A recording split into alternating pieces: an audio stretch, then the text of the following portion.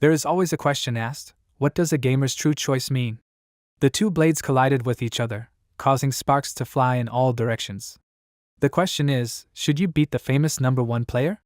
Park froze in the air, with a large fireball flying towards him. From the outside it is heard that the first place player Park was again killed in a matter of seconds by the Chin player. The park was blown up with fireworks. They ask, will the main character be able to break a record that has stood for years? A cry is heard that God Chin was able to break the combined attack record that had been held by Shadow Chaos for many years. The combination strikes are still going on. The limit has not yet been reached. The main character furiously attacks his body with his sword Shadow Chaos. The number of combined attacks increases, from 210 gradually to 240. During the battle, the main character asked his enemy how much he thinks he can defeat his record. Shadow Chaos simply looked at him silently, while simultaneously repelling his attack. The number of combined strikes reached 250 times, and from the side they shouted, the combined strike is as much as 250. The main character stopped and put down his weapon. The host shouted in surprise that a combined strike of 250 times is the limit of Shadow Chaos health. But this is not the limit of God Chen's health. The strong will be defeated. The record will be broken. A lot of people put their hands forward and showed that they liked everything. The question then remains, so what does this choice mean? Several elongated sparkling red lightning bolts carry everything into the telling of the story. There was a trophy, and from the side you could hear the presenter congratulating God Chin on his victory in the game of the strongest. He is Linchi's best warrior. He was also congratulated on being inducted into the Hall of Fame. He is the youngest member of the Hall of Fame. Glory, fame, wealth, and she. It was the guild manager, Hiyu, a beautiful elf girl. Until that incident. The main character in torn clothes climbs the stairs, covering his face with his hand. He was informed that he had serious brain damage. His nervous response now has a 3-second delay. The main character looked at a box of old things and realized that his brain was now incapable of games. He was told that he no longer had any chance in esports. Chin received ridicule from weak and unlucky players. The red system window said that an error had occurred and it was impossible to respond. Shulong Guild has withdrawn the challenge request and sent a public letter with changes. Now also public humiliation from the vanquished. Harassment, humiliation, hunting, betrayal, account deletion, leaving the game. All these thoughts haunted the main character even while taking a shower. He lay in a chair in front of the computer and wondered if he should do nothing? Or maybe he should give up? The main character did not want to fail. He looked at the computer monitor screen and saw a small system window in front of him, in which it was written that Lingxi was closed. Heavenly Order is already here. Today at 12 o'clock in the afternoon, Heavenly Order is released, beyond the scope of the Lingxi project. More gaming professions, new game modes. How can he be excited if he is not here for a fierce battle? Unknown Order Online. Chen, not willing to fail, resolutely puts on his helmet again and hits the road. He has 10 professions to choose from: mage, warrior, archer, summoner, and others. Another hidden profession stood before the eyes of the main character. The system asked him to unlock the hidden profession of Death Knight. Chin said indignantly that he was not given any points at the beginning. On a rainy day, a hand made of bones reached out of the ground. Blue magic enveloped the space. The main character got out and looked at his body. He said excitedly that now he was really alive, but in the body of a dead man. When the main character climbed the stairs, he thought what was wrong with him. His head hurt very badly and his clothes were torn all in pieces. He doesn't seem to have any injuries, but where is he? He's from. He didn't remember anything, but he felt like he couldn't give up. On June 30th, 2035, at the Dream Star apartment complex at door 502, Chen walked up to the door and exhaled heavily, thinking that he was finally home. He looked down and found a box there. The main character wondered, is this what he lost when moving? He thought Hiyu would help him with his search. The main character leaned his arm heavily against the wall and continued to look at the box. After a short rest, he took the box in his hands and brought it into the apartment. Chin thought, although these are just his useless photo albums, there are a lot of his memories associated with this. He placed the box on the table next to the books and began to tear the tape off of it. As soon as the main character tore the tape off the box, he began to open the cardboard box. The box contained a trophy, a red book, and a lot of transport foam. Chin picked up one of the photographs that was in the box and, remembering, said that he received this for first place in Journey Across the Sea of Stars. He looked at photographs of him standing on stage next to Park. The main character expressed interest in how Park is doing today. He looked at the photo with a smile and said that when he now looks back at the past, he understands that these were indeed his valuable memories. This was the starting point of his esports career. 5 years ago in China, in the National Center of Esports, Park confidently stood on stage and said his words that he was very happy to come here. Simnida. He even learned a couple of phrases in Chinese, but his first day of competition disappointed him.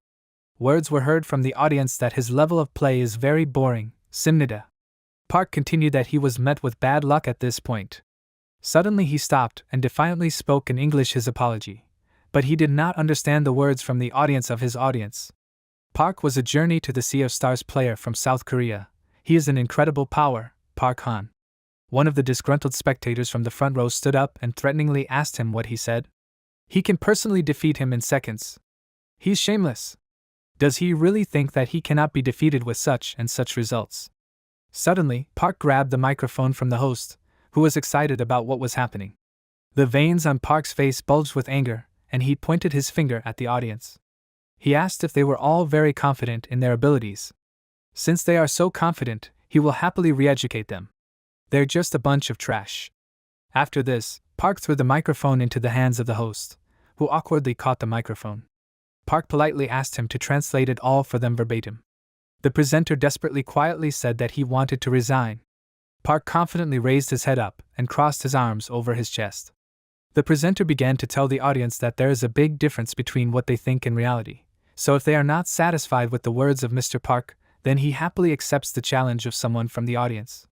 The presenter hopes that they will resolve this issue in a civilized manner. All the spectators in the hall froze in horror and looked down. One girl angrily tried to get support while the others fell silent, but no one paid attention to her. Dushir-san was sitting in the hall. He put the phone to his ear, in which Park's speech was recorded.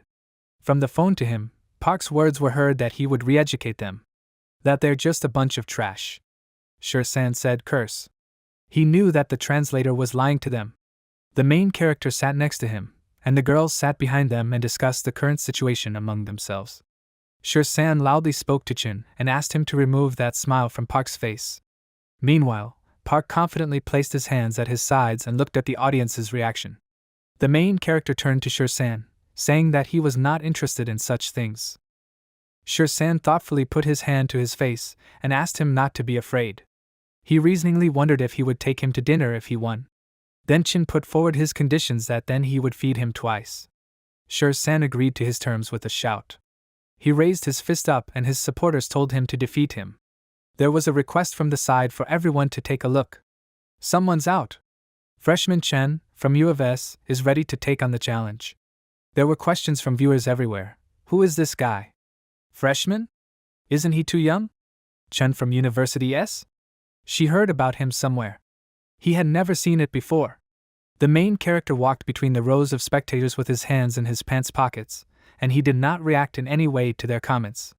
Park still stood with his head held high, and irritably told him not to overestimate his skills. Meanwhile, Chin yawned tiredly and took the headphones in his hands. He put it on his head and said that he would quickly figure it out and he would go eat. As soon as the main character turned on the computer, the idea was heard that this guy is from a famous esports university, and many leaders in this industry graduated from the University of S. They are looking forward to an exciting match. The competition will begin soon. The presenter commented on all the actions and elections of the competition participants. The presenter chuckled thoughtfully and commented that the Park player did not choose the A-rank game mechanics provided to him and immediately went to the S-rank mechanics. In this case, the Chin player simply must choose from the library of A-rank mechanics. Otherwise, the presenter interrupted in surprise and shouted curse. The main character didn't pay attention to the library at all and chose S-rank mechanics. How shameless of him. Chin is a worthy player for his country, so he is not going to fail this competition. As soon as the battle began, the host commented that the Park player had activated the skill, Fire Pillar. But Chen's player easily managed to dodge the enemy's killing blow. Drops of sweat appeared on Park's tense face, and he thought that this was simply impossible. The presenter continued that the main character, having dodged the attack, decided to immediately attack back. This guy is simply incredible. He had already destroyed an S-rank core with just one sword strike. I can hear it from the side again. Park is back in the game with an S-rank robot. The presenter asked the audience to wait a little, and after a while he apologized to everyone. Park nervously hit the table with his hands and shouted in anger, while Chin continued to calmly sit in place and defeat his opponent. The host said that the Park player was destroyed again. In just 9 seconds. A curse. It's an instant kill. Again.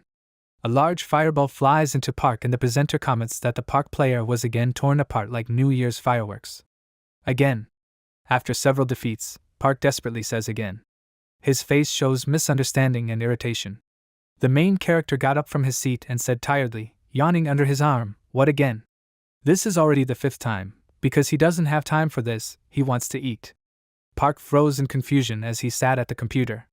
After a while, the presenter brings the microphone to Chen's face and tells him that the Park player considered him a technically strong player.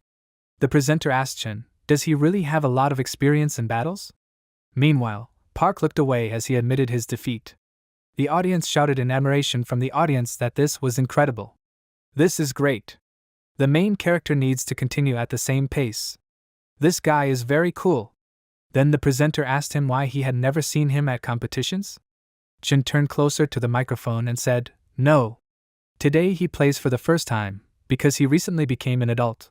Only 2 months ago, so he has been in the computer club quite recently, and until yesterday he did not know how to play."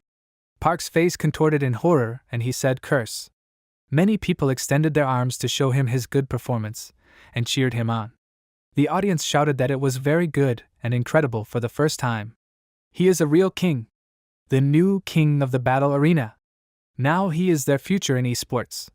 Shur-san took out his phone and extended his hand forward along with the phone. There was a guy standing next to him who shouted at the stage that it was very tough. The flash on the phone's camera went off and Chin ended up with a framed photo of him standing on stage next to Park at home. Since then, the main character has become an esports star. He later learned that Park Han-won had retired due to psychological problems. As Chin became famous, he chose the popular game, Sorrow, and took the object's unique attribute to distinguish it from other objects, dust. The main character stood in the middle of the room and looked at a photo frame.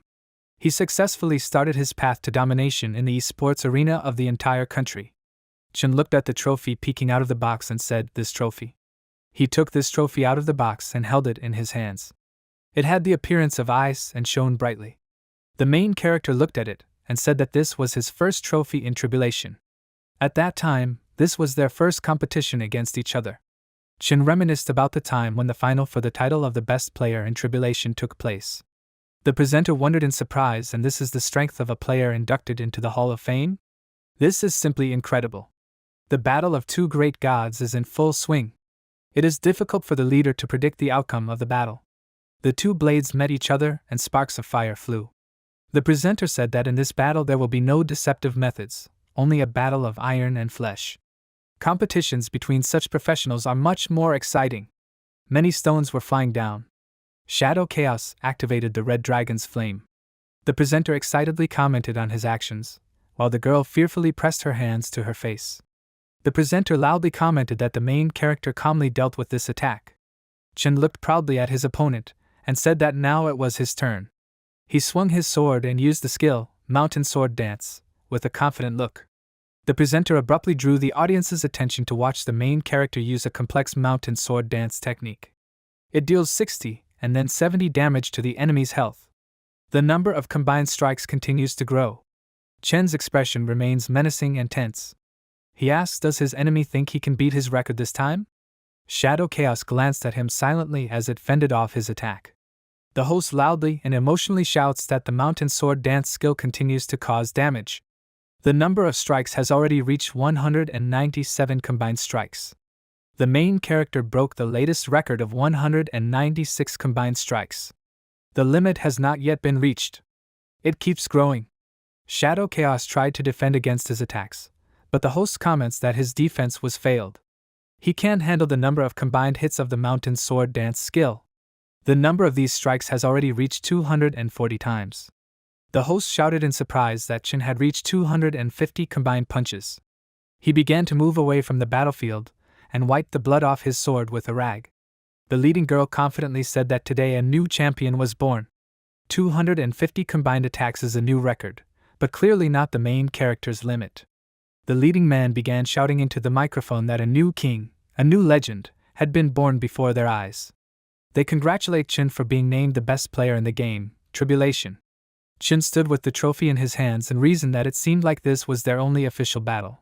But who knew that they would write on the trophy the number of combined attacks he made?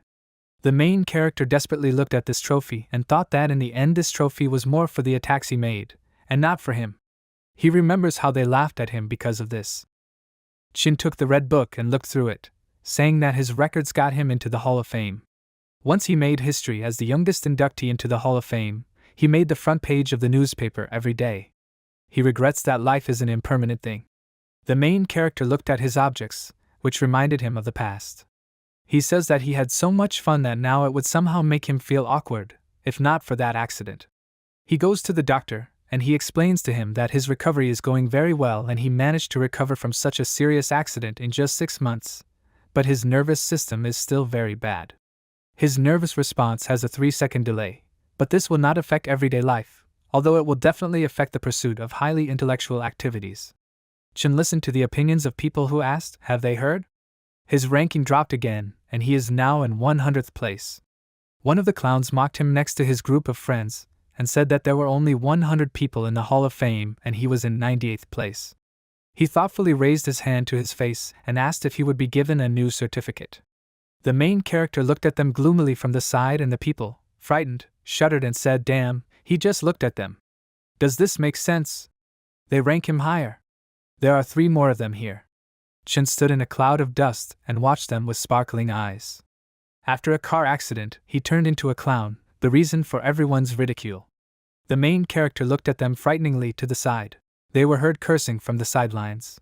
All 3 held their weapons close to their bodies and looked scared. They said there was a creepy atmosphere here. Chin quickly put the sword back and turned away from them, thinking that there was nothing to blame them for. The clown began to hesitantly chase him away from their place. The main character walked to the Ancient Sword Guild and in front of him stood a destroyed building. He shouted out a surprise curse. Chin asked, "Were the guild able to be robbed? What happened to the building?" "Hey you?" He ran up the steps and heard that she was there. The main character asked her, "What happened to this place?" The boss answered her that some guild members feared persecution and decided to leave the guild.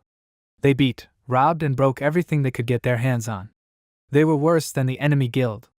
Standing in front of Chin was the deputy chief of the Ancient Sword Guild. He addressed her like a boss and asked her how she was. She asked him not to worry about her, because she was fine. The main character said that regarding his request for withdrawal of funds, maybe if he leaves, then these enemies will leave their guild alone. Dream soul of the Ancient Sword. He lowered his head gloomily. The deputy told him what nonsense he was talking about. Chin suddenly perked up and looked up at her in surprise when she touched his shoulder. She continued to speak confidently. "After all, he is one of the founders of the guild, the dream soul of the ancient ball. Of the 4 stars, the sun, moon and dust, so they can't lose a single one. Their goal is he, as well as the ancient sword, soul dream. Their guild was too famous back then. The fastest way to become the new king is to defeat the old one. Too many people want to step on their bones and step on their throne."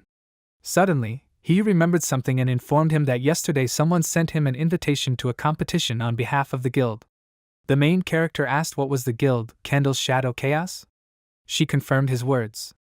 He suddenly refused this offer, because he couldn't defeat him now. The deputy looked sad and agreed with his decision. She said in frustration that she would now reject the challenge on behalf of the guild. The deputy clicked on the system window and behind this the next red system window popped up, in which it was written that this was an error message. This offer was impossible to refuse. The guild, Dragon Candle, has withdrawn the challenge request and issued a public letter of apology. Chin asked her what's wrong. The deputy explained to him that the senior guild manager, Dragon Candle, had withdrawn his request and issued a public letter of apology. The main character, puzzled, put his finger to his cheek and asked her with incomprehension, "Is it a letter? With apologies? To whom?" She looked at him sadly and answered his question that this letter belonged to them. They believe that he does not have enough qualifications to compete with the guild, Candle's Shadow Chaos. Such a challenge will only reduce the value of Candle's Shadow Chaos. Chen's face showed unexpected surprise. The deputy continued that they believed that the accidental summoning of Candle's shadow chaos had some impact on their guild, Ancient Sword Dream Soul, so they apologized to them. The letter was posted over 1,000,000 times in the game, meaning everyone was aware of it. She asked the main character, "Is he okay?" He silently continued to stand in place, and then looked at her enthusiastically, and said encouragingly that everything was clear to him, and if there was nothing else, he would continue clearing the dungeon. Chin began to walk down the steps in frustration, while Hiyu sadly called out his name.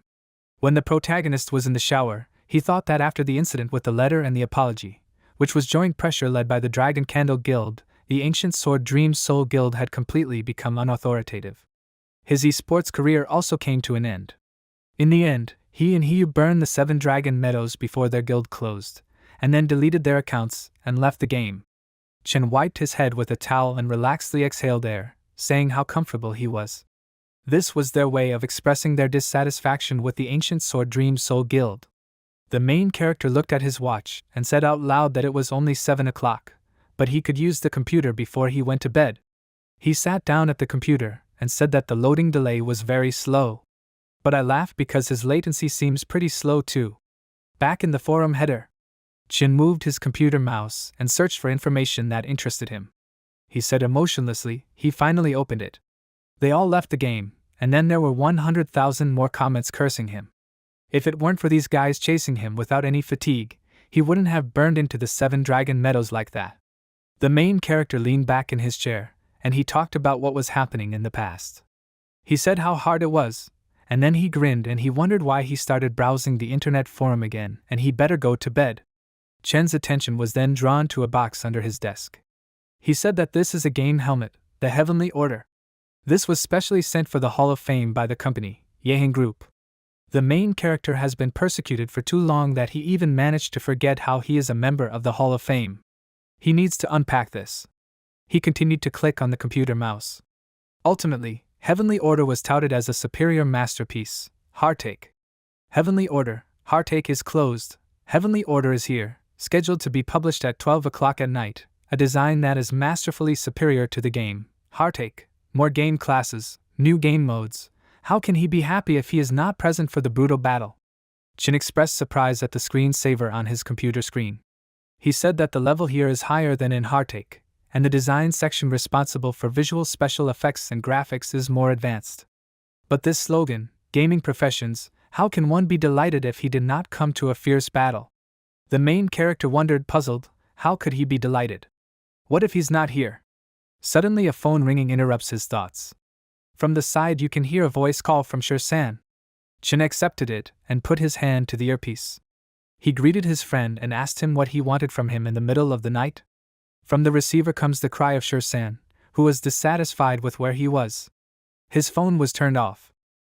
It was missing from the app network, Tencent QQ, as well as from the app network, WeChat. Shur-san asked him in confusion, "What's going on?" The main character calmly answered him, he also doesn't know where he went. Shur-san reasoning asked him, did he forget? Did he drink alcohol? The spiritual pain was closed, but he should not pay attention to such sorrows in his life. What they lost in this game, they will return with the help of the Heavenly Order. Chen asked him, Heavenly Order? He has given up, so he can go to the Heavenly Order on his own. Shur-san asked him irritably, did he give up? He should stop making jokes. Is he still the Chen he knows? The main character desperately tells him that now he is like this. How can he play? He asked him if he wanted to be humiliated again. If he has nothing more to say, he should end the call. Shur-san's face became distorted, and he started screaming to put something heavy on his own head. He, the one who played for the first time, who tore apart Park Han-wan, was able to overcome the chaos of Candle Shadows. He is the youngest member of the Hall of Fame. He's just going to give up. Shur-san asked him if he really wanted to make this choice. Chin quietly and irritably answered him what he was going to do, but what was wrong with it? He asked him what he even knew. Shur-san shouted at him that he knows when she is bullying him, but he must fight them back.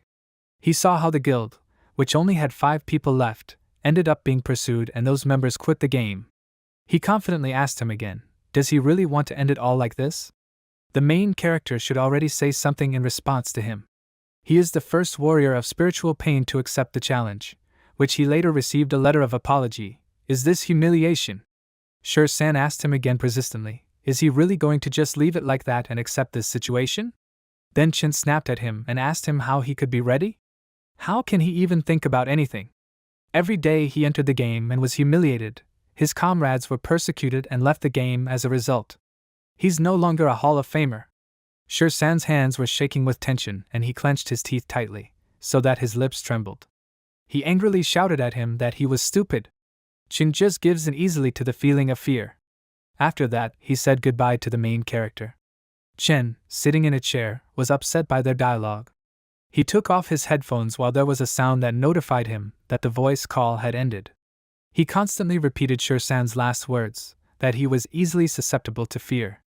Truly exciting battles. The joy of victory. Their champion today is this. This was followed by public humiliation, relentless persecution, and a broken guild. Each of these moments was firmly imprinted in his head, and he was the one who saw the peak. The main character resolutely said that he would never decompose in a dirty ditch. San was right. Chen began to confidently put the helmet on his head. He wondered if this was what he wanted. He's ready! Heavenly order, it's here! The picture began to sink in front of his face and place his body in the dome. He opened his mouth slightly, and it felt like he was traveling through a sea of data. The main character wondered, is virtual reality technology, Yehing Group, so advanced? His expression depicted unexpected surprise. He ended up in the Temple of Instruction. Large windows stretched to the floor, patterned columns, and the top of the roof on which the statues stood. All this was illuminated with blue lanterns. Chen began to express his opinion that he felt such realistic sensations. He began to compare these sensations to the fact that he had actually moved to another place. He looked around the room and said that the relief of the stone columns was just as modeled. It's a worthy masterpiece that puts the game to the side, heartache. A greeting to the Temple of Instruction was heard from the side. The main character did not expect this. He was greeted by a flying fairy who introduced herself as a system spirit. He greeted her calmly in return. System Spirit addressed him as a dear player, and explained to him that after confirmation, he becomes a member of the GGL Hall of Fame in the region of Country Z. He will have exclusive privileges for his unique property attribute. She asked him if he would like to continue using his past unique object attribute. While Chen silently reasoned on the spot, in his mind he was thinking that this is the most unique attribute of the object, which has become the Hall of Fame's big joke. Changing a unique feature of an object will become an indicator for a new beginning. He entered his new nickname into the system window, which was called Broken Spear, sinking in the sand. After this, the main character thought that he was no longer a member of the Chen Hall of Fame. Now he is a new player under a pseudonym, a broken spear, sinking in the sand. After these considerations, he clicked on the confirmation button in the system window. The system spirit asked for his pseudonym and thoughtfully put her hand to her face. The main character chuckled with pride on the sidelines. He put his hands on his sides and then began to loudly pronounce his nickname, because everything had not yet begun and he would try to restore his past glory. All these 4 words in his pseudonym are very poetic. He is very charismatic. He is the remnant of the ancient Sword Dream Soul Guild, and now he is about to return. System Spirit flew away from him a little in surprise, and her face expressed fear. She approached him under a pseudonym and asked him a question. Would he like to start competitions and choose his profession? Chen, with burning eyes, the commander said, start. The system spirit explained that there were 10 professions presented before him. He stood in the middle while 10 choices stood before him. The main character thoughtfully wondered what profession would suit him best now. Maybe an agile knight would suit him. Or maybe a balanced warrior would suit him. He stood in front of them all until another career choice caught his eye. Chen wondered, puzzled, if an archer who strikes a single target would suit him. Damn, how difficult it is to choose his profession. Maybe he'll return to his old role, warrior. He closed his eyes as a system window popped up in front of him, telling him that his helmet was beginning an operation to take samples of his blood to identify his body. Suddenly his helmet turned visually as in reality, and noise from the operation of his helmet was heard from the side. The system window notified that the collection of his blood sample had begun. Chen's whole body trembled and he puzzledly wondered if his blood was being taken. The helmet can take blood samples from the owners of this? There was a hint in the blue system window that the collection of his samples was completed, and now the discovery of the player's body began. Suddenly a red system window popped up telling him that, according to his helmet's definition, His heart rate was reduced by 30% of the normal human value.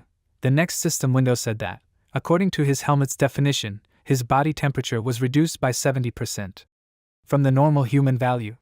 In the third red system window, it was written that according to the definition given, his blood pressure was reduced by 40% of the normal human value, and also his brain wave response was increased by 120% of the normal human value. Ultimately, the last red system window indicated that, according to his helmet's definition, his vital signs had been reduced by 50% of normal human values. The main character was confused and wondered what was going on here. Why is everything red? His custom helmet level, is it just fake? From the window of Chen's apartment, a bright red light was pouring out onto the street, and his frightened voice was also heard, so as not to be affected by it. The system spirit happily raised her hand and explained to him, when the helmet addressed his physique, the system had unlocked a hidden class in the game. The main character thoughtfully put his hand to his chin and asked her what kind of class was this in the game if it caused so much excitement. Then she simply asked him if he would like to see it. He agreed with her. System windows popped up as a hint. There were congratulations on unlocking the hidden class, Death Knight.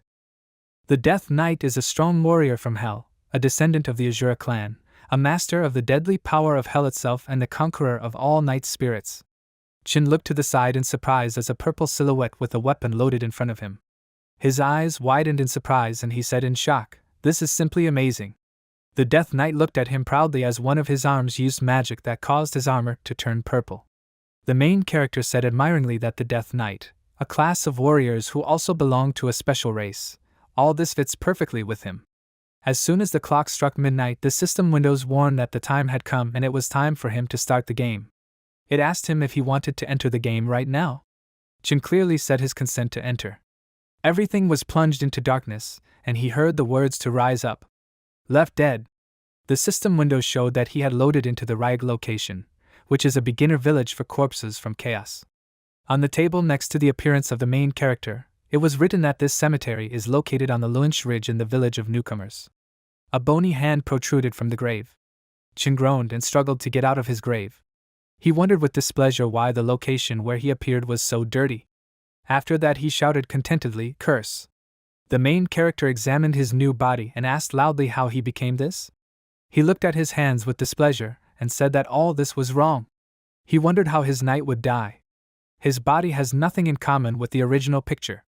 A system window appeared, explaining that the skeleton of death is the initial form of a knight. Chin told him to forget all this. After all, this is especially cool and the skeleton seems cool to him. He just doesn't have blood and flesh, so he feels empty. One thought came to him and he nervously said, since he does not have human skin and blood, then this already means that. The main character looked at his feet and desperately shouted, "Curse!" He is a man with iron bones and hot blood, but now he just has bones. Suddenly, a menacingly dark figure appeared in front of him. In the system window above him, it was written that this was the chief magician of the Lunch Ridge in the village of newcomers for corpses from chaos, whose name was Naiven. He said threateningly quietly that there was a small skeleton in front of him. Chen's head turned 180 degrees and with his mouth open he asked him a question. Who is he? The bearded old man introduced himself in front of him that he was Naiven, who is the chief magician of the Lunch Ridge in the village of newcomers for corpses from chaos.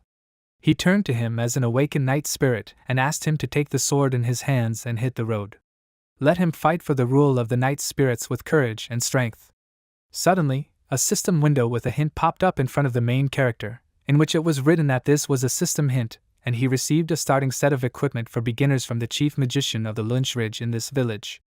He put his hands at his sides and was very scared. Chin said it scared him. He nervously put his finger to his teeth as he looked at information about items in the system window. It contained a broken iron sword and a torn cape, but he figured it was better than nothing. The main character pressed a button with his bony hands so that all these items were relying on him, and he thought that he'd better just equip himself. The main character pointedly raised his sword above his head and shouted that the Death Knight was already here. With this armor, his characteristics should have increased dramatically. After that, he opened a system window in which information about his character was written and he looked for his characteristics. Chin said to show him his statistics panel. After that, he was silent for some time, deciding that his attributes were too low. In the system window, it was written that in front of him were the characteristics of his character and information statistics. His name is Broken Spear Sinking in the Sand, and his class is a Death Knight who is an apprentice. His level is 0, and his life is only 100 units. His basic attributes, life points and magic points, are only 100, and his agility and strength are 0. The Chin character has additional attributes such as attack, which is 1 or 2 units, and physical defense, which is 1 unit. His reputation, magic power, magic resistance, and luck are 0 units, but his movement speed and attack speed are all 6 units. Na even came up intimidatingly from behind and spoke next to the main character to ask him a question. Does his little skeleton want to become stronger? The bears froze in place and looked forward in fear for a while. Na even raised his head and asked him, does he want him to give him a couple of directions? He has many tricks. Chin walked away from him and folded his hands to his chest. He said the tips are good, but he is not ready to sell his own body. Na even raised his hands intimidatingly and ordered him to come and take the task, because he still has no meat to trade. System windows popped up, signaling that he had accepted a mission to kill big-eared rabbits. The difficulty level is F. This is the lowest class level. In the next system window, a description of the task was written. He needed to kill 20 big-eared rabbits and collect 5 tufts of coarse fur from its paws. After that, he needs to bring this to the chief magician of the Lunch Ridge, and then he will receive a certain reward. The main character realized that Na even really has a lot of jokes in stock. He then wondered, puzzled, if he only had 20 rabbits to kill? Surely this should really be easy for him. Chin came to a carrot meadow, in which there were many rabbits with sharp 2 teeth. A strong wind blew into the field, which carried many leaves along with it. The main character jumped high and dealt a critical blow to the rabbit with the second level, while the rabbit with the first level began to run away to the side. He spoke to let it taste his sword. After the blow, Chin closed his eyes and said that it was so simple. Suddenly, an angry level 3 rabbit ran towards him. Chin managed to swing his sword and shouted at this one to come to him. He began to think that it would be in this position in 3 seconds, and he also needed to calculate the swing of his sword. The main character was intently watching his target, and when he swung, he missed. The target had not yet reached him before he launched an attack. Chin made a surprised sound and wondered in his head in shock, did he miss? Does this rabbit have super fast speed? Meanwhile, the rabbit managed to reach him and hit him on the head with its paw, thereby taking away 15 health points from him. The protagonist's upper jaw flew to the side, while the lower jaw remained in place, and he made a sound of pain. Chen's eyes filled with drops of tears, and he confusedly asked the question in his head that he attacked it 3 seconds earlier to remove the delay, so why didn't it work? He resolutely rushed into battle again and put his lower jaw in place. While the main character was heading towards the rabbit, he shouted the word again. The rabbit jumped at him again and Chin attacked it, but missed his target twice. He raised the sword behind him, on which stood a level 3 evil rabbit. The main character excitedly thought that this was not the case. His face expressed seriousness, and he thought that he would try again. Over and over again he failed to defeat the rabbit, and these ones struck him in 3 seconds. Then he gets stabbed in the back by a rabbit within 2 seconds. In 1 second the rabbit was above him, and was already swinging to attack. Chin shouted, 0.9 seconds. He realized that the problem was not with him, that it was not a fast rabbit, and his delay had decreased. Several of his teeth were flying off his skull, and his health was reduced to 3 out of 100, and his magic point was 97 out of 100. He had a certain level of hunger, 96 out of 100. 3 evil rabbits attacked him and the main character shouted, "Boss! Sure-san! Chaos of Shadow Candles! He, the world's #1 swordsman, is back!" Suddenly, Chen's body began to dissolve and a system window appeared above him, in which it was written that he was returning to the point of his last appearance. He looked down, and he thought that he had actually been killed by just a bunch of rabbits. As soon as Chin moved back, he bashfully said that Sure-san and the others shouldn't know this, it's just damned awkwardness. He walked towards the developing river. Along the way, the main character grabbed his head and wondered how his delay dropped to 0.9 seconds. This is all strange. He suddenly felt dizzy and enveloping, as if he had forgotten something. Chen wondered if he should think about it. Maybe he really forgot something? Maybe he forgot his sports car? Or a baseball bat that was covered in blood? Maybe his gaming birthplace? And the second master, Guan Yu.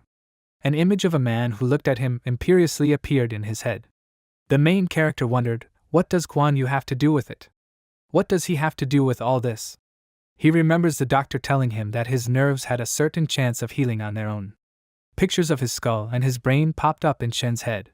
He thought maybe this is the same recovery that the doctor spoke about. It happened. Perhaps he should take some time and visit the hospital for a medical checkup, but in the meantime he's walking on little bunnies. The main character rushed forward to the valley where these rabbits live. When he was in place, a system window flew out from above him, in which there was a hint for him to attack the weak spot on the neck of the big-eared rabbit, and then he would be able to receive 50% bonuses to its damage.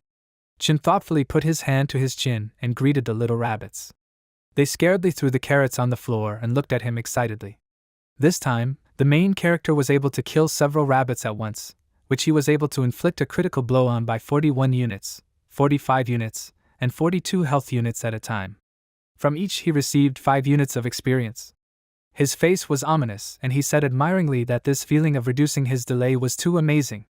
Chen thought in his head that his current delay was only 0.9 seconds, and in the future this should completely disappear on its own. Suddenly, someone disturbed the main character, and he angrily turned his head to the side and asked who else it was. Light smoke came from his mouth. Suddenly his expression changed to one of not understanding. He wondered again, what was going on? A character was flying towards Chen, and he was able to catch it so that it would not knock him down. The main character held him by the clothes, and the player simply hung lifelessly. He wondered in surprise, is this a player? Who beat him so badly? The system window said that it was a little cool today. Chen did not wait for an answer from the player, and tried to hurry him up. He glanced forward as he held the player, and he looked away. In front of him stood a huge fluffy level 10 rabbit, who was holding the leg of one of the players in his hands. The main character threw the player from his hands to the ground and heard screams from the player who was being held by the rabbit. He screamed for help, to be saved. There was also a system window above his head with the words that it is a little cool today. The rabbit clutched a carrot in its huge paws and grabbed it menacingly with those teeth. Before Chen, there was a big rabbit king with a level 10 and it had as much as 300 health units. It stood without one of its ears and with a blindfold over one of its eyes, and it also continued to hold the carrots in those teeth. It gradually moved towards him. Meanwhile a system window popped up below him, telling him that this was the king of the big-eared rabbit, the ruler of the carrot meadow, and also a temperamental muscle monster. The large rabbit swung the muscular arm of this one, which held the player's leg. It then threw the player to the side with great force, with the player simply sighing while flying to the side. Suddenly the two players met head-to-head with pain on their faces. Chen put the other player's head under the head of the player flying at him, and said that he simply wasn't paying attention. He didn't want this. Both players began to dissolve in the game world and the main character extended his hand, saying that let them leave calmly. He will avenge them. When the monster stood very close to him, he thought that this was the first time he would look at the boss after reducing his delay, and he suddenly became excited. Chen looked from the side, from behind his hood, and watched the monster. He took his sword in his hands while the monster put something on top of his hands. As soon as the main character noticed what it was, he wondered in surprise, are these brass knuckles? This monster is a social bunny. This one now had 3 large spikes on its paws due to the brass knuckles. It put its paws down and prepared to fight. Chen followed his behavior and lowered his weapon. He was surprised and admired what was happening in his head, and also tried to remain calm. The main character reasoned in his head that perhaps the enemy has a melee type of attack and the best option for this clash with such an enemy is to remain calm and wait it out. The monster gradually approached Chen while he stood still. At this time, the main character reasoned that when it attacks him, he needs to quickly dodge this attack in order to find its weak point, while in the field a small snail was climbing on the grass. The boss began to attack him with lightning speed, stretching his paw forward. Chen managed to put up his sword as a defense against this attack, but it was able to cause damage to his head. Suddenly the main character's skull cracked, and he said in surprise in his mind that, after attacking this monster, it took off 25 units of his health. Chen looked at it excitedly, and thought that it had just taken away 25 points of health from him with just one punch from it. His bone skull lost a couple of bone fragments, but suddenly a system window popped up, telling him that due to the nature of the undead, the skeleton swordsman has not yet lost his health. He can quickly repair the damaged bones and instantly return his shape, but at the same time his health is not restored. Several missing bone shards quickly appear to replace the missing bone shards on his skull.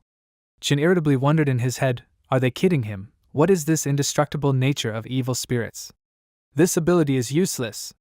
Now what's more important to him is that this rabbit is a deceiver. Since it only dealt him 1 damage per 25 points, how much damage could he deal to it with his strongest attack? The main character swung his sword harder and attacked him right in the chest. He dealt only 8 critical damage to it. Chin shouted in displeasure, "Damn, this is difficult." His critical hit only dealt 8 damage. After that, the main character ran up and quickly swung at the boss. During the attack, he said that this frame, the way he attacks this one, is not only effective in attack, but also has great speed. The monster began to evade him with its paw. During the flight, the main character thought in his mind that even the defense of this monster is too abnormal. He was able to jump over its body, and by preparing for a new attack from this, he provoked it into a new attack from this. The monster stood still while Chin tried to run under its feet, and at the same time he raised his sword so that he could damage it. He thought it was time to attack this one's weak point, which is the neck of it. Suddenly the main character's gaze caught on the bulging iron armor. He shouted in surprise, "What? This one has armor hidden under its fur." The boss angrily cut a tree trunk in half with one blow to try to attack this enemy. Chin stood behind it, and he thought, if he was hit by such a blow from the front, he would get a compression fracture. The monster turned in his direction and swung its paw. The main character reasoned out loud that the weak point of all large rabbits is open, but this one is completely hidden under the armor. It's just a curse, this F-rank boss is outrageously strong. He tried to make out the monster and reasoned in his head that if he based only on the amount of health, then it could make about 10 mistakes. But if he made a mistake, even just once, then he would die on the spot. The main character looked ahead puzzledly at the angry boss. He said excitedly that it looked aggressive. The monster grabbed the tree with its hands and began to tear the tree with its roots out of the ground. Chin excitedly praised it that it pulled out the weeping willow. Suddenly, he nervously found similarities between this big-eared rabbit and one of the fictional characters, Waterland, one of the 4 great classic novels of Chinese literature, Lu Jixin. The monster glared at him while its muscles were tense from the weight. It held an entire tree in its hands while the main character provoked it into attacking. Chin cut the pieces of wood several times and said loudly that this was a normal combo. He wondered if he couldn't cut it, then no one said he couldn't cut wood. Suddenly, while he was cutting the tree, the monster instantly rushed towards him, preparing his fist to attack. The main character suddenly wondered what the catch was in this. During the boss's attack, a sharp object flew towards it. This object cut his eye and everything was covered in its blood. The boss's health dropped by 20 units and Chen, when he noticed this, wondered in surprise, is this normal damage of 20 units? There are still 272 units left of the monster's health. He began to guess what this monster must have. Eyes, this is the real weak point of this. The enraged boss attacked him with greater force. The big-eared rabbit was able to inflict another 25 units of damage to the main character's health with one blow. Chin screamed that he was just distracted. He thought in his head that fortunately for him, he followed the direction of this fist and relaxed his chin, receiving only 15 units of damage. The main character's lower jaw flew off in the other direction from the boss's blow. This dealt another blow to the main character's ribs and took another 40 units of health from him. Chen said in surprise that his ribs. The boss, with his mouth wide open in anger, began to swing his fist into another attack. After the blow, the main character flew away at great speed and made sounds of pain. He lost another 15 health units. Chen flew into an old tree without leaves.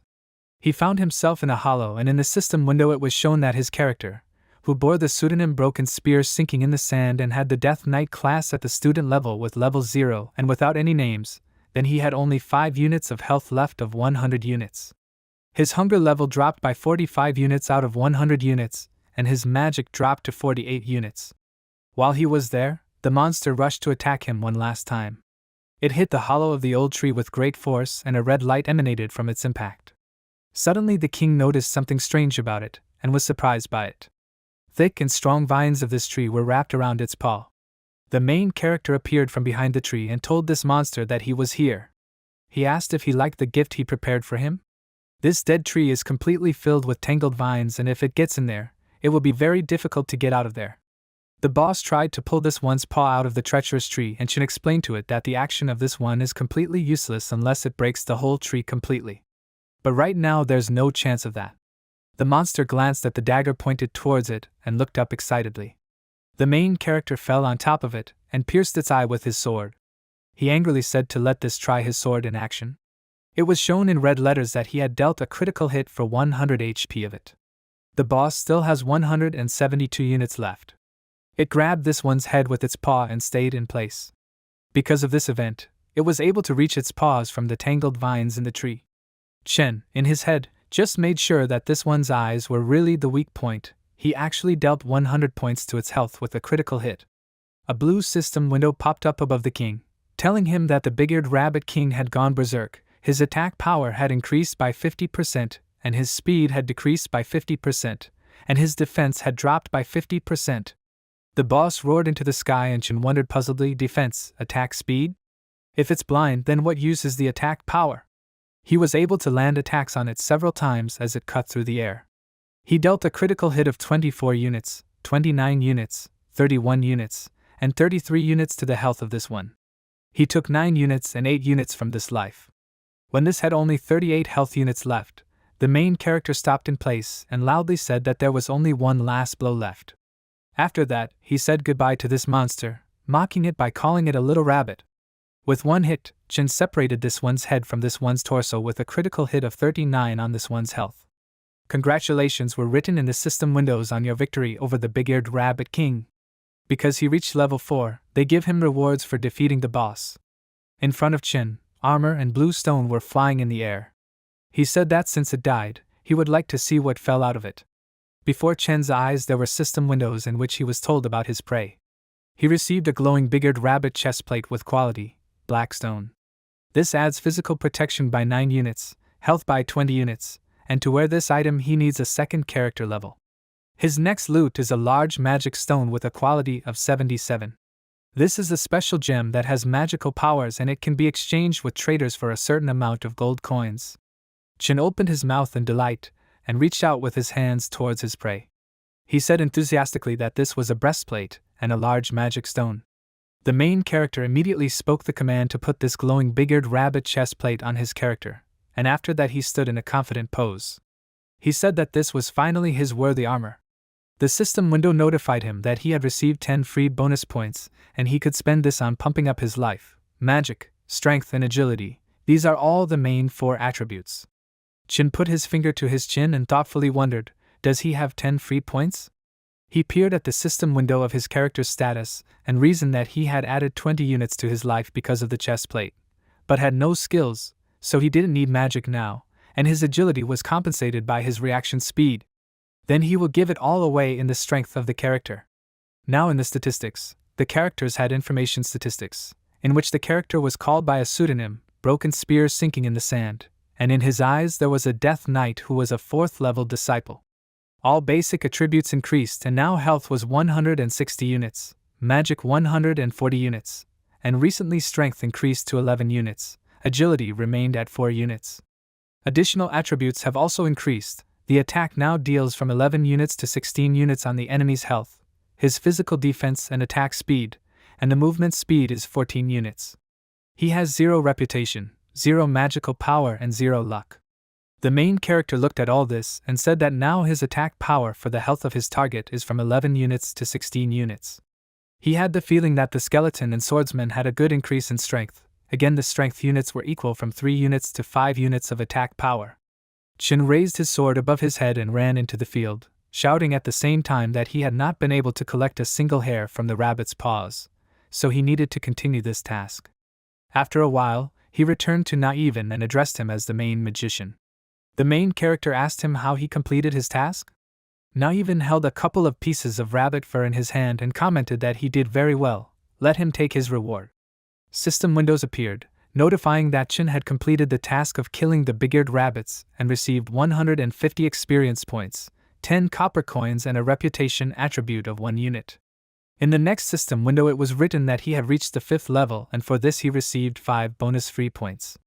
Chen joyfully raised his fist into the sky and said that this is wonderful.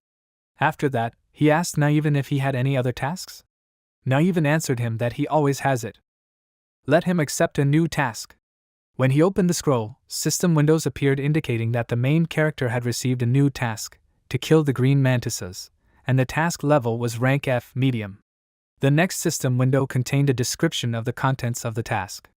He will go to the Morning Light Forest and kill 100 mantises and also collect the blade of this, 10 pieces, and after that he will take it all to Naiven.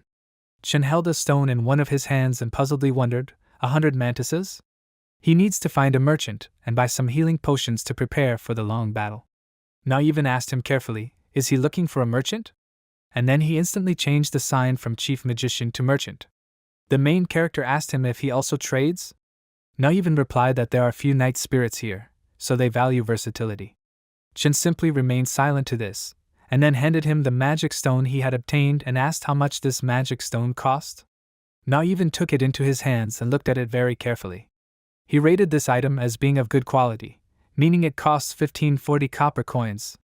A currency sign appeared in the eyes of the main character, and he thought that this was a great opportunity. This magic stone is definitely worth 1540 copper coins, although the reward for the work is only 10 coins. As long as the amount of this is large, even this can be valuable to him.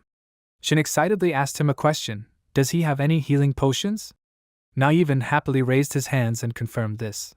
He guarantees that he will be satisfied with his purchase. In the system blue window it was shown that this is a basic healing potion and the price for each potion is 50 copper coins, and the effect of this is that each bottle restores 80 units of health. The main character took a lot of potions and left Naiven upset.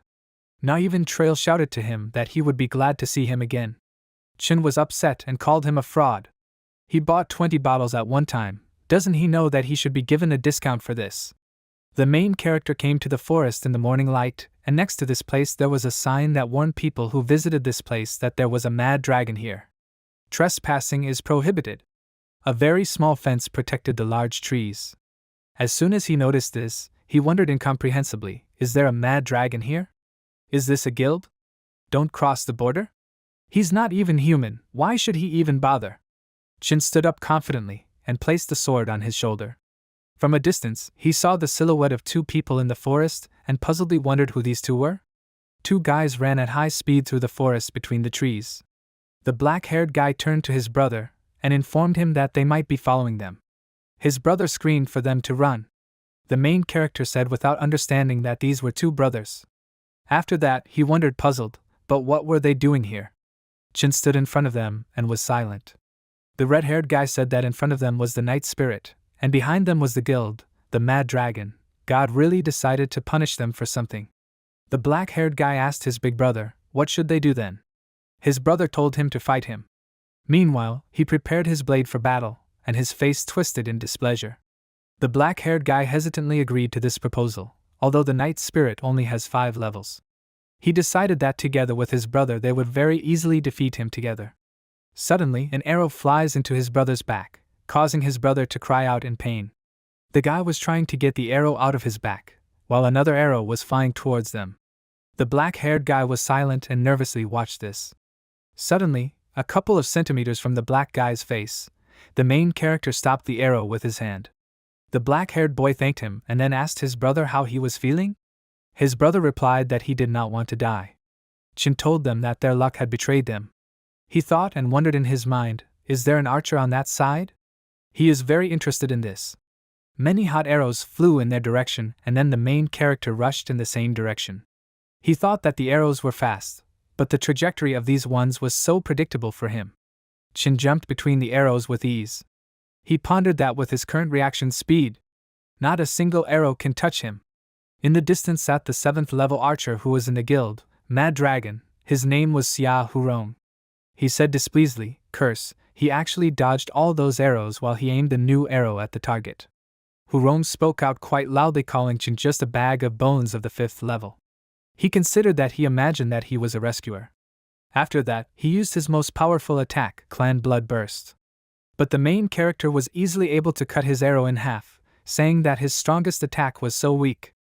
Hurong's expression changed to one of incomprehension, and he said in surprise that he had split his arrow right now. Then he'll try again. While he was taking the arrow from behind him, he noticed the strength behind him, thinking that he was very fast. How did he get behind him so quickly? Chen, with sparkling eyes, swung his sword at the archer and said goodbye to him, calling him a little archer. Hurong tried to stop it in fear, but the main character dealt him a critical hit of 135 points to his health. He said that archers are still very fragile as before. From the depths of the forest, he noticed birds flying away and a lot of noise from the same side. Chen wondered what that sound was. New players couldn't make that much noise during a fight. He wondered if perhaps it was the guild, the Mad Dragon, who were clearing the field to surround the boss of this place. He confidently said that the situation was very bad for him, because he ended up here in such a way that he was trapped.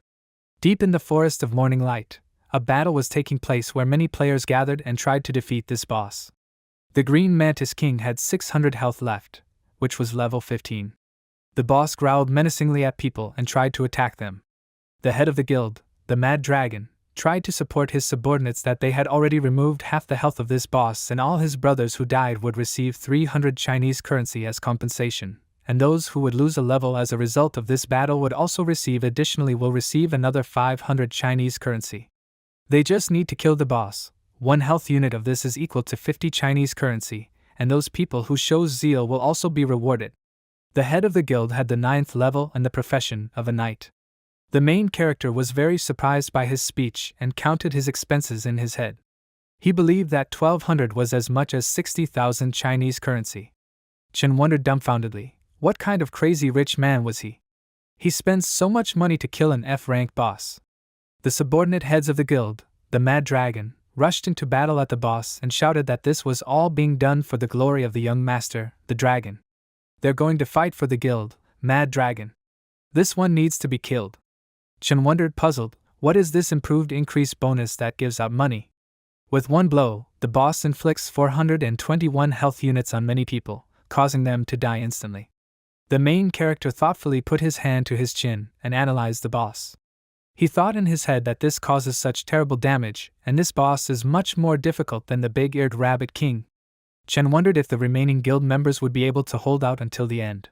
The head ordered everyone to continue and not stop. One of his subordinates jumped from the tree and shouted over the sign of agreement that he was carrying out his instructions. The head of this guild continued to tell them not to pay attention to coordination and positioning, because the first attack will anger the boss and they need to seize the advantage and attack together. They should use the cooldown of the boss skills so that they land one hit and step aside, but also don't stop for long. The main character dissatisfiedly wondered what kind of commander they have. He wants too much. Such a stupid attack will lead to multiple losses for the attacking country. Unless he wants to use the rest of the people to slowly beat the boss to death. Chen watched the battle between his subordinates and his boss. He was thinking that the death compensation from him was 300 Chinese currency per person. If he still lost a level, then another 500 Chinese currency would be added. The main character has already counted in the guild, Mad Dragon, about 50 people, and the loss of all people and all their levels is 40,000 Chinese currency. Reward for health and additional compensation for death. Chen wondered in his head in surprise, this guild head, Mad Dragon, is really going to spend 100,000 just to kill a rank F boss for the first time? As soon as the boss used his skill, many people attacked him and dealt him 23 health units, 45 units, 30 units, 36 units, 50 units. They shouted that this was a great opportunity. They need to move forward. Gradually, the boss already had 416 units left in his health bar. It continued to swing its large claws and attack people with great damage. This dealt 166 HP, 140 HP, 114 HP to enemies of this. A command was heard from the head so that people do not care about those who have already died. He ordered the archers to shoot the boss. His subordinates obediently carried out his command and all shot him in the back at once. Several arrows dealt him damage with 30 units, 40 units, 50 units, 66 units, 80 units, 90 units of health in total. This one's entire back was covered in arrows and it only had 60 health left. His body was trembling, and he was irritated. The commander's face contorted in evil horror, and he praised him, saying that the archer squad had done a good job. When the boss's health scale reaches 1 unit, they stop attacking and give him the opportunity to finish everything. The main character hid behind a tree behind the head of the guild. He thought in his mind that then it was no wonder that this person was almost level 10. It turns out that he always personally takes 50% of the final experience from killing the boss. Suddenly the monster grew several more limbs and people asked in horror what was happening. A system window popped up and said that this was the king of green mantises with 7 legs. Now the king of the green mantises has entered a berserk state and has grown 7 legs, a blade, attack power has increased by 100%, defense by 50%, speed also by 100%. Chin froze in place, stunned, watching what was happening. He thought in his head that the boss had turned into a berserker. The man on the battlefield shouted for the young master, Dragon, to leave it to him. In his head, he thought that you were a great opportunity to earn 300 Chinese currency. Suddenly he was able to attack 2 people and inflicted 143 units on them and 155 units on their health. The attacking man shouted that in the name of the young master, Dragon, who they need to remove as many health units as possible from this. In his head, he thought that 800 Chinese currency was waiting for him. The boss screamed from the damage he was causing. They were able to take off 20 units of his health, then 11 units of health several times. The boss's health bar is left with 18 health units. The head of the guild, the Mad Dragon, angrily commanded his subordinates to continue and not stop. Also let them use their lives to give him an opportunity. He thought that the boss's life bar was almost 0. Someone dealt him the final damage of 15 health units. At the same time as the guild leader, Chin thought that now was the time to attack. The king of the green mantises dealt 166 damage to the player. The guild leader jumped from the tree and happily ran towards the boss, shouting to go to hell. He was fixatedly looking only at the monster, and suddenly he collided with something else. He was stopped by the main character, and the head was displeased and surprised by what was happening. He asked him a question, "Who is he?" Chin answered him that he was a simple traveler, and just happened to pass by, and appeared here to seek justice for those players whom he forcibly sent to the starting point of appearance.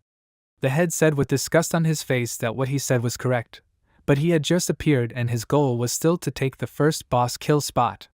The protagonist's eyes shone and he said that he was only here to clean up the surrounding game environment, and in his mind he thought viciously to also take away the bosses as compensation.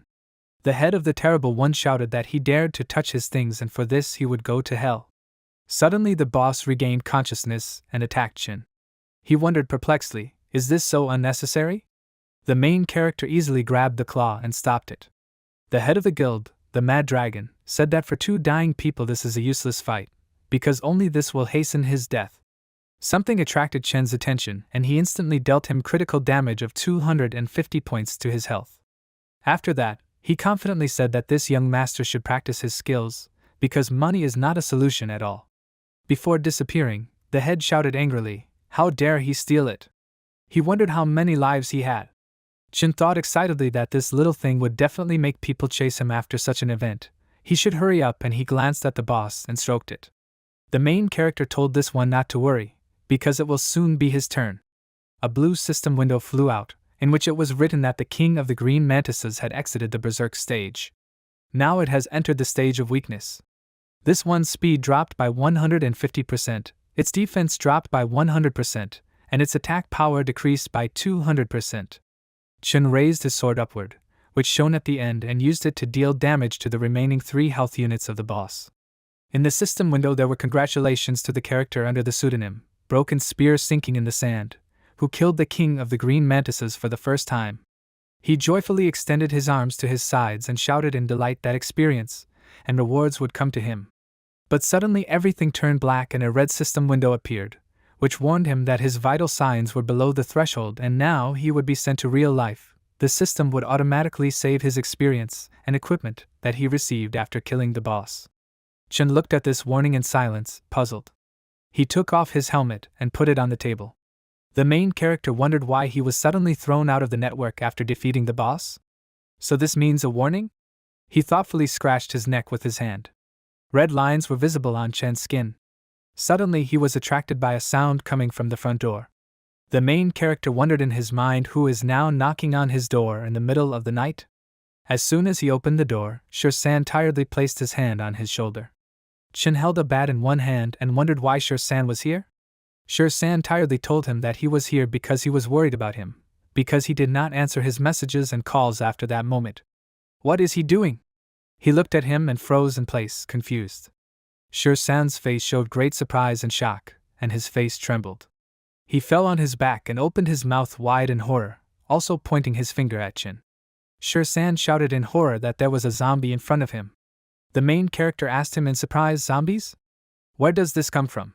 There were many strange spots on his face. Shirsan handed him the phone and asked him to look at it in horror. Chen silently leaned over and looked at him.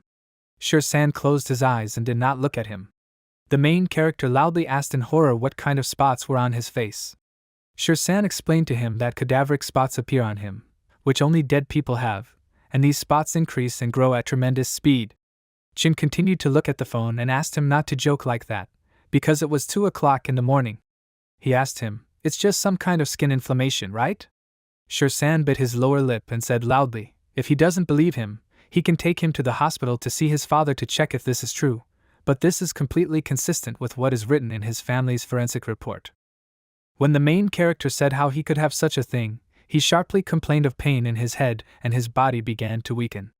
Shirsan worriedly grabbed his body and asked him to hold on, because he would take him to the hospital right now. 4th City Hospital in the emergency department. Chief Physician Du Zhonglin examined Chen's body and confirmed that you are indeed corpse stains. Shirsan asked his father what was wrong with him. Zhonglin thoughtfully put his hand to his chin and constantly moved his hand over his body trying to study him. He said that it is difficult for him to say right now. First he needs to have his blood tested, and then he will arrange a CT scan. From the room you can hear that someone does not understand anything and shouts that this is too strange. Such a thing could actually exist. In the laboratory where they deal with blood-related things, Shirsan, Zhonglin and Chin are looking at the same computer screen. The main character asks the doctor what his test results are. Zhonglin said that this is not easy to explain to him. He has a disease that he has never seen before, a giant virus in his blood that cannot be explained biologically. Suddenly a loud, surprised question is heard, is it a giant virus? Could it be that he became infected with the zombie virus? Zhonglin refuted his words and said that this is too far-fetched, but it still remains strange that it does not destroy healthy cells, but restores damaged ones. However, accordingly, due to the fact that there are a lot of these in his body, the action of these objectively slows down the speed of blood circulation in his body. A puzzled question is heard from the side, does this slow down blood circulation? Zhonglin continued that the cadaveric spots are just the consequences of this, and in his case, it happens differently. His blood circulation slows down, causing blood to accumulate on the surface of his skin, and the current rate of his blood circulation continues to gradually fall, and once his blood circulation stops, he is likely to die. Suddenly the main character realizes that he will die as soon as his blood stops. Shirsan looked at him excitedly from behind him. The doctor put his hand on Chin and encouraged him to not be so depressed. Now that medical technology is so advanced, there must be a way anyway. Now the CT scan is ready and they need to check what other effects this virus had on his body. The main character thanked Zhonglin. The doctor told him that he shouldn't be so nice to him, and then he asked him if he had experienced anything strange these days. Strange phenomena? Chin tried to remember the latest events, but the door to it was all covered with iron chains. He answered gloomily that nothing had happened to him. Zhonglin asked him again, is he sure that nothing happened? Shirsan looked at his father in puzzlement and surprise and did not understand his questions. The main character still answered him gloomily as before. In the CT room he was lying on one of the machines. Shirsan and his father watched him through the glass. He asked him if he suspected Chin was hiding something. His father replied that he just wanted to make sure that he might actually not remember what happened to his body, because this is a simple defense mechanism of the human psyche. Sweat appeared on Shirsan's face and he asked his father, does he mean that the main character developed a stress disorder after an injury, which made him forget certain things? Zhonglin confirmed his words and displeasedly told him that as soon as he gets home, he should read a couple of medical books. Based on the speed of his blood circulation throughout the body, he should have already had a stroke, and perhaps something worse would have happened, but at the moment, the situation is not very optimistic. The doctor suggested that his family be informed as soon as possible. Shirsan gritted his teeth tightly and wondered in frustration, how could this be? When Chin walked through the laser, for a moment afterwards he thought he was warm. Zhonglin said that he would bring the film, and in the meantime, Shirsan would take the main character to the radiology room, and after some time he would come there on his own. Shirsan ran to the door and shouted agreement to him. Suddenly, a loud but surprised sigh was heard from behind the office door, and the doctor was puzzled by what was happening. He angrily ran out of the office and loudly asked who dared to scream in his hospital in the middle of the night. Meanwhile, Shirsan's face showed a look of terrifying surprise. A second later, His face changed and he happily asked his father to look at it, while simultaneously pointing his finger to the side. Zhonglin looked in surprise at where his son was pointing to him. Chen stood up and happily examined his body. He said loudly that the cadaveric marks had completely disappeared from his body. The doctor wondered in surprise how this was even possible. He asked him, stunned, how he felt about his condition now. The main character hesitantly said that he felt warm while going through the CT scan, and now he does not feel any discomfort. Zhonglin took his face into his hands and peered at it. He screamed, something was too overwhelming. His face is now completely normal. He then turned his attention to his hands and shouted that his hands were also fine. The doctor opened his pupils and loudly said that his pupils were also fine. It was just thanks to X-rays that the cadaveric spots disappeared without a trace from his body. After this, Zhonglin jumped away from the main character in surprise. He nervously asked them to hurry up and bring the equipment to this room to draw his blood, and then he rushed between them going to the laboratory. Chen felt uncomfortable and asked Zhonglin to calm down. After 3 hours, his face was pale and tired. Shirsan helped the main character stay on his feet, supporting his shaking body by his ribs. Chen said he felt as if his father wanted to split him up and conduct research on him. Shirsan said that he also did not expect that his father would actually take 800 milliliters of blood from him for his experiments. After a while, Shirsan gives Chen a glass of water and says that now they can safely say that X-ray radiation has an inhibitory effect on the virus in his blood. The main character wearily agreed with him. Then Shirsan said that while they were testing which wavelength of X-ray radiation was most suitable for continuing his therapy, he would have to rest, and it was only 6 o'clock in the morning. First he will rest, but for now he will run to him for breakfast. The main character tiredly put his hand on his forehead and sat comfortably on his sofa, and then thanked Shirsan. He raised his hand and looked at it. Chen thought in his head that Zhonglin said that he was going through a difficult phase. After that, I wondered why there were no consequences for him. After a short time, Shirsan returned carrying bags of food and drinks in his hands. He said that there was a beautiful girl standing at the front door in a sports car with a huge security guard. This girl has a bandana on her head and looks like she's trying to catch her rival. Shirsan asked Chen if he wanted to watch this. The main character fearfully repeated all his words. Bandana? Beautiful girl? Sport car? Does he have a photo of her? Shirsan handed him the phone face first and confirmed his words. He said she was nice, but the guard didn't seem to trust her. Suddenly, memories flashed through the main character's thoughts, about which he wondered in surprise that this person was his boss. Now he remembers everything. Suddenly the chains on the doors shook and then broke into several pieces. Chen's eyes turned purple and he said that it was night, and after his first meeting with Yu, he died. He began to laugh at this and everything in his head was now unraveled. The main character held his head and Shirsan asked him what was wrong with him. Chen answered him that that woman was Yu, that is, the boss in the guild, the dream soul of the ancient sword. Shirsan asked him loudly, is she his boss? Suddenly, they started knocking on the door and from there the girl was heard shouting the name Chen and introducing herself as Yu. Shirsan dropped his phone in surprise and made a sound in surprise. He said she found him so quickly. Shirsan asked him why he felt it was not good. What did he do last night? The main characters looked at the door in surprise and did not answer him. Then Shirsan got up from the couch and told him to forget about it, and since they knew each other, he would open the door and she could talk to him in person. He shouted that he was on his way to open the doors. Then Chen tensed up and rushed to Shirsan to prevent him from opening the door. He reached out to him with his shaking hand and said hesitantly that he needed to tell him something. Shirsan turned back to look at him, puzzled. Yu persistently shouted that she knew Chen was inside.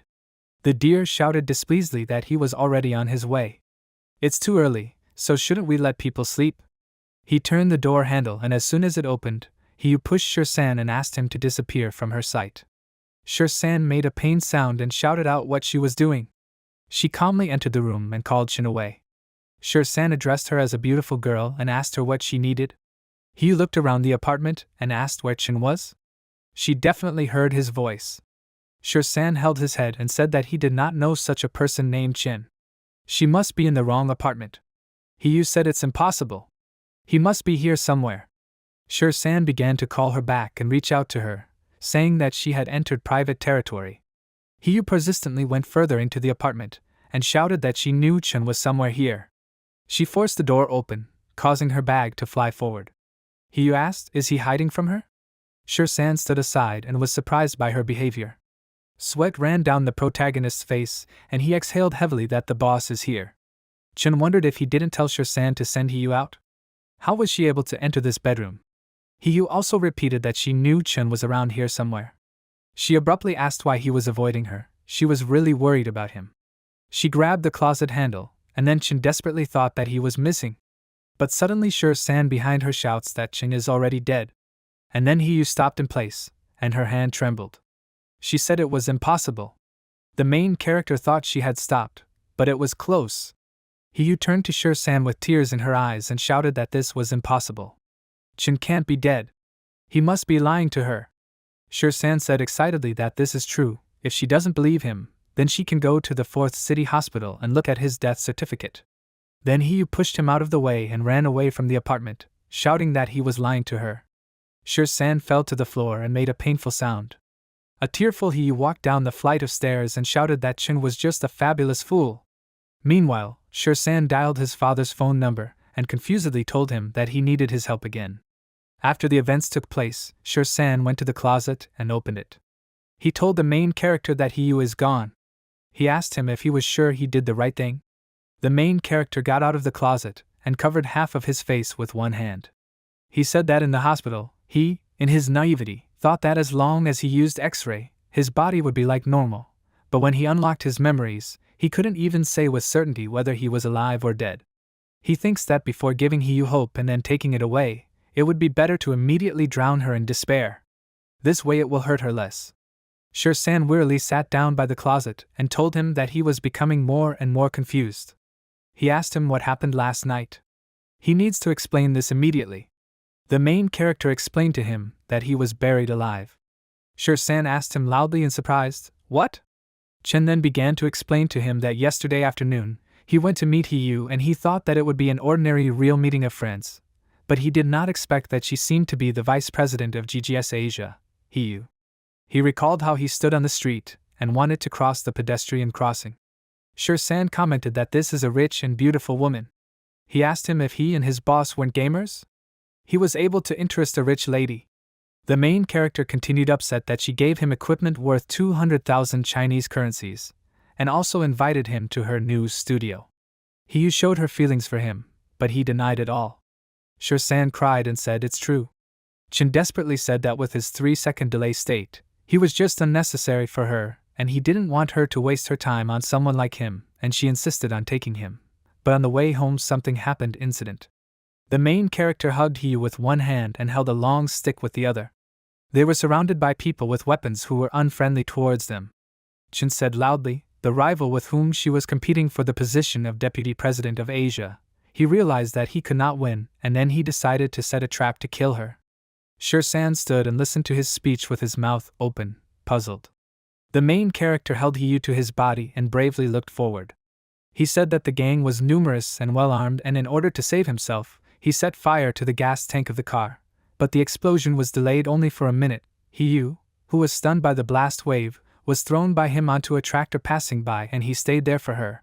Shur-san looked at him in shock and simply remained silent. Chin continued that they saw that their plan failed and their victim escaped, then they took out all their anger on him and he was beaten to death by them, and then maybe they thought that he died after they took out their anger against him. Then they dragged his body to the Mound of Chaos, which is located in the north of the city, and there he was buried alive by them. He recalled that the dark silhouettes of these people threw shovels of earth into their dug grave for him. Shur-san took his eyes off the main character because he was stunned. He said loudly, "Barrow of Chaos." Chin continued his story that, fortunately for him, heaven did not accept him then. Yesterday's rain saved him, because of the heavy rain, the soil of the ground in which he was buried became very loose and he regained consciousness and crawled out of the ground like a zombie. He doesn't remember where he went, but he only felt the pain in his body gradually recede as soon as he returned to a conscious state. He stood in front of the doors to his apartment, and there was not a single wound on his body, only he felt that his head hurt slightly. Shur-san raised his hand to his chin in surprise and placed a finger on his lips. He said admiringly that it was because he was infected with a giant virus after being buried, and it also constantly restored his body. It was simply incredible. The main character upsetly asked him how he thinks he is alive now. Shur-san stood up from the floor and lowered his cap onto his face.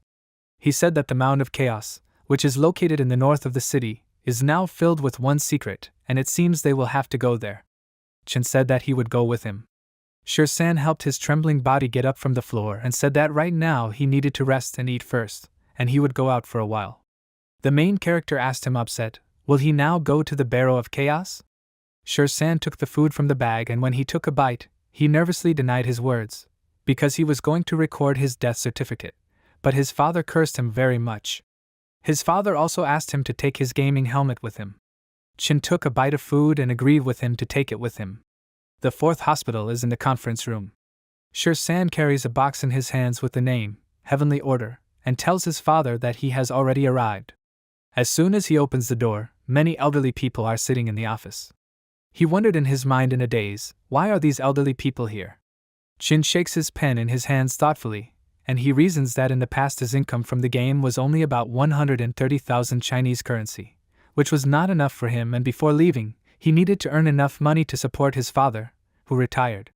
He wrote down on paper that he needed to find a partner for his father, a pension, a bank card, write a will before leaving, an older brother, as well as a plan for the reconstruction of the guild, the dream soul of the ancient sword.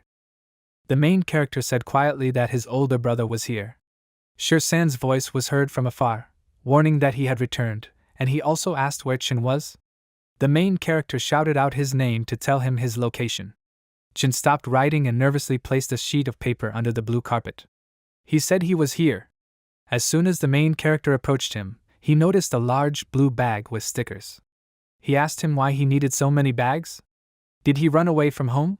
Shur-san disgruntledly walked further into his apartment and angrily denied it, because he was moving in with him. Chin asked him in surprise, what? He put his hands on his side and said displeasedly that he only has one bed. Shur-san sat on his sofa and said that his sofa was wide enough for him to sleep on.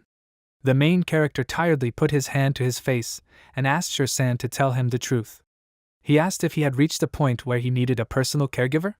Shur-san completely collapsed on the sofa and said what nonsense he was talking about. He's just bored at home.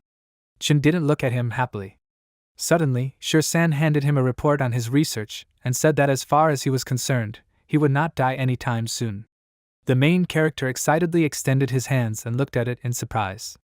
Shur-san explained to him that this was his research report, and it reflected that his vital signs were normal. Chin pulls the paper out of the package and wonders in surprise, is this possible? Meanwhile, while he is reading, Shur-san tells him that he did not believe it at first, but later these old professors conducted several groups of comparative experiments before he believed it. The main character one asked him in surprise, are they old professors? Has his thing been studied? Shur-san confirmed his words. He said his sequencing project, the virus genes, turned out to be too large, and because of this his father had to seek help, and then more and more people began to come, older, highly qualified, these are masters of medicine. As a result, a group of textbook medical figures gathered there, and these giants of medicine made one call, and the Kurgan Chaos Burying Ground became a protected military zone with limited access. But after these old professors appeared, the efficiency became very high, and in just half a day the Kurgan secret, the burial ground of chaos, was opened. Shur-san came too close to him and happily reported it. Chin asked him in surprise, is it a secret? Shur-san explained to him that a group of tombs had been discovered under the Chaos Burial Mound, which had been created since the end of the Han Dynasty. He imagined that he had a beard, and when he twirled his mustache, he assumed that perhaps it had something to do with Yi Guan, but the specifics of the situation required further excavation. The main character put his hand on his face and said that it all felt a little mysterious. Shur-san said that there are more mysterious items there. On the cadaveric fluid flowing from the tomb, they found ribonucleic acid of the virus identical to what is in his body. Chin looked at him in surprise, and after that he froze in place and listened to the questions of Shur-san, who said that the cadaveric liquid is very ancient. What kind of virus is this? Isn't this written in the documents? The Chin Ice Corpse virus was named after him. Shur-san pulled the paper to him and the main character took it in his hands, puzzled. Chin commented that it's a really good name. While he chuckled over the letter, Shur-san decided to start sorting things out. He happily told him to watch while he did, and he would start sorting things out. Chin asked him why the characteristics of the virus end with a short description of it, and without any more detailed explanation of it. San held two figures in his hands and said that in less than 1 day, these medical masters were only able to write a short report, and for more detailed characteristics they still have to further study this virus. The only characteristic that can be given with a 100% guarantee is that it is a super strong recovery ability, and this virus is constantly repairing his cells, strengthening her body, so now his physical fitness is ridiculously good. While San rejoiced at his figures, the main character said that the virus had strengthened his physical condition, but it also slowed down the speed of his blood circulation throughout the body, thereby causing intoxication, causing him to poison other organs, slowing his heart rate, and compared to other physical problems, then the most important thing is that. He asked that no one was interested in his body? San explained to him that his father told him that at that time they really had a dispute and a bunch of people wanted to send him to the laboratory for 20 hours of observation and research, but several extremely influential people expressed the position that they needed to hear his professional opinion, and later they discovered that studying the ribonucleic acid of the virus was much more important. And its value was knocked down somewhat, to about the level of the object that contained the ribonucleic acid. Chin said, puzzled, that everything was fine until they turned him into a lab rat. He didn't expect the virus to help him, about 3 times. San started counting on his fingers and asked him, puzzled, 3 times? Isn't it twice? The main character began to explain to him that the restoration of cells brought him back to life. Ribonucleic acid viruses helped him avoid the role of a lab rat for experiments on his body, and also the delay of his neural impulses decreased to 0.9 seconds. San looked at him dumbfounded, and then jumped up, standing on the sofa with his feet, and loudly asked, is this true? He randomly threw his backpack and all his figurines off the couch. Chin confirmed his words that this is true. Then San took his helmet and told him to quickly take it into the game, and let him feel it too. If this item can restore cells, then it should be able to restore the nerves to his brain. How could he not have thought of this simple logic? This is such a good chance for him to test the X-ray system that his father and the rest of the professors installed there. They'll see if it works. The main character looked in surprise at his updated helmet and stretched out his hands to it. When he put it on, he asked, X-ray system? What is this? San contentedly covered his cap and began to proudly explain to him. To put it simply, his helmet can now emit X-rays to slow down the effect of his virus, so now he doesn't need to visit the hospital every day and undergo his radiation therapy. This is very wonderful. Chin sighed contentedly and agreed with him, because in the end he would not need to appear there all the time and would be able to undergo his therapy at home. San showed him another item and said that in addition to his helmet, there was also such a thing. The main character looked at it wearily, and then when suddenly San put it on him, he asked in surprise, what is it? San explained to him that this is a detector of his vital signs. It can read his condition and send his results in real time to the hospital for ongoing monitoring, but he still needs to undergo a full medical examination every week to fully understand his situation. Chin asked absent-mindedly, bracelet? Why is there a red line on this? San looked at his bracelet in surprise and asked, puzzled, is it red? This bracelet began to wobble on his hand. It was electric, and it was completely covered with red lines. The main character looked at the events taking place with fear. San asked loudly and excitedly, what's going on? At the Chin entrance. Next to this was a first aid car. The doctor adjusted his bracelet and said with satisfaction that everything was fine. The main character looked at this puzzled and asked him, is everything okay now? The red line and electric shock will not appear again so unexpectedly? Zhonglin denied his words and said, if someone had not forgotten the basic principles of laying before putting it on, then this situation might not have happened at all. He looked at a very upset San, who stood to the side with his head against the wall. San cried a lot as he stood against the wall.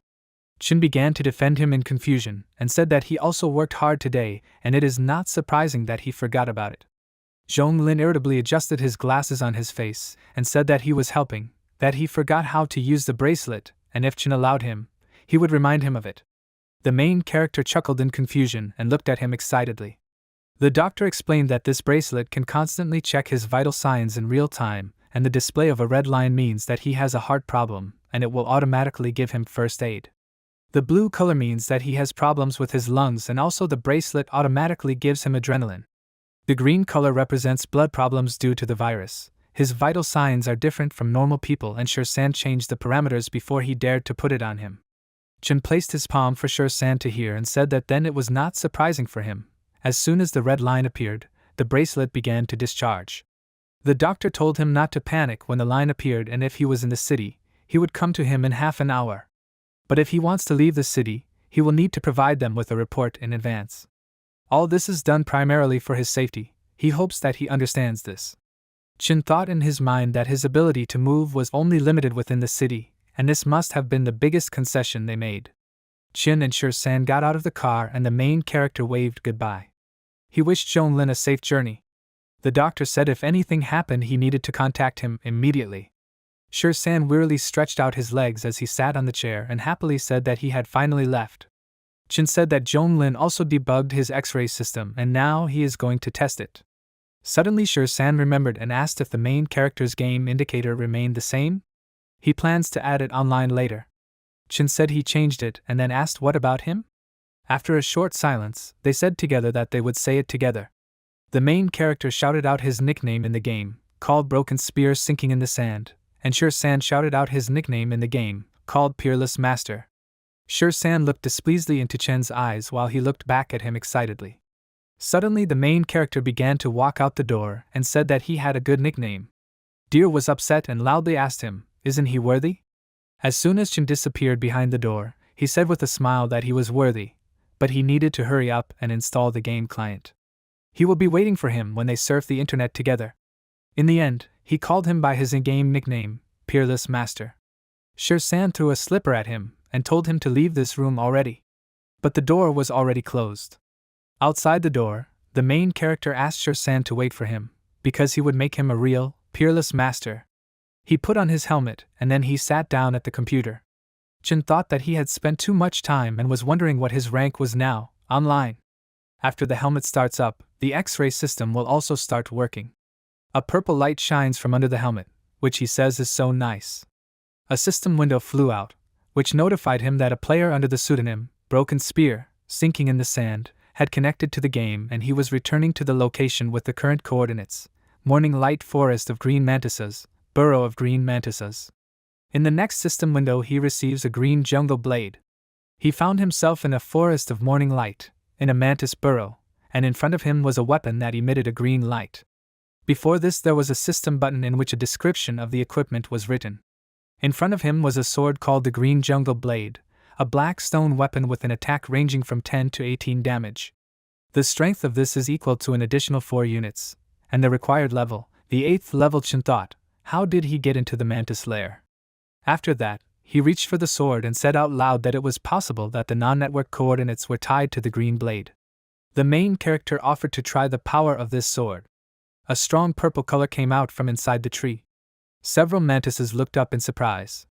A huge army of mantids started running towards the tree, but suddenly something inside the tree broke it, and several pieces of the tree flew to the ground and into the mantids.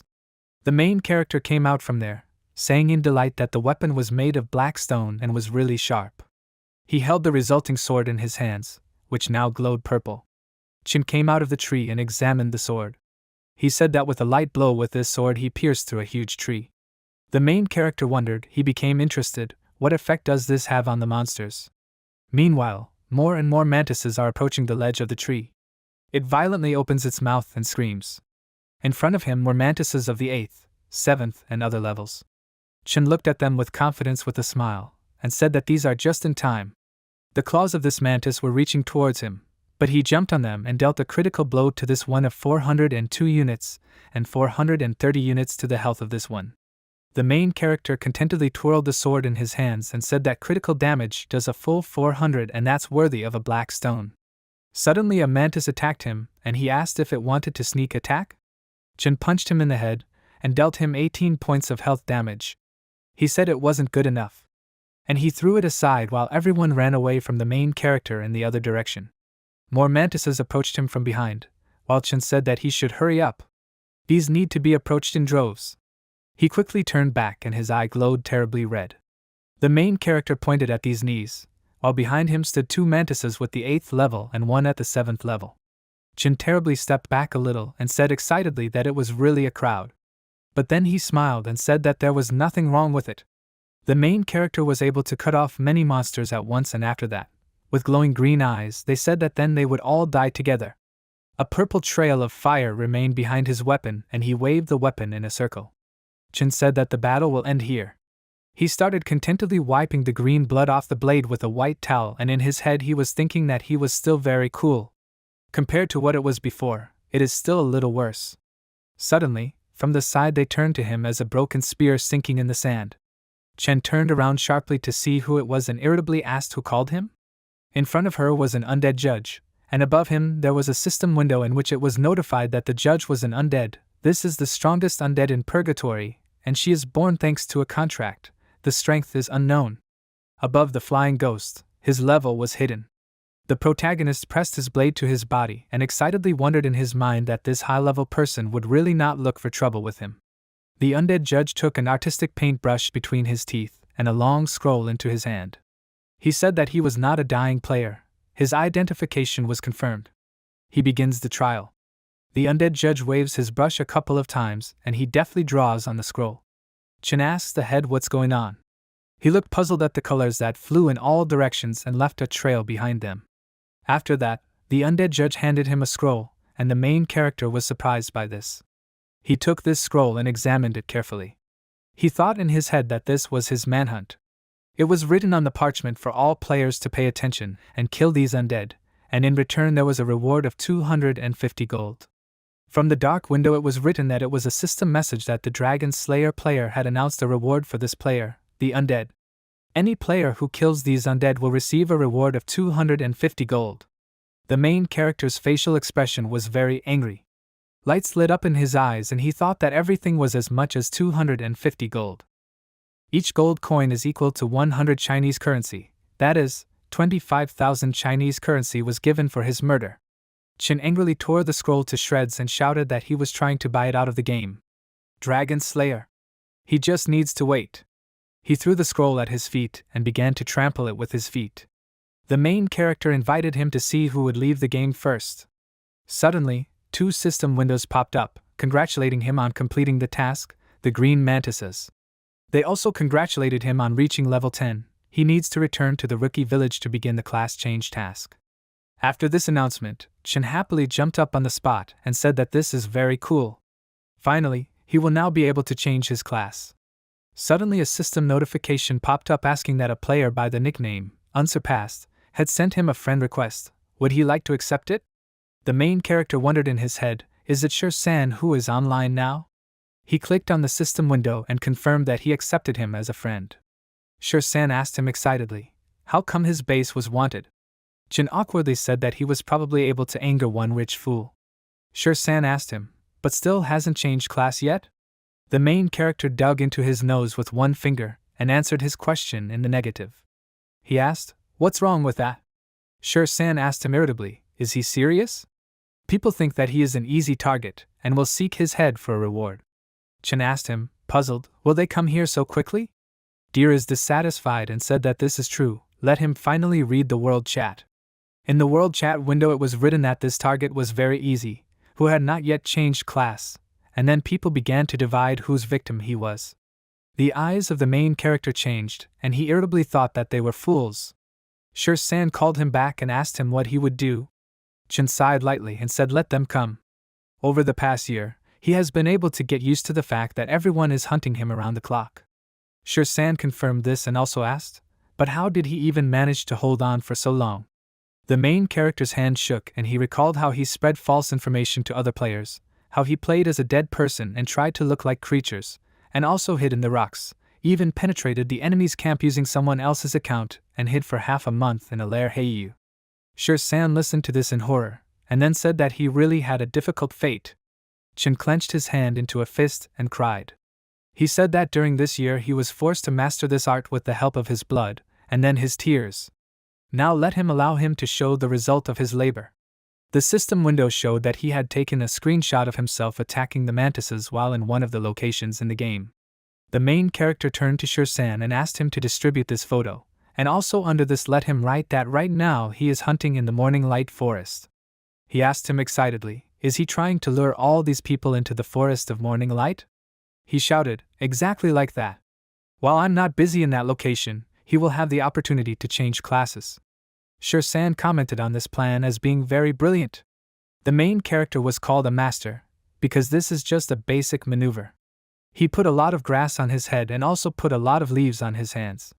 Chin completely turned into a plant and said that in order not to be noticed by them, he needed camouflage and made his move.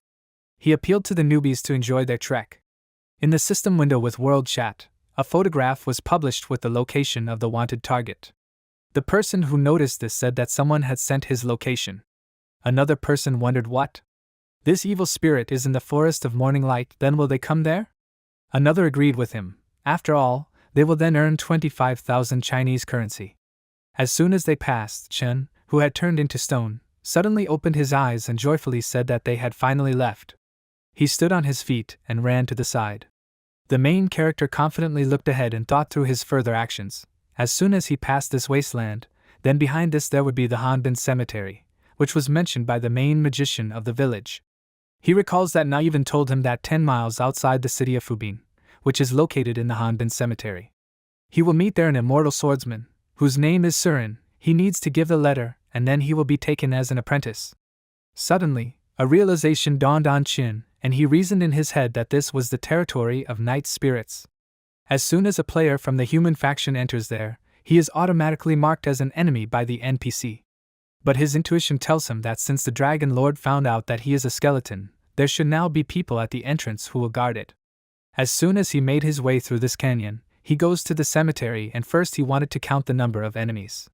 The main character put his foot on a stone and leaned his hand on his knee, and he thought that this was good. If there were few enemies, then he could quickly deal with them.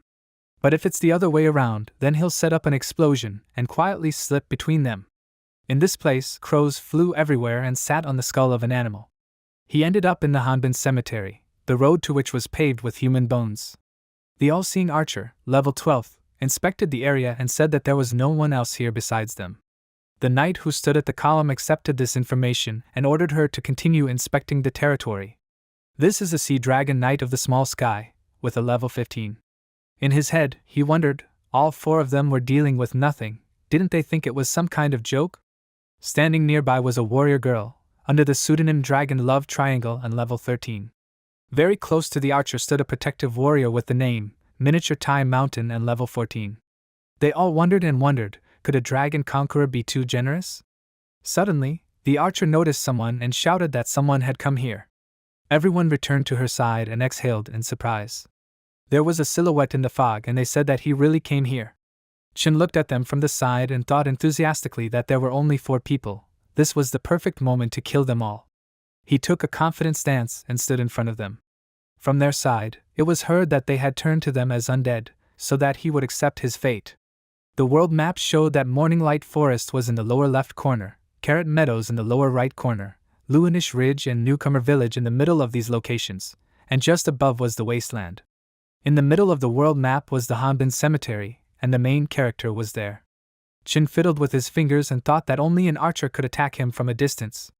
He just needs to close that gap. He asked them if they wanted to kill him on the spot, but didn't want to talk to him first? The knights spoke quietly, discuss. They indignantly asked him, is he joking? When he stole that boss and killed their guild leader, why didn't he offer it then? Why? Why did he retreat? The main character came one step closer to them.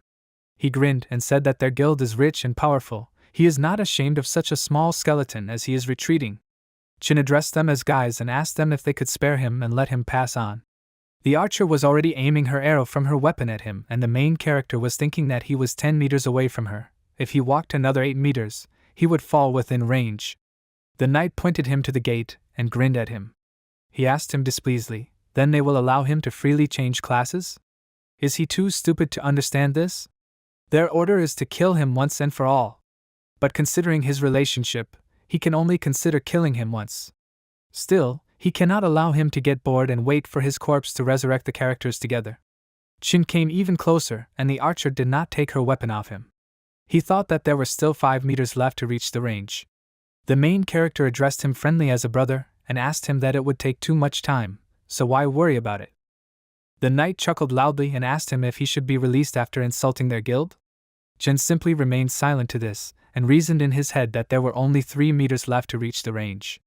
He was getting closer and closer to the archer. The main character shouted that he really seemed to have offended someone. He shouldn't have done that. The knight threw the weapon over his shoulder and praised Chen, because his ability to get rid of the chase and get here in general, this already shows that he has good skills. But he pales in comparison to them who changed class. There are many strong people from all over the world in their guild. Even he can only take 10th place in the guild. In the future, they will be able to compete even with the Shadow Candle Guild and his guild, the Candle Dragon. From the moment he crossed their path, his playing career was already over. The main character's body shook and he quietly said that they were going. He laughed loudly at them and said that they were going to compete with the Shadow of Candles Guild. The knight's body shook and he shouted how poorly educated he was. He's stupid. Does he dare laugh at them?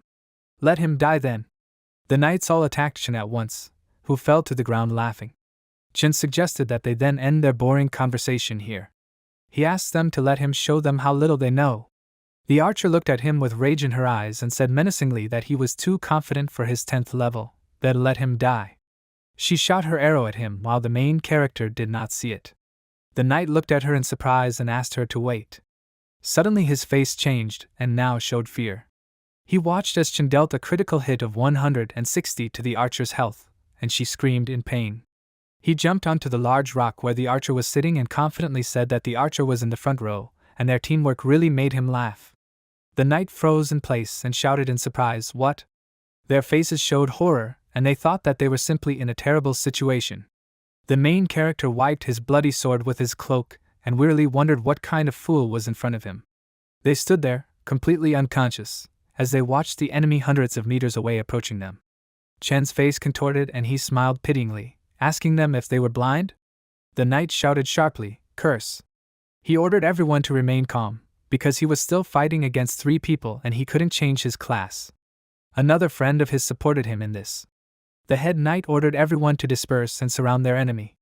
His comrades began to run away from him, trying to follow his order. The knight's and Chen's weapons collided while the knight screamed for him to die. The main character said that all this is useless.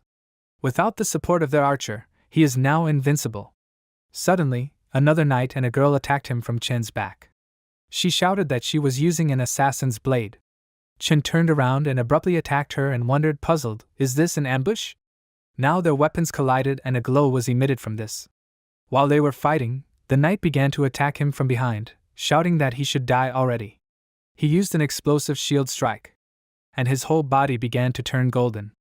The main character began to swing his fist, which turned purple, and he asked the knight to watch the girl as he sent her flying. His fist began to smoothly hit the enemy's weapon and he thought in his head, did he miss? Or did he just move faster?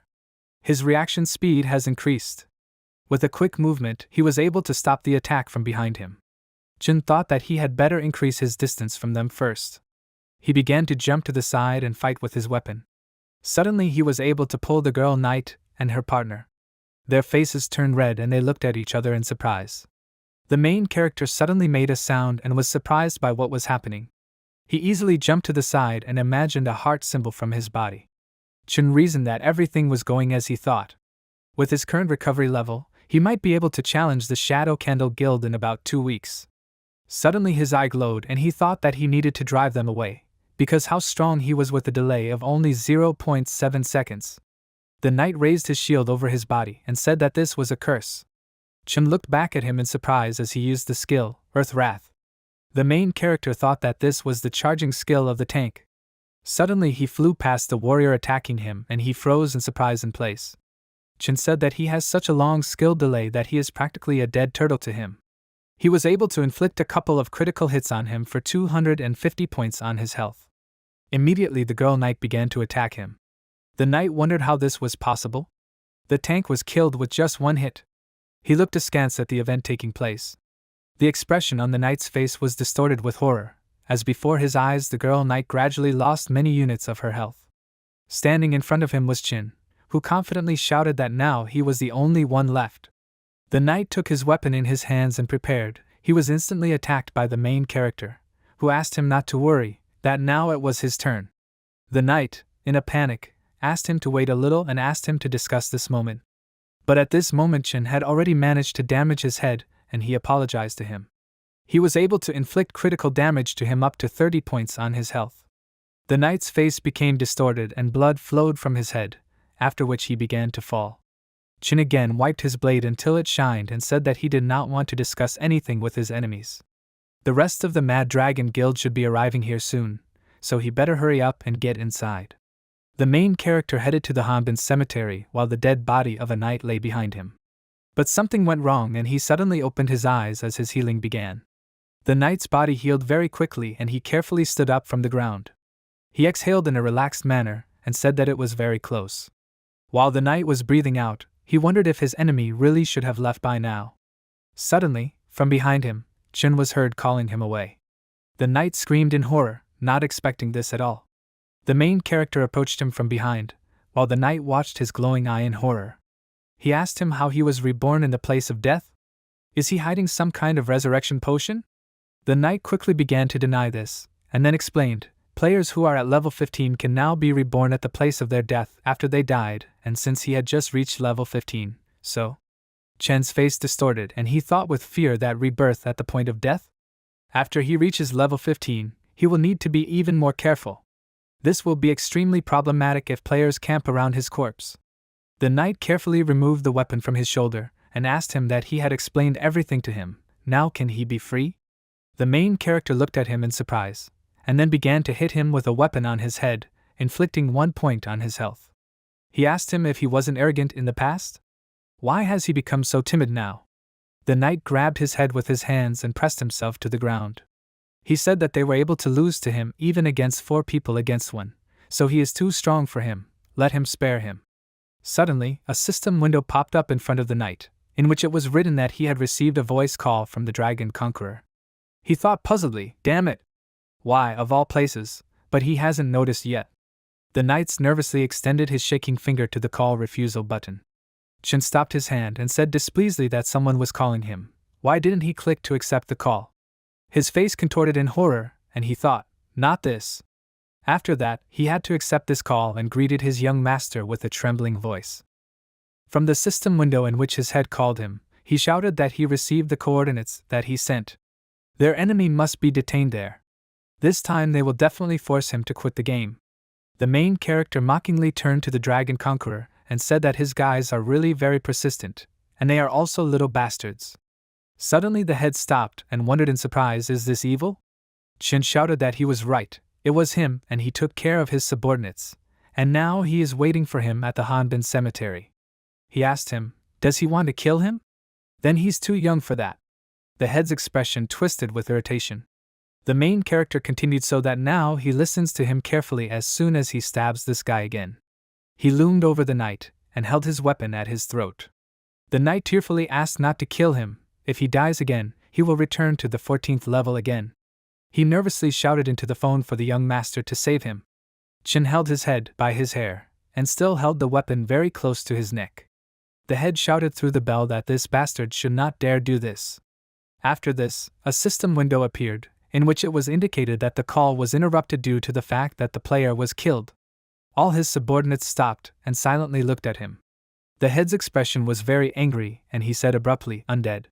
After that, he commanded that some of his people would go with him to the Hanbin cemetery, the rest of his people would go to the rebirth point. His people responded that they accepted his order. The head shouted angrily, undead. It will make him quit the game at level 0. Chun was already in the periphery of Hanbin cemetery. He leaned against a large dead tree on which a skull hung. The main character noticed something. A weapon flew at his back with the words for this bastard to die. The head gave the command to his people so that archers and magicians began to attack him. Many arrows flew towards Chin. These arrows exploded and broke the wood. The head grinned with madness in his eyes. He said, this is what he got for provoking his guild. Suddenly, red system windows popped up above his guild, which alerted them that the Dragon Conqueror, the Dragon Lord, the Earth God King, the Knight Enchantress were attacking Funk, who is the leader of the Hanbin Cemetery Patrol Squad. All representatives of the human faction were marked as enemies by the Knight Spirit Patrol Squad. People read the inscriptions with horror and wondered in surprise, what? Why? Sweat appeared on the head's face and he wondered, puzzled, what other patrol unit? From the outside it was heard that people, how dare they invade their territory? They also attacked the military chief Funk. In front of him stood the leader of the Knight Spirit Patrol Squad, Funk, who had an unknown level. He said irritably that they even ruined his clothes that his little brother gave him. People shouted, "Damn it! It was a trap!" Funk jumped to the side and shouted at them to get ready for redemption and their endless death. People screamed that it was the end for them. They celebrated them at the highest level. The head excitedly told everyone not to panic and continued to hold the line. But people did not listen to him and began to run excitedly in different directions, shouting for them to run away from here. Funk put his hand on the ground and expressed his wish that he wants to get rid of them all. He shouted, "Resurrection of the dead." Bony hands reached out from the ground and grabbed people by the legs. The head looked down in horror as sweat dripped down his face. Many skeletons began to emerge from the ground and stretch their hands towards people. The head tried to jump away from them, shouting, "Curse." People screamed that they needed to be killed. Funk addressed the skeletons as brothers and told them to kill them all. After that, he jumped on the head of the guild and spun his weapon in flight. The head shouted to his subordinates to call for reinforcements. Funk folded his hands above his head and with glowing eyes asked him in a puzzled manner, "Reinforcements? Then it would be great." He hit the guild master's head with great force, and said that simply killing them several times would not be enough to suppress his anger. The skeletons squeezed the faces of his subordinates, kicked their bodies and cut them in half. Funk shouted that they should not spare anyone. None of them need to be left alive. Funk confidently raised his hand forward and ordered his brothers in a commanding voice that they needed to let these people fall to the 14th level and send them out of their territory. A silhouette peeked out from behind a large stone and it was Chin, who said that this really works. He recalled running to Naivan and asking him if he had a set of clothes like the one he was wearing. He replied that it was available, but it cost 1 copper coin apiece. The main character enthusiastically said that he would take 10 pieces of these clothes. After that, he ran to Funk and enthusiastically said that he was the popular Funk, who was the leader of the famous Night Spirit Patrol squad of Hanbin Cemetery. He is the idol of countless little skeletons just like him. Funk looked at him in surprise and said that in fact he is so famous. After that, Chin handed him a big red gift box and turned to Funk, explaining everything to him that he came from the countryside, and these are the best clothes from their place. Merciless. I hope he doesn't look down on it. Funk called him a young skeleton and said he has great potential. After that, he put on his gift clothes and proudly stood on the stone. The main character, feigning enthusiasm, clapped applause for him and said that this is really worthy of Captain Funk himself. It suits him so well, and also completely reflects the dirt, decadence and darkness of their night spirits. Funk commented that it was very well said. They, the night spirits, are the dirtiest and most rotten race. Chen enthusiastically asked him if he could make a sketch of his majestic figure so that he could be admired in the future. Funk happily replied that he could do it. He stood on a tree and asked him, "Does he need to stand like this?" The main character ran to the side and confirmed that this was a fantastic pose. He doesn't need to change positions, don't move, he'll go and draw his silhouette on the tombstone. Chen was wiping his weapon and thought that now the guild, Mad Dragon, should slow down a little. Suddenly, a system window popped up in front of his face, with rewards written in it. The main character looked at it excitedly and thought that these were new rewards. 3 system windows immediately appeared in front of him, in which it was written that the Dragon Conqueror had declared war on the undead and now people would fight until they died. Anyone who provides information about the whereabouts of the undead will receive 10 gold coins from the Mad Dragon Guild. The reward for killing the undead has been raised to 500 gold coins. The conditions of the task have been changed, now only murder is accepted. Chin grinned and said that the reward for him continues to grow. He came out from behind a large stone and thought that the Dragon Slayer had no qualms about continuing to spend his wealth. This will attract even more experts to him. They will become his new steps on his way to the top. As soon as the main character came to his place, he enthusiastically said that it was here. Chin was in the depths of Hanbin Cemetery in front of a large stone in the shape of a sword. He thought that this must be the death swordsman, Surin, that the chief mage had mentioned. A sword appeared in front of him, from which purple light emanated. He asked him why he chose this path. The main character shouted enthusiastically, "Master!" He came to him for advice on changing classes. Suddenly, this master aimed his weapon at him and shouted for him to die. Chin thought it was a curse. He won't be able to escape this. He frightenedly handed him the letter and shouted that this letter was from the main magician of the village. Death swordsman Surin took his letter and puzzledly wondered, is this a message from Naivan? It had an unknown level above its head. The main character let out a relaxed sigh and thought that it was his almost certain death. And why is this non-game character so strong? Sweat appeared on his face, and he did not meet his eyes. Surin, after reading, said that he is a young skeleton, and in a letter from Naivan he praises him. His cunning shines. So he will follow his friend's advice and take him on as his disciple. But he needs to know that they, as death swordsmen, need to have the dullest soul and body. Chin clearly waved his head and mumbled, shouting that he was ready for this. Surin put his hand on his head and said it's perfect. Now he will call on his talent. He asked the slumbering lords of death to wake up. Let him unleash his dead power over the earth and overthrow all the rules that bind the world. A violet light began to gather above the head of the main character, and Surin continued to let the descendants of the immortals awaken his innate gifts, which were laid down only for him. A ball of magic began to form in Chen's hands, and a system notification popped up in front of him, informing him that he had successfully mastered the talent, Power of the Undead. After this, the protagonist's eyes shone, and he clenched his fist tightly. The next system notification stated that the Power of the Immortals is a level 1 talent that awakens the dormant powers of the undead to deal 5% damage to all units that have lost their lives. The effect of the talent increases by 5% with each level, up to a maximum of 10 levels. Chin happily said that at the maximum level, it will be a 50% damage bonus. This is very cool. Surin said that his potential fascinates him and awakens such a strong dead force. Now he grants him the status of a swordsman of death. He realized his weapon was above him, and his whole body was painted in a purple aura, and Surin said that in the name of crying, he grants him the right to exterminate spirits in the territories of all kingdoms. Everything in the sky was covered with a powerful spirit of death, and a purple column emanated from Surin's weapon. Suddenly the main character said that he is like a night spirit. He relies on the mighty power of the executioner. At this time, he wondered in his mind, is he possessed? Out of surprise, he said that it was a curse. Chen's expression was awkward and a purple scarlet emanated from him. Once he was down, he said he could move again. The main character wondered, is this all?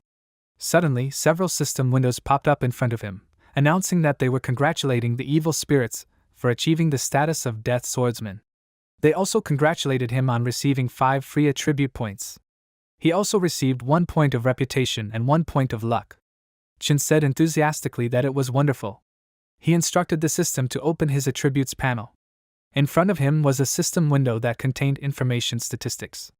His character with the pseudonym Broken Spear sinking in the sand had a class, Swordsman of Death, and level 10.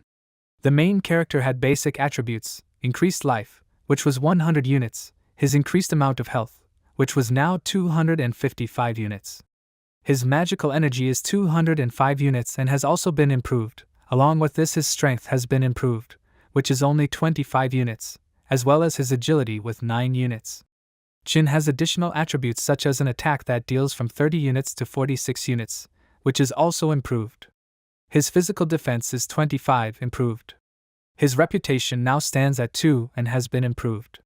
His magic energy is 0 units, and his magic resistance is 15 units improved. The main character's attack speed was increased to 25 units, and his luck was also increased from 0 to 1 unit. Chin looked at his hands and a purple aura emanated from his body. He said what terrifying power he already had. It's simple.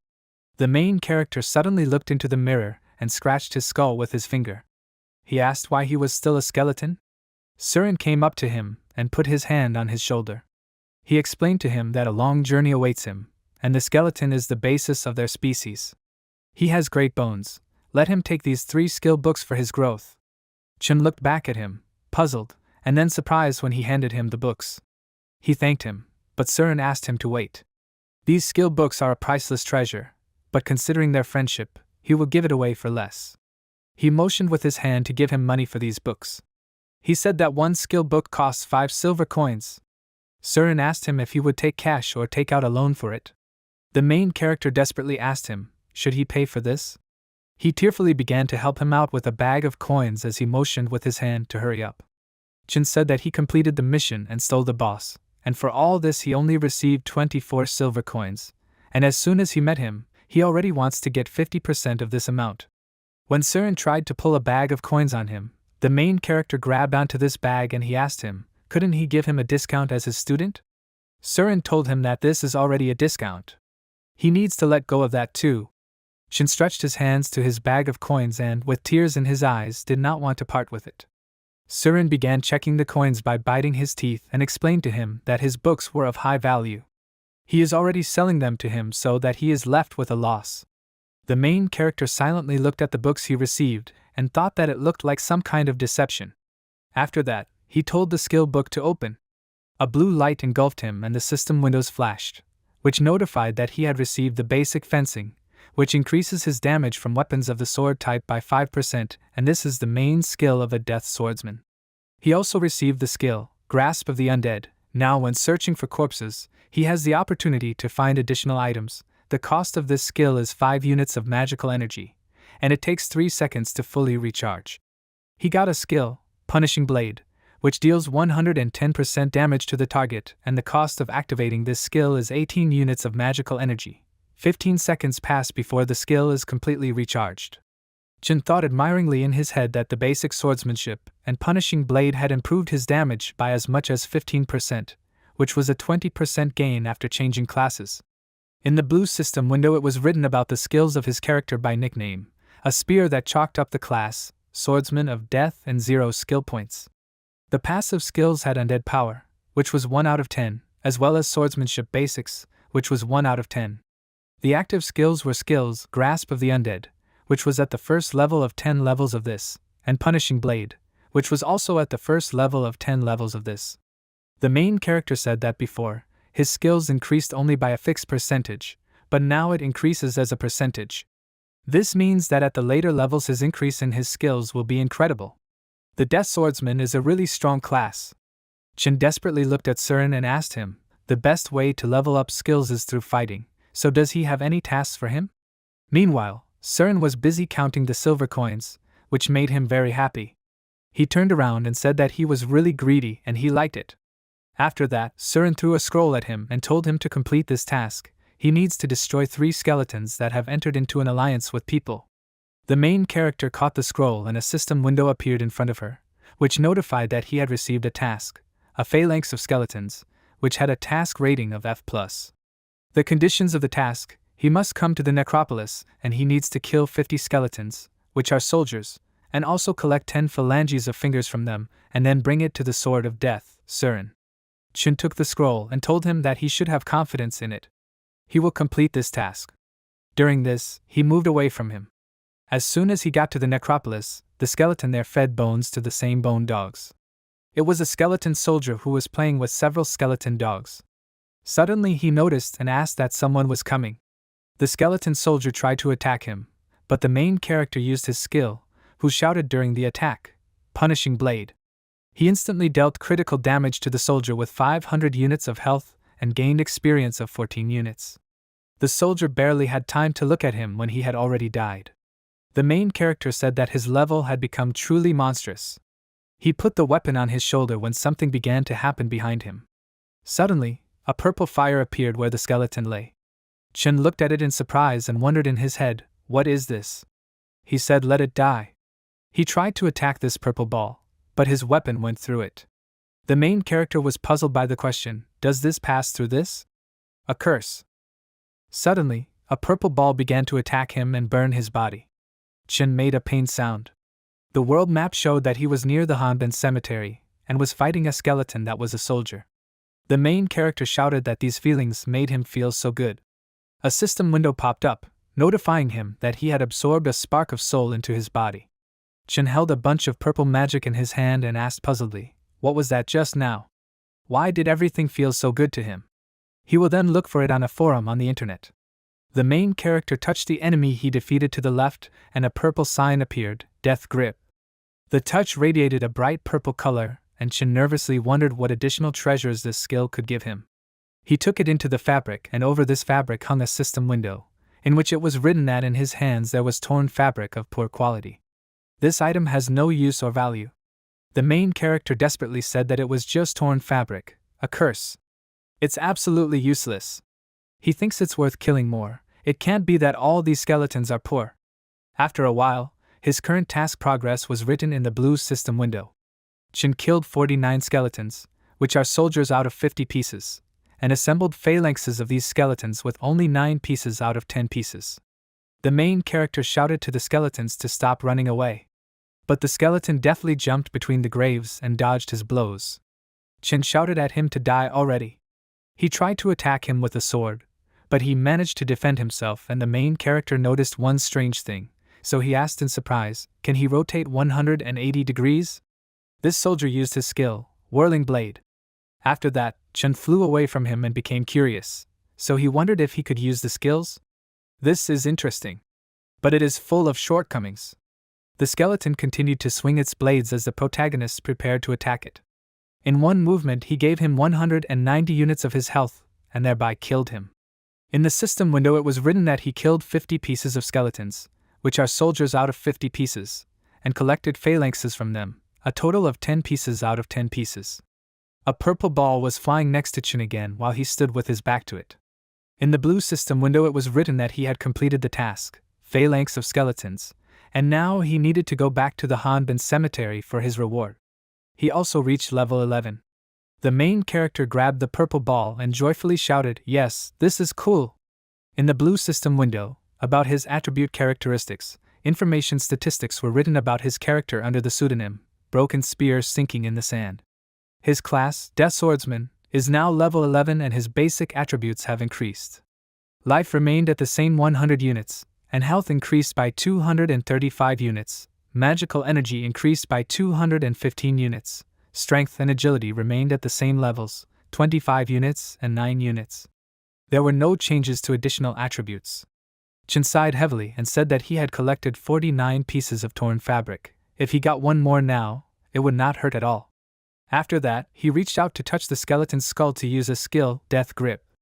Suddenly, a purple stone flew out of the skull and the main character was a little upset and thought that a small magic stone is really better than a torn cloth, but this is still Necropolis. Behind him, the wind blew and the system window announced that he was in the Necropolis, along with the burial site of Scurvy. Chin looked around and puzzledly wondered, is this the burial place of Scurvy? These tombstones here are very tall. Recently he turned around because someone had stepped on the ground. It was a Scurvy skeleton, with a level 15, which was several times larger than the main character. Chin defended himself with his sword and raised his head up. He said that it was a giant. He wondered if this was probably a miniature boss. Chingu's eyes burned with a red flame and he asked him where he came from here, who dared to enter their territory? After the question, he immediately attacked him with words to make him die. The main character managed to dodge his blow. After some time, he hears a scream and Chin stands next to the dead skeleton of Chingu and puzzledly wonders what? The soul of the defeated skeleton fell next to him. The main character points a weapon at the killed monster and wonders incomprehensibly why this monster is lighter than the skeleton, which is a soldier? Instantly, a system window pops up in front of her, which explains that Chingu skeletons are the main type of Chingu burial. These giants also have relatively little combat power, and they work well in a team and move in groups. Chin said the last words, moving in groups. Realization suddenly dawns on him, and he asks to wait a little. This is what he wants to tell him. While he was reasoning, at that time spears were flying at him at high speed. The main character shouted out excitedly that he just made the situation worse. He managed to dodge the spear and look to the side. Skeletons of Tsingu jumped out between the large stones, shouting to beat him and kill him. The giant monster hit him with his weapon, and fiery sparks shot out from under his weapon. Chin was able to deflect his blow and at the time, he thought it was an impressive force. However, they are still weak. He was able to throw his weapon away, and the monster lost its balance. The main characters jumped out from underneath and jumped onto the body of one of the skeletons. He hit him on the head with great force. The scurvy skeletons only got angrier and shouted, "Damn it! He must be killed." Many different weapons flew at Chin, and he managed to dodge them all at once. He thought it was endless. And as soon as he turned around, he noticed many monsters running after him. They shouted that they were here. He needs to be killed quickly. The main character shouted out in surprise how many there were. Chin cut the stone with his weapon and thought that this giant tombstone would lend him the power of it. After that, he jumped to the side, while the stone had a cut. The main character began to push this stone with his foot and said that it would fall. The skeleton screamed in horror that this was the tombstone of his second cousin. "What are they doing? Let them run away from here." There was excitement on their faces and they remained in place. Several skeletons were crushed by a large stone and a skeleton stood nearby, after which he exhaled with relief. The monsters that were under the stone screamed and asked for help. Chin watched this whole picture and thought that now it was time for him to retreat. Suddenly he stopped and said that this is pressure, this is the boss. The main character looked back and noticed a silhouette coming from the side, from which a red light was emitting. The monsters shouted that their lord, Qin Yi, used red magic to easily lift the stone from the pinned monsters. He ordered them to get up. After this, Qin Yi turned to Chin and asked him in surprise, with what audacity he harms his subjects? The main character simply watched this in excitement and silence. After that, the undead lord ordered him according to the data to apprehend him. After this, Chin was surrounded by a bunch of monsters and he commented that it was a curse. Qin Yi continued to use magic and look at him threateningly. He told him to die, and also called him an insignificant worm. In front of the main character was the Lord of the Undead, Qin Yi, with a level unknown to him. The red system window notified him that he had encountered an enemy superior in skill to him. This asked him to escape from there immediately. Chin looked at him excitedly and thought, since this one has an unknown level, then at least he is 20 levels higher than him. This is too bad, now he is surrounded by Chingu skeletons. What does the system window mean by, so that it is saved? The Lord of the Undead looked at him menacingly with his red eyes. The main character thought they were getting closer. As soon as he stepped on the skeleton of the enemy's head, he thought in his head in surprise that, even if he uses his skill, Punishing Blade, he cannot cut through their bones. Qin Yi shouted to accept his fate, calling him a parasite. He began to move closer to him. Chin thought how terrifying his power was. The monsters behind him also watched their lord excitedly. The steps of the Lord of the Undead caused the earth and stone tombstones to crack. He took one of the stones and pointed it at the main character.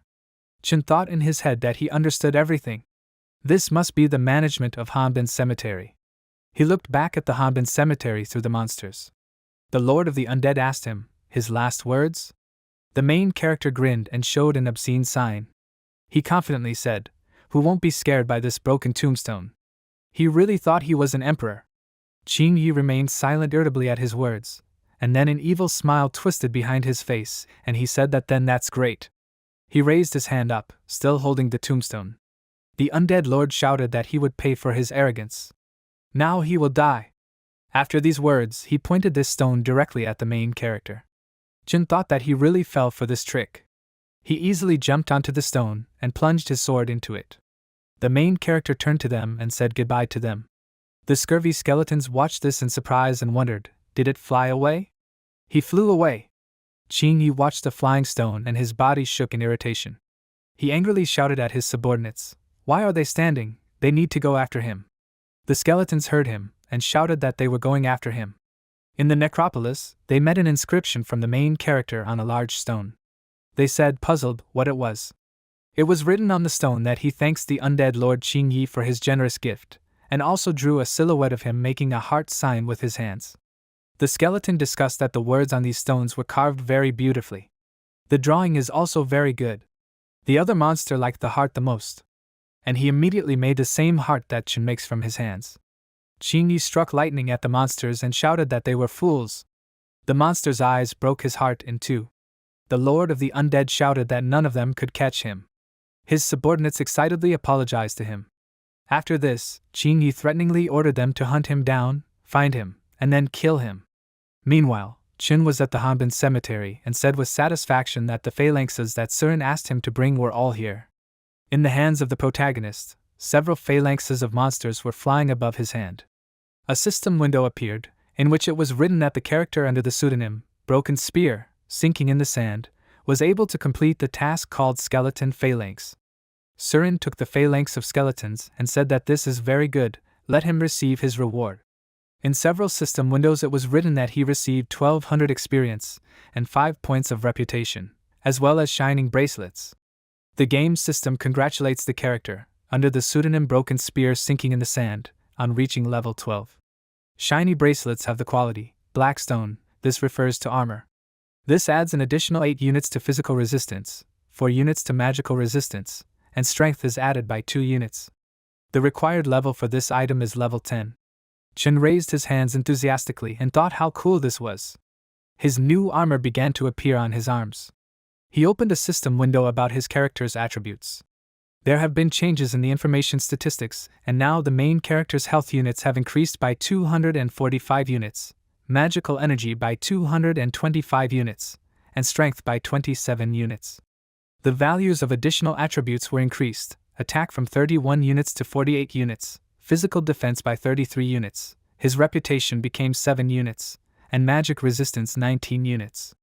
Chen clenched his fist enthusiastically and happily said that this is another piece of Blackstone equipment. There is one step left until it is completely collected, and his attributes have also increased, although he still cannot cope with the Undead Lord, but he can start raising Chingu skeletons to increase his level. Surin asked him if he had encountered the scurvy skeletons and the Lord of the Undead. The main character confirmed this, saying that he almost survived. Surin put his hand on his shoulder and said since he had already encountered the Lord of the Undead, then this task was for him. Recently, the Lord of the Undead began preparing a large army to attack the Hanbin cemetery. Chen turned away in frustration and a system window appeared in front of him, which notified him that after receiving a task called Lord of the Undead, Qin Yu with a task rank of E+, he would have several tasks. The first task, he must kill 200 skeletons in Xinggu and collect 20 of their phalanx. For this he will receive Blackstone equipment, also 2,200 character experience, and 21 reputation units. The second task, he must destroy 200 thorny skeletons and collect 40 of their phalanx. For this he will receive Blackstone equipment, 3,000 character experience, and 45 reputation units. The third task, he must confront the guards of the Undead Lord and buy time for Surin to kill the Undead Lord, Qin Yi, and for this task he will receive bronze equipment, 4,500 character experience, and 100 reputation points. The main character thought, at least the reward for the task is very generous. He thoughtfully put his hand to his chin and said that the last task was rank F+, this same task is right at level E+. Surin stood in front of him and said that in the midst of danger, they are seeking their destiny, and as long as the Lord of the Undead does not absorb his soul spark, he will be safe. Chen looked at him excitedly and asked him a question. What exactly is this soul spark? He remembers how he absorbed one of the souls. Sparks came from Surin's hands, and he explained to him that a spark is the essence of undead. All night spirits consist of 4 main clans that rule over all the others, and the undead clan is the most numerous among all. Many skeletons stand with shields and weapons. Orcs are physically the strongest. They easily break objects. Then the dark elves, they are the ones who stand at the pinnacle of magical practices. In his hands is a magic ball, and they also have a magic staff. The latter are ghosts who are immune to all magical attacks. Dark spirits, with a bony scythe in the form of a weapon. Chen asked him, are they the most numerous? He feels like their clan is a little weaker compared to the others. Surin's eye shone and he explained to him that among all 4 clans, only the undead are capable of absorbing soul sparks for endless evolution. In any case, they are the strongest among the night spirits. The main character thought that the words about endless evolution really sounded amazing. He nervously asked him what would happen if his spark was swallowed. Surin explained to him that then he would go to the abyss, expulsion from this world. Chen continued to look at him worriedly and wondered in his head, banishment from this world? This doesn't mean that his account will actually be deleted? Surin said eerily loudly that this is the essence of their undead clan, absorb sparks of souls or be absorbed. He extended his hands forward and began to list that the undead soldiers, the general, the lords, the kings and ultimately, ascended as a being equal to the divine. The main character asked him again, equal to a deity? Surin crossed her arms and looked up. The absolute lord of the undead, this is the monarch of all night spirits. Azura. Surin answered him, Azura, this is the path of constant evolution for the undead to bring glory. He put his hand on his shoulder and told him that he may not have such a chance anymore. But he definitely has this chance. Chen will definitely achieve success in the future. The main character made a sound of agreement. He began to step aside and confidently said that he would continue to hunt these Chingu skeletons. Surin folded his hands behind his back and wished him to be careful, because he was the hope of their family, just like his. His eyes sparkled after these words. At the border of Chingu's burial site there are several Chingu skeletons with level 15. As well as a postal bird with level 3 on the head of one of the skeletons. It suddenly screamed and everyone was puzzled by the scream of it. The monster wondered if it was always croaking upward, Maybe there was something there? But the tombstone is extremely high. How could someone climb there? This is true. How could they even get there? It must be a different bird. Chin was sitting on a high stone, who relaxed and thought that it was close. He offered to see what they were up to. After a while, the main character rubbed his chin in puzzlement, and thought that 30 minutes had passed. It seems he checked everything. There are 8 patrol groups here. A team of 5 skeletons and a postal bird. It has to die before it alerts the patrol, and the most annoying part of this is that every 10 minutes, 2 patrols meet. Chin drew a map detailing the location of all the patrols that guard this place.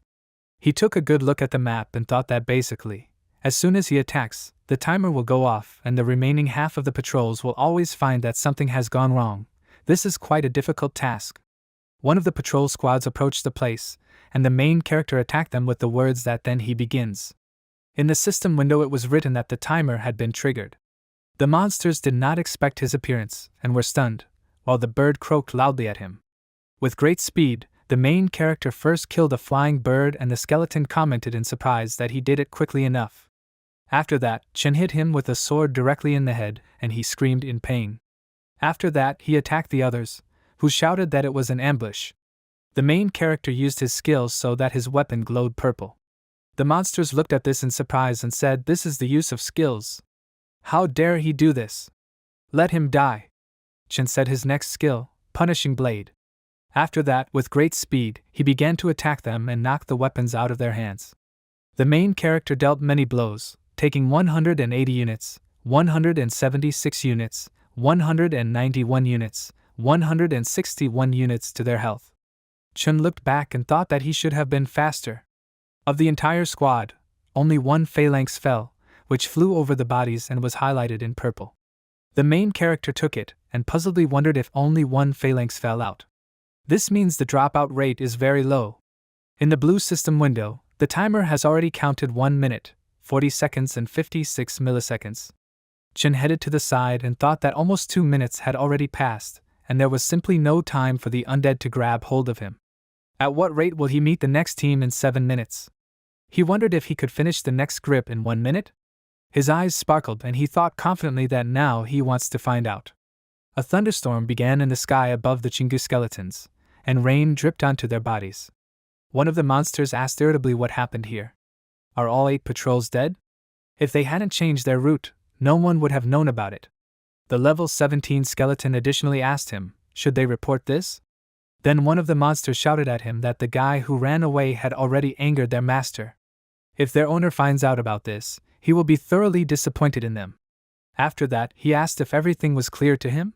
The skeleton fearfully replied that everything was clear to him. The monster angrily shouted for these to double the number of patrols, triple the number of personnel in the squads, and also equip each team with 4 male birds.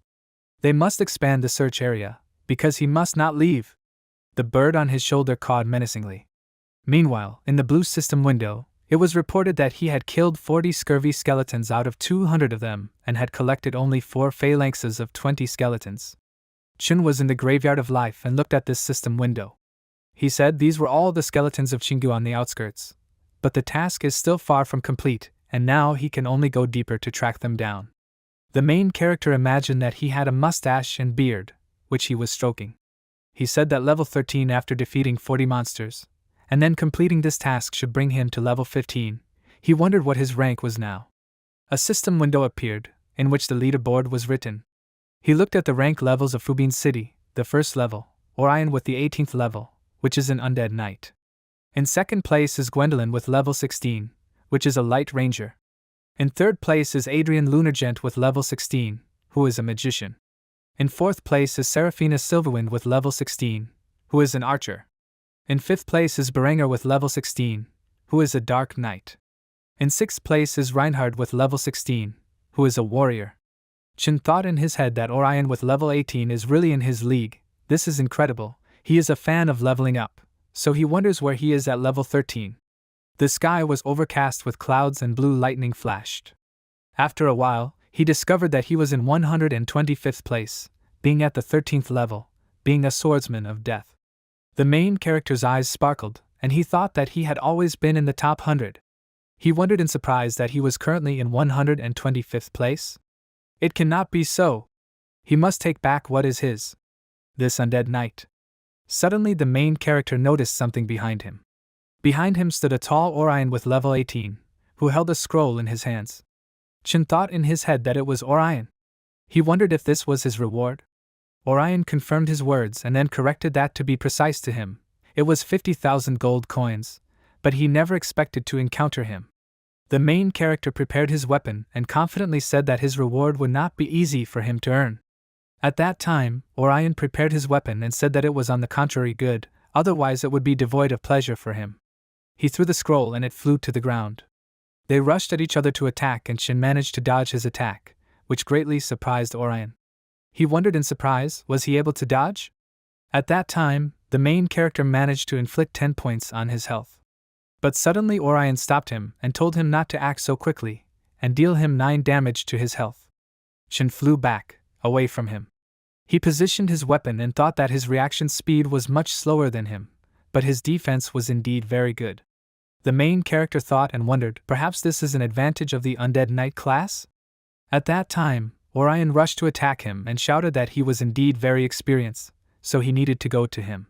Shin raised his weapon to defend himself, and his expression was confident. His eyes reflected his weapon and he calculated the moment when he needed to attack. He managed to stop the weapon and Orion shouted in surprise that. Orion was stunned and thought that his timing was perfect, instantly putting his spear out of play.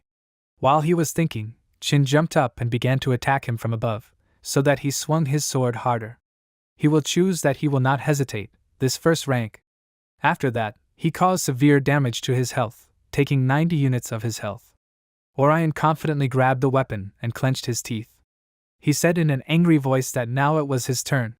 The knight kicked off the ground and rushed towards him, so that his body and weapon were enveloped in a purple aura. The main character said self-confidently that it's not bad, but it's too slow for him. Suddenly his expression changed, and he grabbed his head. His whole body trembled and he groaned in pain, saying that his head. Near this, he discovers his rival's weapon in front of his face, and he thought that this was a bad situation. Orion was able to deal 135 damage to his health, and also knocked his body further away to the side. Chin fell to his knees and placed the weapon in the ground to hold onto. He thought and wondered in his mind, what did that just happen? Did his head explode? The main character looked to the side, puzzled, and he did not understand what had happened to him. Orion rushed to attack him and attacked him from above. He swung his weapon and shouted at him not to be slow. Indestructible. Chin managed to defend himself with his weapon, but groaned in pain. Suddenly, the enemy's spear began to slide to the side, after which the sword fell out of the protagonist's hands. He looked back at it in surprise and when extended his hand he shouted, "Not this!" I was faintly surprised at this, so that he could act so quickly. He dealt 20 damage to his health and Shin flew to the side. As he flew, he thought that he had lost his sword, completely half of his health, while his opponent had practically not lost it. That's it. The main character desperately closed his eyes, thinking about all this. At this time, Orion pointed his weapon at him and shouted for him to die. Jin finds his opponent's spear in front of his face and dissatisfiedly thought that the situation is very bad. From a strong blow from Orion, the main character flies to the side and breaks a high tombstone in half with his body. Several stone fragments fly in different directions and Shin stops on one of the stones. The main character's sword is on one of the high tombstones and Orion says contentedly that now it is the end for him. Jin finds himself crossing his arms and wondering how he was able to block the blow. After that, he was able to get to his feet and wipe the dust off his face. Orion asked him a question, is he still alive? Then that's good. After that, he shouted for the recording to be activated. A skull with a camera was flying next to Orion, and he said that he forgot that only registered kills counted. After this, Orion watched him puzzled and asked him what he was going to do. A wet leaf flies in the sky, carried by the wind.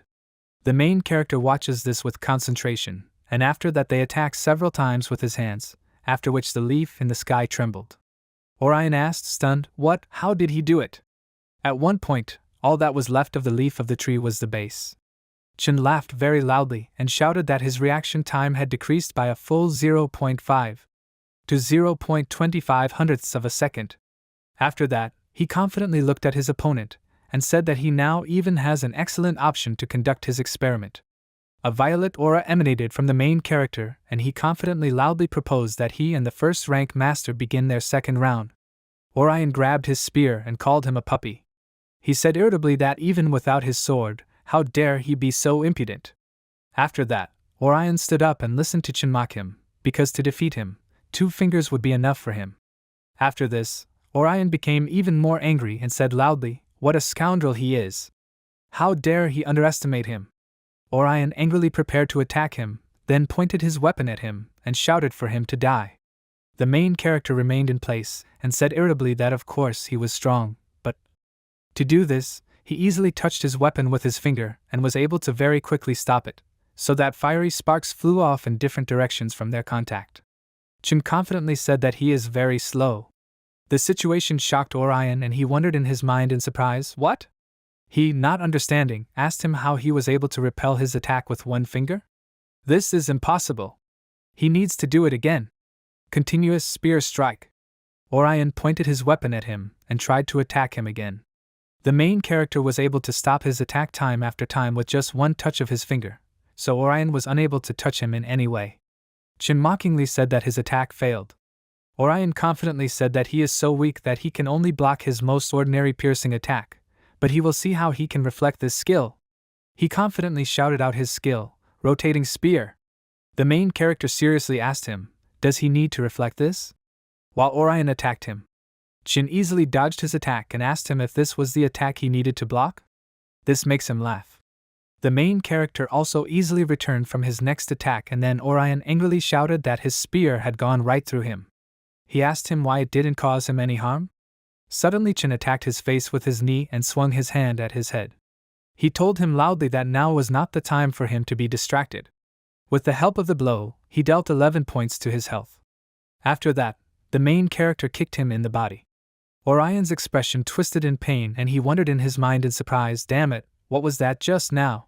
While his face was tilted up, Chin grabbed his weapon with his hand. He struck his body with his own weapon and took away 12 units of his health. The main character shouted that he would receive an attack in return. After that, he attacked him very strongly, so that Orion's body flew several meters away from him and he fell to the ground. His weapon flew next to him, and he thought in his head, damn it! He missed the shot. Chin mockingly said that now he, too, was left without his weapon. He walked over to the stone and grabbed the hilt of his sword and then pulled it out of it. The main character's leg tensed and he shouted, standard attack. After that, he ran towards him at high speed, and his expression was serious. Chin swung his weapon in flight and shouted to his opponent that it was all over now. At one point, a blue shield appeared in front of Orion, and he explained to him that his body was covered with transparent armor, and it would not be so easy to break it. The main character therefore dealt 35 points of damage, and then jumped to the side and thought that it was too strong. Chin watched him in surprise and thought in his head that his enemy really had a spare weapon. Orion pointed his spare spear at him, and shouted to him that he was dead. His face contorted with anger, and he screamed at him to get it. After these words, he threw his weapon straight at him with great force. There was a huge fiery explosion from this weapon, so that a strong wind came from it. Orion's protective shield began to crumble, and the system window above it told him that the invulnerability indicator of the transparent armor was approaching 0, and within 15 seconds the player's strength was weakening, and the defense indicator was reduced by 80%. Orion said irritably that he would end up killing him. His secondary weapon flew into the ground and also continued to burn with red fire. Chin asked him, will he kill him? Then he will have to work at it. Orion froze in place and was stunned that he was there, that he did not die from his powerful attack. The knight irritably asked him that he used Hades' fire blow, but why didn't anything happen to him then? While he was asking a question, the main character shouted at him that he was asking him too many questions. At this time, he managed to attack his body and inflicted 106 points of damage to his health. Orion thought, this is a curse. His armor is too low. Chin thought in his mind that a simple blow had taken away 106 of his health. Looks like his armor has dropped a lot. His expression became very tense, and he said that it looked like there was a great opportunity in front of him to kill him. The main character swung at him with enormous force and dealt him a fatal blow. Orion's body began to crumble into dust while Chin stood behind him. He turned back to look at the remains of his body, and he said that the first rank was strong enough for him, but he was very sorry that he crossed paths with him. Orion's head was flying separately from his body, and above his body there was a system window in which it was written that the Orion player was now offline. The main character was surprised by what he saw and wondered. He immediately disconnected from the game. Was he scared? Meanwhile, the clock showed 11 o'clock at night and 45 minutes. At the house, Orion Gongsun sat at the computer and said in surprise that he couldn't believe it. He wondered displeasedly, even at a slow video speed of 0.5, he couldn't see what happened there? Gongsun appears in the game under the pseudonym, Orion. Gongsun wondered displeasedly, damn, how could he do this? He watched his video over and over again. Gongsun's expression changed to a crazy one, and he said that he was watching frame by frame. His hands rested on the keyboard and he carefully watched his movements on the videotape, which were blurred by his quick reactions. Then Gongsun pressed another key on the computer keyboard and, stunned, approached the screen. He said that his thin body was able to avoid the attack due to the fact that he moved backwards and then returned to the opposite position, which is why the spear passed across that speed. This is the job. Gongsun pulled his hands towards his face and sweat began to appear. His eyes were crazy, and he said loudly that only the strongest masters were capable of this. After that, Gongsun put his helmet back on and said in admiration that he couldn't miss such a master. Suddenly Qin became wary and looked at his body in disbelief. Meanwhile, in the Shiming burial area, water dripped from tree leaves and there were tall tombstones. When Orion returned to the game, he recalled someone in the area. He wondered if he left, did he? Or went offline? Maybe he went to carry out his tasks? Orion looked around, and then putting his hand to his chin, he said that no matter where he was, he would get him everywhere. Qin sneezed very loudly and his face became distorted. He was at the border of Chingu's burial site and wondered if he might have caught a cold. The main character scratched his nose and wondered if anyone was still discussing him. Why does he keep sneezing? At the same time, he looked excitedly at his hand. Suddenly, a question was heard from below that who was the scumbag who dared to attack them. Now they have to work on patrol even on their day off. As soon as he made a date with the skeletal lady, the romantic disappeared because of this incident. The main character only knows how to attack covertly. He's probably a coward and won't show himself, because there are a lot of them. Qin put his hand to his ear and listened to their speech. The Tsingu skeletons angrily said that he must be very lonely, because he doesn't even have a partner, and he looks like he has a very thin body. The main character irritably considered their words that he was a scumbag, a coward and a bad guy with a thin body. His hands shook and his expression was angry. He jumped out at them from the tombstone and shouted, "Lonely dog." The monsters raised their heads up in surprise and wondered who it was. What? The bird made a puzzled sound as it sat on the head of one of Chingu's skeletons. Qin was able to cut the bird and the monster in half, saying that he would kill them all. The monsters' bodies were cut in half and their eyes turned dark. Their bodies fell to the ground, cut in half. The main character turned angrily at them while his eyes sparkled, and he called them all that they were vile skeletons. He asked them who is the lonely dog here. He just didn't want to upset the gentleman. During this, Qin menacingly stomped on the body of the defeated and monster. He continued to say that in addition to everything that they listed, they called him that, and additionally said that his body was very thin. They are scoundrels. The Chingu skeletons shouted menacingly that it was him. This is the skeleton scum that their master Qingyi wants to get. He was also the one who attacked the patrol, so they need to call for reinforcements quickly. They must release the crows. The rest must follow one of the monster commanders. Several crows flew up and continued to call loudly. 3 crows scattered in different directions and shouted that the 6th team was attacked by the enemy northeast of the border. An enemy attack was taking place there. The Chingu skeletons looked at Qin and told him to prepare to die. The main character said that it was very smart of them to use decentralized communication. After his words, the monster began to attack him with his weapon and shouted menacingly for him to get it. Qin just looked a little dumbfounded while several skeletons screamed for them to kill him. As soon as the weapon hit, it crashed into the ground and the monster looked at it in disbelief. He shouted that it was impossible. How easily he dodged his attack. The main character stood with his weapon at the ready and said nothing. Another Chingu skeleton shouted to everyone to stay out of panic. He is alone, and their reinforcements will soon arrive. His other comrade roared menacingly, agreeing with him that they would tear him apart. When Qin looked at them from under his hooded clothes and said that it would be good, he hoped that everyone else would come soon. Monsters surrounded him on all sides and did not allow him to leave. The main character shouted menacingly that he would not be bored when he killed all of them. Suddenly everything turned purple.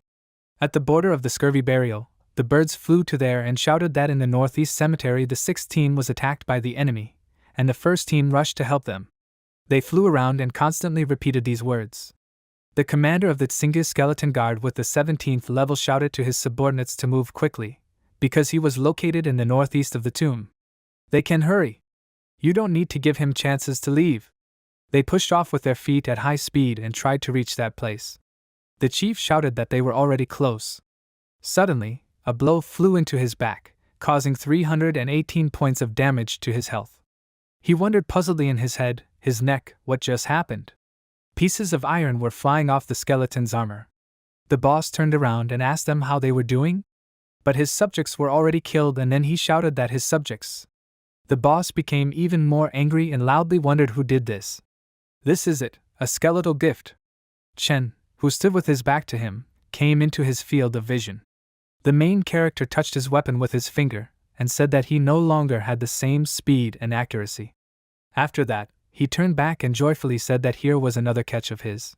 The system window said that he killed Chingu skeletons 215 times out of 200 times and received phalanxes of skeletons, only 16 pieces out of the 20 pieces required.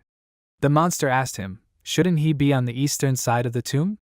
Chen lowered his weapon down while the 4 flew next to him. He confidently said that his reinforcements were too slow and that he alone would be enough.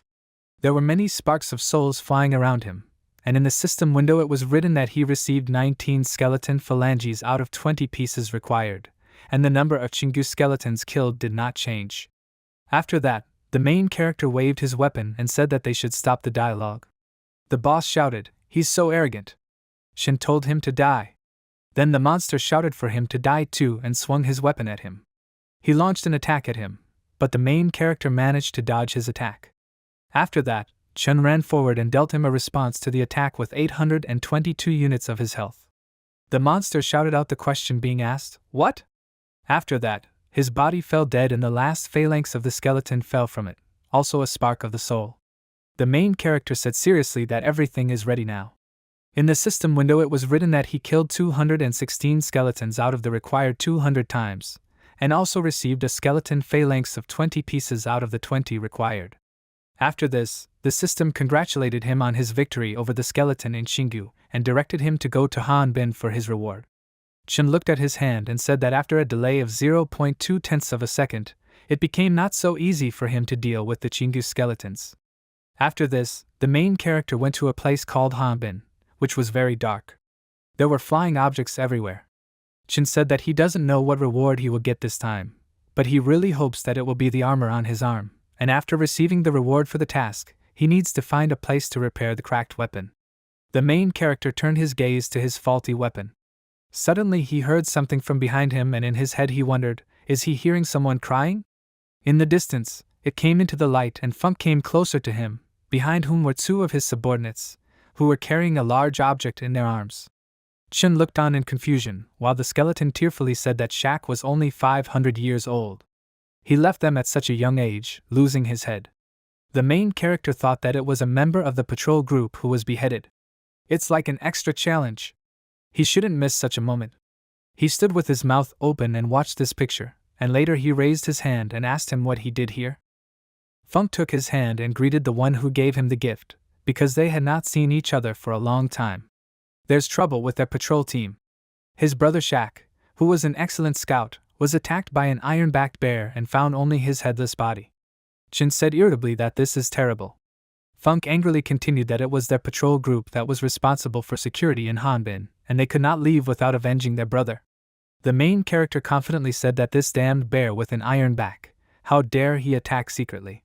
He will kill it, and will definitely bring back his brother Shaq's head. Funk put his hand on his shoulder and said that now he knows their common goal, the future lies with him, and he will leave him the opportunity to return his head. Chin confidently said to leave it to him. In the system window it was written that he had received a task called Iron-Backed Bear with a rank of F class. He needs to travel to Hanbin within an hour to kill the Iron-Backed Bear and return Shaq's head to Captain Funk. The reward for this task is a weapon made of black stone, 20 reputation points, and 2,000 experience points for the character. The main character looked at his task and wondered, is this a task with a time limit? Then it's time for him to hit the road. But before that, he needs to repair his weapon. Funk pointed his finger to the side and asked him if he wanted to fix the weapon. There is a death forge 500 meters to the east, he can go there. Chen said that this was great and thanked him for his help. When he came to the Forge of Death, he was greeted by a large skull, in which there was fire and a gloomy house. He looked at the building and said that this was a Forge of Death, but only that. There was a sign hanging around his neck, and in front of him was Na even dressed as an old man. Chen asked him excitedly, when did he start working in the workshop? Na even answered him that he has many abilities and skills. He hadn't seen him for a long time. Na even stood up, approached him, and then asked him if he wanted to forge, improve, or repair his equipment. The main character told him that he would like to repair the weapon, but only that. After that, he pointed his finger at him and asked him, repairing weapons requires physical exertion, can he handle it? Na even's eye widened in amazement. He took his hand to the hood of his clothes and admitted that he probably still didn't understand what he could do. After this, Na even threw off his clothes from his body and changed into a blacksmith's apron. Chen asked him loudly that he only needed to repair a couple of weapons, should he really try so hard? Na even silently extended his hand to him, and told him to give him his sword. The main character excitedly looked at his hand and extended his sword into his hands, agreeing to his request. Na even threw the weapon into the furnace, and shouted to him that the weapon must first be placed in the furnace so that it absorbs heat, and then it must be fought off. He needs to watch this carefully. Na even swung the heavy hammer, and hit the red-hot iron of the sword. Chen gently clapped his palms and said that he was simply amazing. Na even shouted that after all these stages, the weapon is being hardened. He placed the sword in cold water and after that it rose above him so that it sparkled with different colors. He exhaled heavily and said that everything is ready now. The main character took this sword in his hands so that it continued to shine and Chen said in admiration that it was simply amazing. His weapon looks like new. Na even changed back into his clothes and sat down in his original place. He said he didn't believe in him. He is the most first-class blacksmith of Eidolon here. Chen asked him how much his work cost. Na even told him that 1 silver coin would be enough for him. After he gave him the coin, he looked at his weapon and thought that there were only 45 minutes left for the task called the bear with an iron back. This time would not be enough for him. After a while, he found himself on the Hanbin path and in the blue system window it was written that this was a dangerous path, because the light and dark factions were fighting for this path. Chen walks along this path and looks back. On one side, the system window says that there is the Hanbin Trail, which belongs to the right side of the pine forest, and on the other side there is the Hanbin Trail, which belongs to the left side of the pine forest. The main character thinks that if he goes in the middle, then he will have a better view. He scratched his finger on the hood, and wondered where this bear with the iron back was. If this is a bear, then it must live in a pine forest. Chen walked through the place and called it by name. He tried to address it as master, but after that still nothing happened. Suddenly the main character stopped and looked ahead, puzzled. He said that's the same. In front of him was a large polar bear, above which there was a system window in which it was written that it was an iron-backed bear with a level of 20. Chen thought how huge this is. Suddenly the monster opened its red eyes and began to wake up. This raised its head while the main character wondered if this was waking up, then it was time for him to act. Suddenly the bear notices him and Chen freezes in place, but after that the big monster goes back to sleep. The main character gives up with the question, and did it fall asleep again? When he irritably thought, what kind of stupid bear is this? His enemy is here, and this one is still sleeping and doesn't seem to take him seriously. Chen then bent down and prepared to jump. He said since this is so, then she blows his head. The main character jumped off the ground and swung his sword. Suddenly the monster opened his eyes and it sparkled. Chen dealt only 12 HP of damage to his armor. He thought that it had such strong armor, and it absorbed all his damage. Suddenly, the monster's large paw began to attack him, and the main character only managed to notice it. After that, he flew straight into a tree and received 70% of his health with one hit from the monster. Chen shouted curse. He landed on the ground and wondered why this bear was so clumsy, and he wondered in his mind, could such a beast secretly kill the Shack Scout in a sneak attack? The defense of this is no weaker than that of Guiguzi. The big monster looked at him furiously while the main character tried to provoke him by shouting that this is a big and stupid beast. Instantly Chen opened its mouth and roared at it. It ran towards him, while the target of it remained in place. Chin jumped off the ground and shouted that this is a clumsy beast. This one has powerful armor, but this does not mean that the protection of this one in other places is as strong. He aimed at one place while the angry monster ran towards him and spoke, for example. The main character ran under it and cut its stomach, because in this way he was able to inflict 250 points of damage to its health. After this, the large beast fell to the ground. Chin said that compared to this one's more protected back, this one's stomach reminds him of soft tofu. The monster stood up to its full height and looked puzzledly at this one's stomach, after which it turned to this enemy and howled menacingly. The main character confidently said that now that he has identified the weakness of this, he will overcome it very quickly. Suddenly he discovers that a beast is looming over him, curled into a ball and attacking him. A large flying lump of the beast was flying straight towards Chin. He managed to jump away from that place before it killed him. As soon as the main character jumped away, he said that it was close. But suddenly the monster headed towards him again and Chin, noticing this, thought, once again. He swung a sword that emitted a purple light and confidently said that it would come to him. As soon as the beast approached him, he swung his weapon and shouted for it to stop. Chin was able to hold off this attack with his weapon. He did it with difficulty, and thought what a strong rotation it was. The main character tensely stopped it with an attack and shouted for it to open. The monster continued to remain in the ball and attack it. Chin thought that the iron-backed bear uses the rotation of it to not only deliver a strong attack on the opponent of it, but also to protect a large area of the body of it.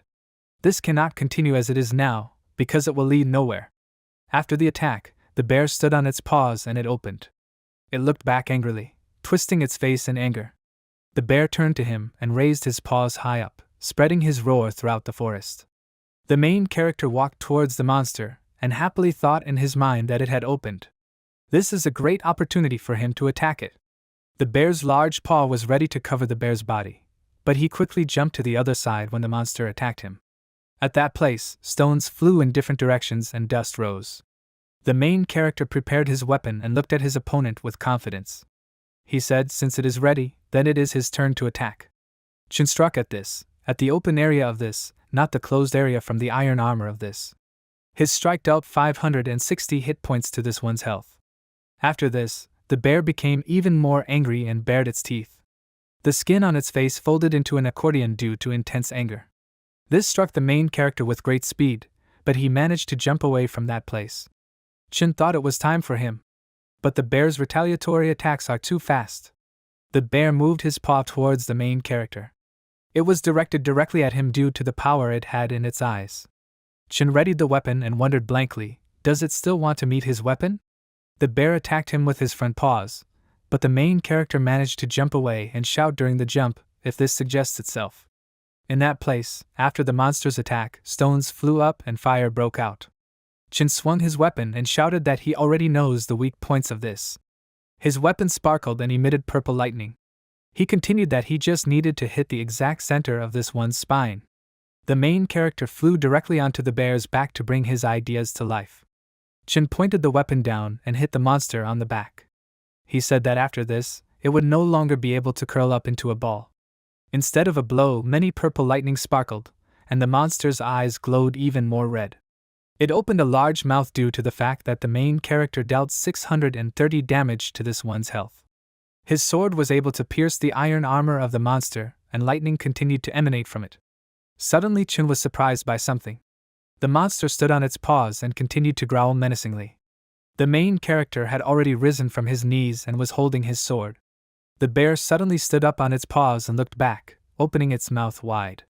Chin instantly jumped off this one's back and commented on this one's health, saying that it was very durable. He seriously injured it, and it still managed to get up. The main character jumped into the eye towards the monster's head and loudly asked, is this trying to hit him back? Then let it go somewhere else, because he is a big and stupid little bear. The monster watched his movements until Chin stabbed his sword into its eye. A purple aura emanated from that place, and it dealt 980 points of damage to that person's health. The bear instantly roared in pain, and a lot of blood poured out from the place where the main character was hit.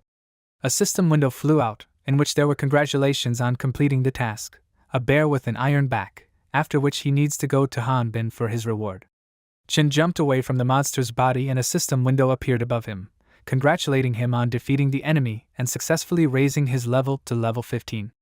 Various things that fell from it flew over the body of the killed bear.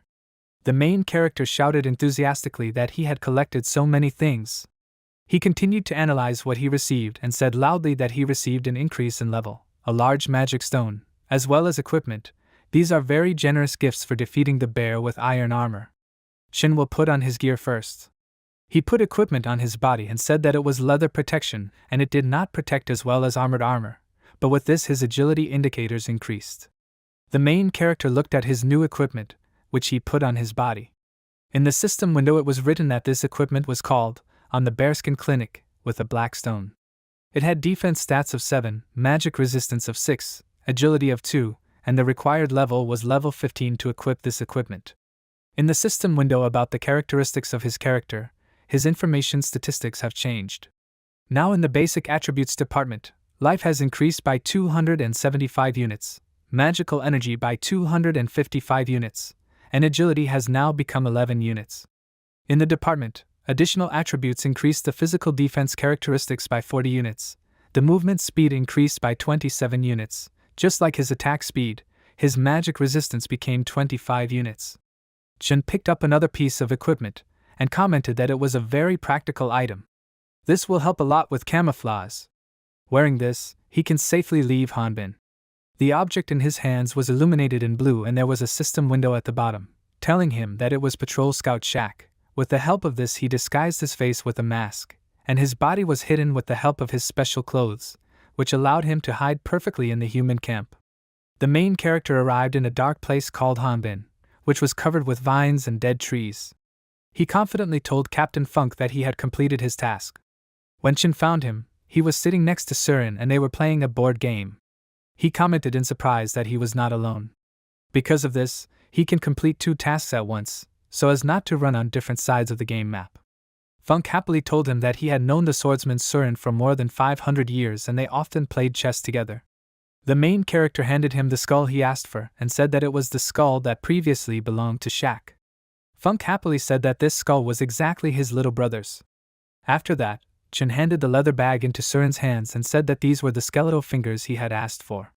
Surin praised him in return for completing his task. Funk, meanwhile, looked upset at his brother's skull. The main character enthusiastically said the command for the system to save his reward. He turned his attention to the electronic window that flashed before his eyes.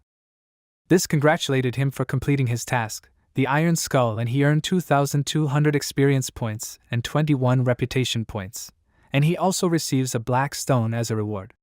At the same time, it congratulated him on completing his task, Bone Fingers, and for this he earned 2,000 experience points and 20 points for his reputation, and he also receives another black stone as a reward. Chun was instantly able to raise his level to the 16th level, and in the system window there were congratulations on his promotion. The main character enthusiastically raised his hand and commented on everything that this was great, and to complete the uniform all he had to do was put on boots and protection on his hands. In the system window it was written, gloves called green and leather gloves, with a black stone. This increased his attack by 5 units for the owner of this, also increased the health of the owner of this by 40 units and agility by 5 units, and the required level in order to wear this is level 15. Chin was holding in his hands a green stick called the Qingguang Fan with a black stone. This gave his attack from 15 to 24 units of damage, and the owner's health increased by 10 units, his maneuverability increased by 1 unit, the required level for this item is level 15. In the system window about the characteristics of his character, his information statistics have been changed. In his main attributes, his stamina increased, which was already 16 units. His character's additional attributes increased his attack from 36 to 53 damage, and his movement speed increased by 32, just like his attack speed, his reputation was now 48. The main character looked thoughtfully at the objects in his hands and thought in his head that only this object. He approached Surin and asked him that the fan is a weapon for advisors and he does not know how to use it, can he exchange this item? Surin explained to him that the rewards for the entire task cannot be exchanged, but there is one merchant and you can go to him at the Floating Ice Bridge Market, but he should be careful, because they, the Eidolons, are not welcome there. Chin thoughtfully put the fan to his face and wondered if the Eidolons were welcome there? Then he can use the mask that the little bear received. After a while, He was at a location called the Trading Market of the Floating Ice Bridge. The main character thought that his mask worked very well, that no one suspected him, and he calmly exchanged the fans he received from the task for a pair of boots and 11 silver coins.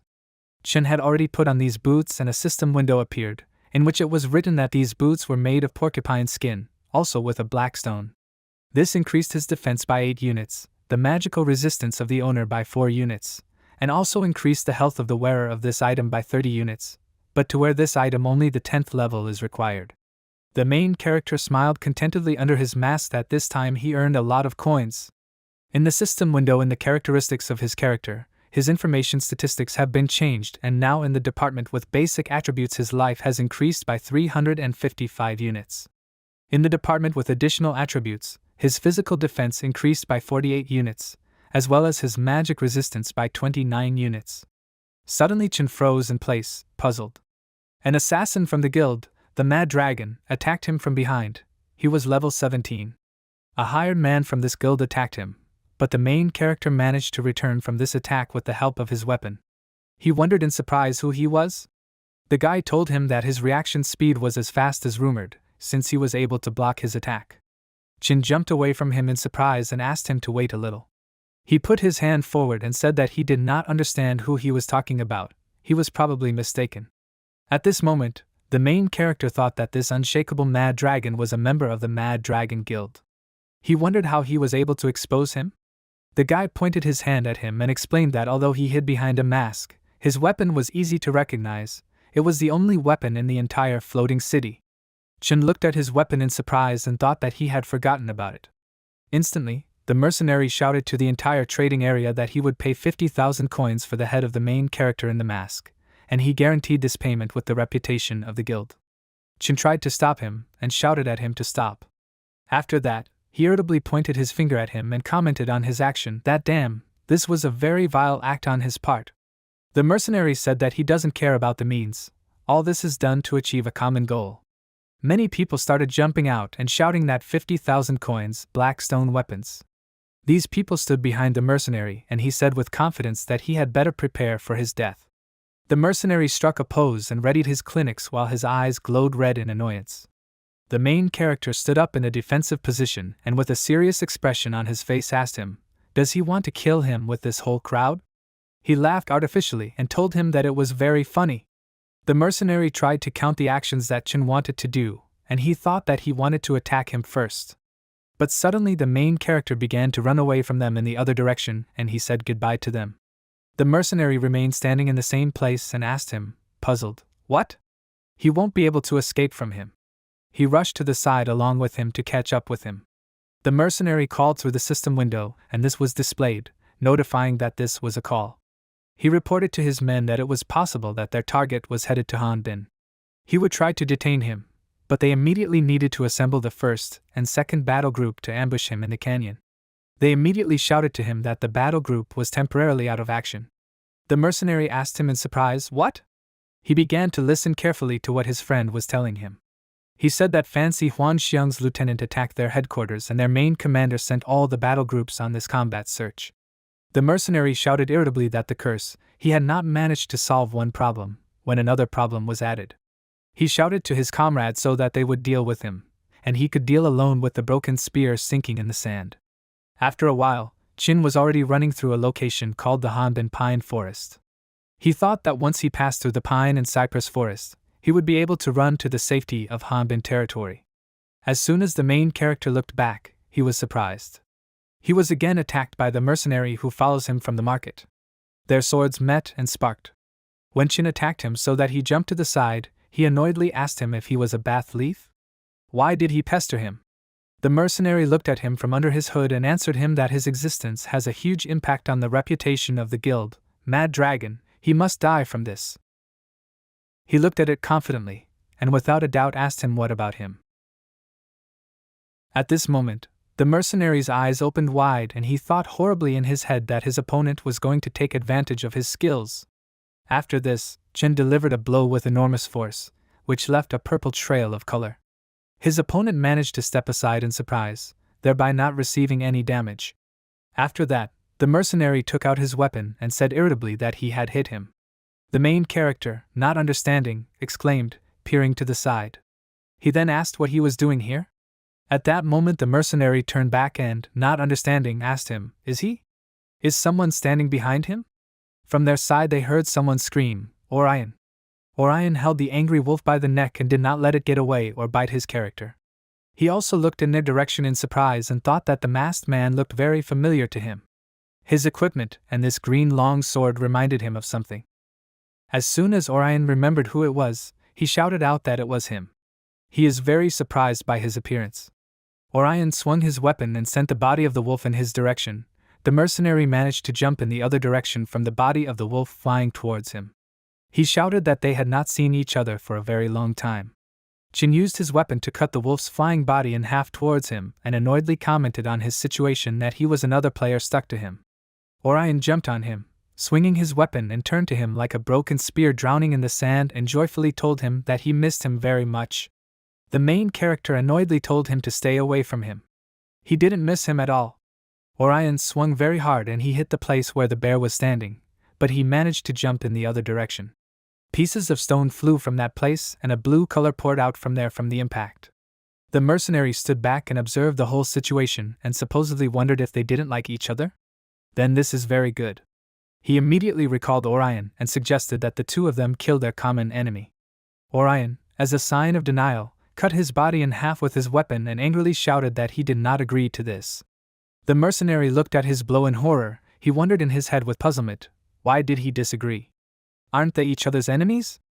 After these thoughts, his body fell heavily, thereby raising dust from the ground. Orion stood in front of him and explained to him that in a battle between two strong opponents, they do not need a third opponent, who is still weak for them.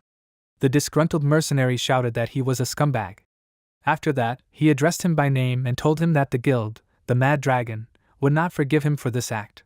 Then his entire body glowed blue and a system window appeared under him that the player with the pseudonym, the unshakable Mad Dragon, had been killed. Orion watched him disappear and proudly wondered who this unyielding Mad Dragon was. How dare he threaten him?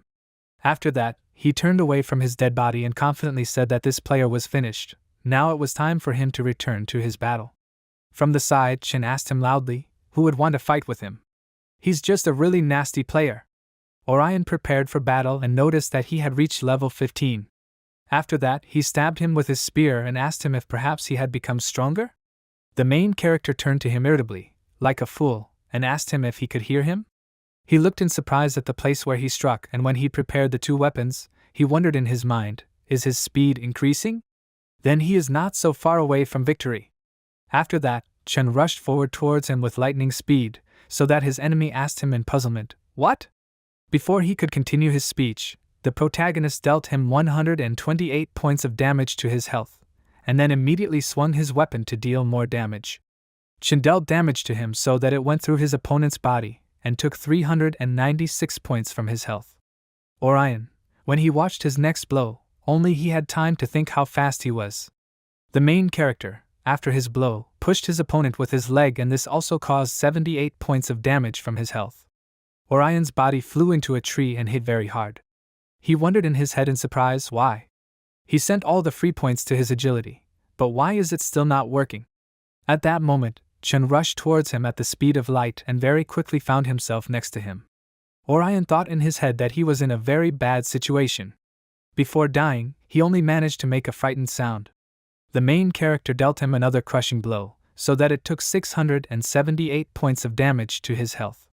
Having done this, his enemy fell to the ground, and the tree behind him was cut in half by a strong blow. A system window appeared, indicating that the player under the pseudonym, Orion, had been killed. Chen happily thought that it was a piece of cake. Suddenly he felt that someone was standing behind him. The system window was displayed that the player under the pseudonym, Orion, has risen. His body was still immersed in this world. The main character quickly looked back and commented on his action that he was resurrected very quickly. He wondered in his head, did he want to continue this fight? Orion said in surprise that he quickly killed him a second time. This is simply amazing. He needs to answer. After that, he pointed his finger at him and asked him, is that his name on the Hall of Fame list? Chen wondered puzzledly in his head, could it be revealed? He asked him with a serious expression, what's wrong? If he killed him again, How could he get into the Hall of Fame? Orion clenched his fist and explained to him that he gave him an illusion when he dodged his attack with lightning speed, stepping back, and then he was able to return to his original position, but only an eternal shadow can do this. Chin showed him his palm as a sign of denial and insistently said that he was not an eternal shadow. After that, he said upsetly that, besides, his name is not even in the Hall of Fame now. Orion actively gesticulated and shouted that this was impossible. This is a curse. He will not lose to some player of the same level as him, but only with lower equipment than him. The main character was puzzled and then he asked him, "Is this impossible?" After that, he remembered the moment when he was sitting backstage at the Zhang Wushuang Arena. From the outside they could hear questions being asked to him. Who do they think will remain in the finals? Someone commented that of course it would be an eternal shadow. He is a Hall of Famer and has a higher level, he has a full set of artifacts, and he is also the only one who wields a powerful weapon called the Crimson Balrog, and Chen is just a guy who came from another game. This player has a low level, and he only has a magic sword in his hands. Even if he is lucky enough to reach the finals, he will not win, eternal shadow. After the conversation he heard, he wondered if he could win. After a while, he stands on the stage, and behind him lies his defeated opponent. He proudly raised his sword above himself and heard congratulations from all sides on Chance's victory over the god of battle, Shadow Candle. After these memories, the main character shouted to him that nothing is impossible. Orion puzzledly asked him the question, "What?" Chin stretched his arms forward and continued irritably. He wondered if the level of the player decides everything that happens. Orion shouted in surprise and asked him what? The main character did not let him finish and shouted, pointing his finger at him, that increasing the level by killing monsters is not everything, and when he reaches a high level just to become invincible, then their true enemies are other players. But if he lacks determined to fight others at his level, then he needs to give up as soon as possible. After his speech, Orion pointed his finger at him and shouted in annoyance, which made him decide that he had no resolve to fight him. Chen turned away from him and asked him what was wrong with his words. Once upon a time, someone lost to an opponent whose artifacts and level were lower, and then used the excuse that the opponent was simply a member of the Hall of Fame. But when he realized that this was not the case, he became very angry. Orion shouted in displeasure that he was lying. He shouted after his opponent as he walked away to stop. Orion pointed his finger at him and ordered him to stop, because he only lost to him because he was sick. Jin thought wearily that he had come across a very stubborn player. Orion shouted that he would not give up even if he fell through the ground, but he would definitely defeat him. Even if he is not a god of battle, a shadow candle. The main character closed his eyes and told him that he would look forward to that day, but he had better go back and rewatch his video, and he was not feeling well, and there was something wrong with his weapon. Orion was struck by the words that it was simply an unsuccessful battle. This kept repeating in his head and he was killed by what was happening. Meanwhile, at Gongsun's house, he was monitoring the computer and shouting that the used helmet had reduced his speed. He peered at the video and commented that it was good. Since he was here, he would rewatch the video. Gongsun wondered if he was right or if there was something wrong with his equipment. Suddenly he was attracted to something and he hummed in puzzlement. He said that's the same. The video footage clearly showed that after the fight with the wolf, he rushed to attack his opponent with less than half of his health. Gunsun put his hand on his head out of awkwardness and asked him a question, isn't he stupid? After defeating the monster, he only had a third of his health left, and being weak, he still decided to rush at it. 3 points were added to his agility, but this was still not enough, and he would not be able to catch up with his opponent. All this made no sense. He will have to look for more extra points for his defense. The time on his watch was already 6 a.m. and 40 minutes. Gunsun put his hand on his face through his glasses and said, the more he looks at him, the more it seems to him that he is not a person at all. After that, he stood up from his chair and turned to the board. He took out one of the markers and pointed it at the board. Gunsun confidently said that he couldn't miss anything. He finished drawing a character with a pseudonym, broken spear sinking in the sand, that he is now level 16, also his advantage is speed, probably his very high level and his strength, perhaps this is from bonus free points. His defense and offense are in balance, but his defense is extremely solid.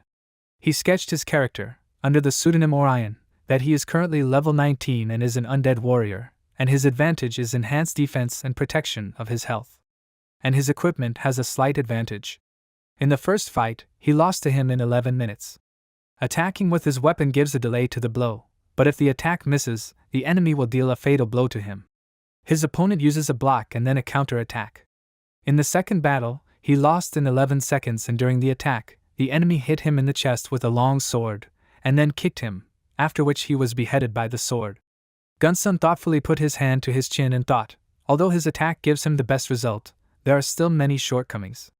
The monster would not be able to kill him even if he found his weak point, but on the contrary, he can do this and he can only defend himself from it, so he can only rely on his defense and counterattack tactics, expecting that sooner or later he will reveal its flaws. Suddenly he got an idea and rushed back to his computer shouting that this should work. Gunsun confidently thought in his head that after this he would be defeated. Meanwhile, Chun was in the Hanbin residential area. This is the burial place of the race and the Eidolons, and being in the coffin helps relieve the fatigue of the Eidolon warriors. This place was completely covered with stone coffins with different inscriptions. The main character walked in the middle of this place and yawned tiredly. He asked for his hand while yawning and said that he was very tired and had not slept all night. Chun threw one leg over the stone coffin and said that he was going to lie down right here. Suddenly, Orion flew out from behind and swung his weapon to attack as red color poured out of his eyes. The main character managed to jump away from that place, but Orion was able to destroy the tomb, at the same time shouting so that he would not try to run away from him. Chun asked him irritably, "Isn't he sick? He destroys tombs." Orion pointed his weapon at him and shouted that he had studied his video in detail and found a way to kill him. This time he won't lose to him. The main character stood in place completely puzzled and he wondered what? Does he think once he studied the video, he saw right through it? His fist was shaking with tension at this moment. They both attacked and Chun suggested that they try it. As soon as they collided, a large blue cloud formed. After a while, the main character was sitting on a tombstone, and he drank a potion that restored his health. A system window appeared above him, in which it was written that the player Orion was defeated in this battle. Before his feet lay the body of the enemy he had defeated. Chun looked at his body and said that he really found the right way to defend and counterattack, but he still lost. A system window immediately appeared, in which it was written that the player under the pseudonym Orion had been resurrected. As soon as Orion was resurrected, he laughed and shouted that this time he was able to hold out in battle for 18 minutes. At this time, the main character looked at him with displeasure. Orion instantly turned to him and in a commanding voice shouted to him to come to him. Many system windows constantly notified that the player under the pseudonym Orion was defeated in this battle, and after a short time he was resurrected. Orion kept yelling for them to try again. This lasted for some time, and then Chun got tired of it, and he angrily asked him what was wrong with him. He easily broke off the tip of his weapon, which was pointed in his direction. When Orion wanted to answer him, the main character grabbed him by his clothes and shouted at him to wake up. He said displeasedly that he was not his free partner for battles. Chun asked him threateningly how much he was willing to pay him. Orion looked at him nervously in response. After some time, he was in a place called the Thorn Cemetery Necropolis, in which there were many thorny vine plants. The main character fought with a monster, and at the same time there was a system window in front of him, in which there was a call from Shur-san. He asked him why he was still on the 10th level. He is very slow, because he will soon reach level 20. Shur-san asked him dissatisfied, he thinks that everyone in the game is a monster like him. Chun told him during the fight that he would send him some money so that he could buy some weapons and new things for him. Shur-san shouted to him that then he would help collect information about the floating ice city. After another attack from the main character with 170 units of damage, Shur-san shouted out that this is simply amazing. A system window appeared, in which it was written that his friend was interrupting the connection. After that, there was a system window in which it was written that he dealt 170 units of damage to the skeleton, which is a soldier, and because of this, the effect of the thorn bone was activated, and he receives 8 units of damage. Chun thought in surprise in his head that he hit 170 points of damage, and in return another 8 points of his health were taken from him. Afterwards, the main character attacked him with a prepared weapon and cut his body in half, shouting that he had used a forbidden technique. After this, system windows popped up, notifying that the player's level had been raised to level 20. He collected 242 pieces of spiked bones out of the 200 required, as well as 40 skeleton fingers out of the 40 required. Chun enthusiastically thought it was great. Now he is level 20. He opened the system ranking window and observed who was ranked in the Ice City. In first place was a character with a pseudonym, Fancy Huanxiang, who had a 25th level, with the profession of a light wanderer. In second place was the dominant magical god with level 23, with the profession of magician. In third place was the dominant knight, at the same time a god with level 23, with the profession of knight. In fourth place was the dominant archer, at the same time a god with level 23, with his profession being an archer. In fifth place was the dominant warrior, at the same time he was a god with a 23rd level, with his profession being a warrior. In sixth place was a character under the pseudonym Hot Sun with level 22, a warrior by profession. In seventh place was a player under the pseudonym Orion with level 22, with the profession of undead. In eighth place was a pseudonymous player, 9 Virtues with level 21, who had a profession, demonic knight. In ninth place was a pseudonymous player, Qin Shuixiang, who had level 21 and was an archer. In 10th place in the ranking of this location was a player with a pseudonym, Tenhe, who had level 21 and was a magician. Qin commented that the location, the floating ice city, was too difficult and even he was unable to climb into the top 10 with his level 20. He began to list the nicknames of the players on this list.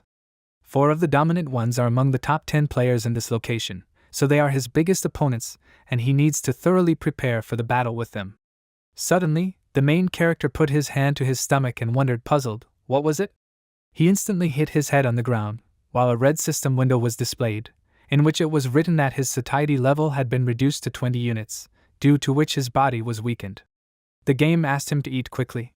When Qin was lying on the ground, his body was shaking and he said that damn, he completely forgot to eat. He admitted to his head that he had not even remembered this from the very beginning of his game.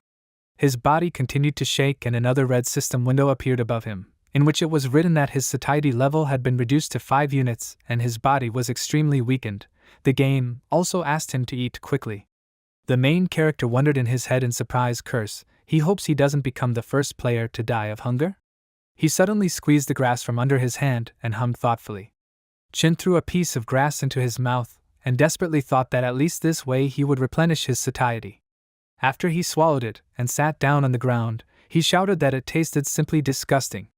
A blue system window appeared, in which it was written that he had eaten grass with the first quality, and his saturation level had increased by 0.1. His body continued to shake as he tried to eat another piece of grass. Suddenly a question was heard from the side, what is he doing here? The main character quickly put on a mask and wondered in his head that this voice resembles a little girl. He urgently needs to put on a mask. He excitedly turned to face her with his mask on and stammered. In front of him stood a girl named Shinran who was holding a wicker basket in her hands, and Qin asked in surprise, what? Isn't this a game character? He was confused by what he saw. Shinran happily asked him, is he hungry? After that she handed him the bread and said that it was an oatmeal loaf, and her mother baked it. It's very tasty, so he needs to eat it. The main character happily looked at the bread and thanked her. The base turned away from her and began to eat the bread, removing his mask from his face. Shinran looked in confusion as he turned away from her. As soon as Qin ate the bread, the system windows appeared, which notified that he ate the oatmeal loaf with 100% quality, and now his saturation level was increased by 75 points. Its population level has returned to normal levels. He looked at his hands in surprise and thought to himself that he only had one piece of bread. After this, the main character decided to test his strength and broke the tree in front of him in half, and after that he returned and proudly stood in front of the girl. He laughed and said that all this was thanks to her bread. The girl happily said that this was good. After that, Qin handed her a silver coin and told her to take this money for this bread. Shinran immediately stretched her hand forward out of excitement, and said that bread did not cost that much money. After these words, the main character looked at the shiny silver coin and wondered, does it need money? It all looks like he will now be given a task. He squatted down next to her and asked her if there was anything else he could do to help her then. Shinran began to explain that her mother was sick and the doctor said that only porcini mushrooms would help cure her, but it grows far from the icy hill. She asked him, there are a lot of scary spirits there, can he handle it? Qin looked at her face seriously and wondered, will she go on her own? There won't be any assignment from her? Shinran pressed his hands to her body and she excitedly shouted that Eidolon is very scary. For the sake of her mother, she will not be afraid. And she is very brave. She only needs to collect mushrooms for a month, and then her mother will recover. The main character thoughtfully put his hands to his mask, and he thought about the words he said to her. He wondered in his head that he had to collect these mushrooms for a whole month to get the reward. Is the reward really that high? The task is clear to him. He needs to see what happens next. After these thoughts, Chin told her that she was a very brave girl, and for the whole month she could send him a piece of bread every day, and for this he would give her a silver coin. At that moment, he threw one silver coin into her basket. Shinran, confused, agreed with this, then waved her hand to him as a sign of farewell and shouted to him that they would meet tomorrow. Chin waved his hand at her and thought that a whole month meant nothing to this non-player character. Meanwhile, elsewhere, Orion keeps his task list, which says that he must kill the pack boss in the wild forest, buy a new spear, replenish his medicine, fight Cheiji Shinsha at midnight and gain experience and upgrades. He thought thoughtfully in his head that first he needed to replenish his supplies, and then he would go to battle. Suddenly, arrows fly at him from the side, emitting blue light. Orion managed to jump from the place where many arrows flew, thereby forming a blue ball. Orion wondered in surprise, who is here? As soon as he noticed his opponent, he looked out that it was him. There was a lot of laughter from his side and he was with his team. The mercenary addressed him under his pseudonym, and said that he told him that the guild, the Mad Dragon, would not let him go so easily. At that moment, Orion attacked him with his weapon and he shouted that then let him die. His attack was stopped by a large warrior with a huge shield, who he told to get out of his way. Instantly, many arrows flew towards Orion. His body flew back and the arrows took 14 points of damage from him, 38 points of damage, 45 points of damage from his health. Behind Orion was a mercenary who was preparing to attack him. Orion only managed to dodge him and notice him. Meanwhile, in a location called Shibing Mountain, Chen was inspecting his new armor.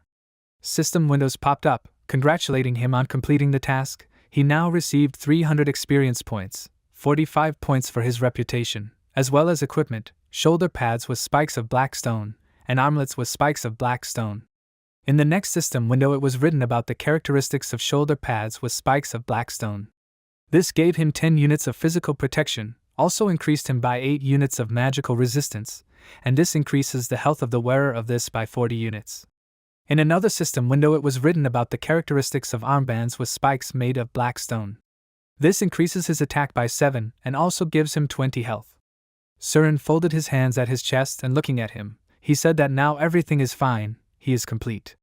In the system window about the characteristics of the character, his information statistics have been changed. Now there have been changes in the main attributes of his life, which has increased to 445 units, as well as his magical energy, which is now 305 units.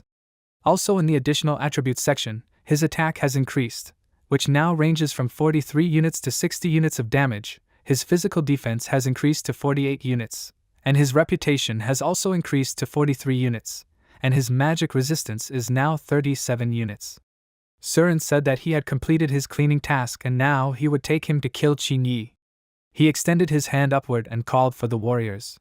The outline of a skull and stretching skeletal arms appeared in the sky. Several skeletons emerged from the ground near Surin as he commanded them to come with him on his expedition. The main character was delighted with his skill, stars shone in his eyes, and he said that he was also going with him. Chin enthusiastically asked him if the necromancer swordsman could also use the summoning technique. This is very mesmerizing. A blush appeared on Surin's face and embarrassedly asked him, does he want to be able to do exactly the same? Then he will teach him. After some time, they were in a location called Necropolis Cemetery, where there were tall tombstones. Chin fought with one of the skeletons, who was wearing armor. This skeleton in level 23 armor was sent flying to the side by his blow. The main character pointed his weapon towards the crowd of skeletons surrounding him and ordered them to call the coward named Qin Yi. After his words, all the skeletons froze and looked to the side. Through the many skeletons, Qin Yi appeared, looking furious, and on the other side stood the Surin army along with the bear. Qin Yi shouted at his army to kill them. From the opposite side they shouted the same thing so that they could start the fight. Both armies rushed to attack each other, they differed only in the color of their eyes and the amount of their equipment. The Red Army easily defeated the skeletons from the opposing army. Qin Yi extended his hand forward and held his weapon in it. At this moment he was in the middle of a battle between two armies. Shin thought there were too many of them. They cannot cope with all of them, skeletons in armor are not equal to them. Killing them or calling them even more undead is simply useless. Qin Ye's eyes glowed red, and his expression was tense and angry. The main character thought that in order to defeat his army, he needed to kill their leader. Surin, along with his army, fought with the enemy army of skeletons. He was targeted by Qin Yi, who jumped at him from the side and swung his weapon. During the clash of their weapons, fiery sparks flew in all directions. Surin managed to block his blow, while Qin Yi shouted for this undead to die. After that, he displeasedly asked him why he was still alive. He tried to push him with his weapon, using a lot of force so that his face twisted into a more evil smile. Surin, with an angry expression on his face, told him that he was not only alive, but also not far from killing him. Qin Yi was left stunned by this information and asked him what? Suddenly, Surin was able to push his body away from him with his weapon. Then his enemy flew a little back. Suddenly, the main character began to appear in front of him, and he was enveloped in black magic. In the system window it was written that this is an escape called Stealth in the Ground. The movement speed while using this skill is reduced by 90%. Qin Yi was surprised by his appearance straight from the ground. After Qin appeared on the ground, he attacked his enemy and dealt him 271 points of damage from his health.